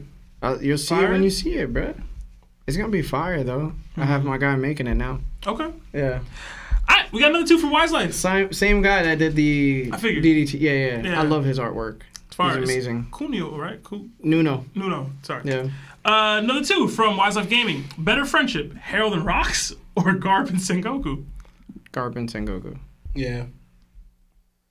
I wanted to be a contrarian, but I can't even do it after this chapter, bro. I can't even do it. Another 5 from Max Power. I came to troll and slander Larry today, but this chapter did my job for me. So I'll just give my Larry tags. Hashtag Shanks is overrated. Hashtag Marv Agenda. Hashtag Bum Goku. Okay. Another 10 from Black Joe. I think Loki might ally with Blackbeard. He's Rox's son, and he currently has one of the men, Garp, that killed his hero in captivity. That might be a stretch, but it crossed my mind after this flashback. It did cross my mind as well. It depends on what Loki really knows. I'll be with it. Wait, what was it? Loki and Blackbeard unite. The only reason I would say no is because what Rox is trying to do is what Luffy's gonna do, Right. which is gathering the world together. It depends on if Loki is still about this destroying the world stuff. Because Rox even told him, I don't want to destroy the world, I want to be the king of the world. I mean, you could still destroy the world by whoever's in power. Yeah. He needs to grow out of that for him to ally with anybody, really, at this point, in my opinion. Or I guess, or lean into it to ally with certain people. But Also, never mind. no, I'll say, but it matters the definition of what you mean by destroying the world. Like how when you bring up destroy it to zero. When Luffy, Fishman and other stuff destroy that dominant world who's ruling their world to crumbling to make a new and better world. Loki never elaborated what he's actually trying to do. He just talks about destruction. We don't know if he's trying to, through Rox's will, accomplish that. I don't know. Okay. Yeah. Another 10 from Blink. Hope everyone is having a good stream. Make sure to like it up. Been watching since Gear 5, but this is the first super chat. Thank you. Oh, God thanks. blessed me recently, Thank you. and we're up now. But truly, it's an end of an era. Hashtag uppies. Thank you, and I'm glad you up, man. Shout out to God. Yeah. Another 2 from Rocks the Inferno. This is why I listen to this podcast. Y'all cooking. Thank you. Another 2 from the Legendary Frog. What's up, guys? Currently on my break. Hashtag Larry Tax. Enjoy your break. I hope you're still on it somehow. Another 5 from Luke Josue. Why do you think Dragon actually learned the truth about Garp? He lets Garp raise Luffy, and Garp knew Dragon saved Luffy at Logtown. Maybe they cool now. They could be, man. They've interacted again since then, I assume. I would assume. Yeah. Another 10 from the anime dimension. The scale of Garp and Dragon, the scale of Garp saving Dragon and Garp saving Ace is different. As Dragon is a cadet, he went against the Marines, but Ace is a pirate and Whitebeard's crew and son of the Pirate King. There's a huge difference. I agree there is a difference. That was to what Lionel was saying. Yeah. Yeah. Yeah. Yeah. Another 5 months at Nakama Status from Luis Lopez. Emu with the slave radar. Hashtag Mexican tax. Another 2 from Luis. Yeah. Law fighting off screen. This is when you left. Another 2. I remember I read in the chat they said Lawrence heard a dog bark. Another 2. And I thought of Rocco. I was like, yo, he can't take out Rocco. Bro. Rocco's a big guy. Big boy, man. Yeah, bro. Another You're losing 2. that. 10 out of 10. Another 2. Lawrence ain't gonna say nothing bad about Rocco. Because Lawrence will be like, he ain't being me. That's about any dog. I don't do that. Don't talk about my dog like that, bro. I don't do that to anyone's dog. Another 2 from Justin Montanez. Heard Seb wants a BBL. Here's a small donation. I need it, bro. Another 9 from 9 months at Nakama Status from Big Business Porcelino. Luffy versus Prime Ray. Current Gabon versus Wano Big Mom. Oof. I'm going to go Luffy, and I'm going to go Wano Big Mom. I'm gonna go. I might be wilding with the Luffy over Prime Ray. I got Prime Ray, Yeah, and Prime I got Prime Gabon over Big Mom. It's current Gabon. Oh, current Gabon over I'm going Wano Big Mom, Big Mom. Yeah, I got Big Mom and I got Rayleigh. Yeah, I'm gonna go with that. I got Prime. Nah, I don't know. That's what I'm saying. I don't know, yo. Listen, bro, do you think he could take a Bajranga? I knew Larry was going there. Yeah. Take one? Defend one? I think he can dodge it. You think? You can dodge that. Dodge it? You can dodge It's that. the size of a large island. Onigashima level size. You can dodge that, bro. You think this is a wrench? You're not dodgeable. Really? You can dodge it. Huh? What he dodging with? He fly? I mean, I'm pretty sure he's fast, but bro, come on, bro. He'd have to be able to get from one side of an island to another island. And think about that. You know what I'm saying? Onigashima is bigger than a normal size island. It's like hundreds of times bigger. He could definitely take to the air and just like get at Luffy. Can he? Yes. Hold on. I seen Ray take one leap from wherever he was at to Kizaru in one bound. Bro, He like flew towards Kizaru. Bro, I don't think you understand how big Onigashima was. Because like even that giant seemed like a tiny speck on it. I only say Rayleigh could do it because Kaido monetarily stopped it. It's Kaido! And even him, he had to go into this ultimate dragon form. It was just Also, Kaido wasn't even trying to stop it. He just kind of wanted to see if he can take it. If Kaido, Pause. Bro, we gotta finish it. Crazy. We got Want to see if another he could 5 take it? It's wild. from Chupa. It says, in the words of the almighty Larmu earlier this year, what better they got to do? Hashtag can't spell Harold without the LB. Hashtag BBC. Hashtag Latino gang. Hashtag me and Larry love Toxicas. Chupa, you said this already. Listen, bro. You gotta be patient, man. You gotta stop picking on people with L's in their name. It makes us feel bad. Another 5 from Zoro Top 1. The fact that Harold can become a slave for what he believes shows he is he shows his will. Yes, he's dumb, but Alboth needs the world government in order to prosper with all the nations. No, they don't. They don't need the world government. We'll see. Another 349 New Zealand from the Dragon Truck. Rocks passes. Larry rates the chapter 2 out of 10. Coincidence? Number 2 from Fallen Shinobi. Yo, Larry saying let the monkeys fight is crazy. Number 10 from Blind Shepherd. I think the emotion Larry and the rest of us are feeling was Oda's gold. This was the first time we get to see what actually happens when a main character loses despair. I like that angle. It's a little bit of cope, but I like it. Number 5 from Kaiba Corporate. Y'all need to be dressed like pastors whilst Larry airs out his grievances. Hashtag RIP Harold's horns. Oh, man. Another 2 from King Peasant. Glad I invested in Garling stocks. Endless aura. I don't know about all that. Yeah. Another 2 from Nathan Williams. Will it take Whitebeard got what he deserved from Blackbeard? Hashtag hot take. Whitebeard got what he deserved from Blackbeard. Hashtag Larry Tex. Oh, wow. From how he dealt with the rocks thing at God Valley? People evil, bro. Yeah, I don't know about That's that. wild. That's wild. That's all super chats. Yeah. All right. Listen, guys, thank you so much for all the super chats. Thank you for hanging out with us for the past 4 hours. Thank you to Mar for extending the hour and producing the show. And thank you to everybody that's on Spotify and Apple Podcasts, man. You guys really make the show enjoyable. I hope you all had a very good time as well. This was a pretty exciting episode, man. I had so much fun. I really did. I had a lot of fun, regardless of how much I disliked the chapter. It's, listen, man, it's never too serious, but it is fun to just hang out and just discuss things. The new design that we're coming out with is finished. I'm just picking the colors, and I will announce it on next week's pod.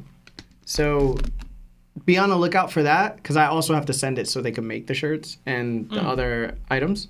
But that should be available, I think, on Monday. And I hope you guys really like it and enjoy it. It's really funny. But other than that, we will see you here next Monday at 6 p.m. My name is Larry. Law! Lionel! Seb! And this is TOPT. Jana!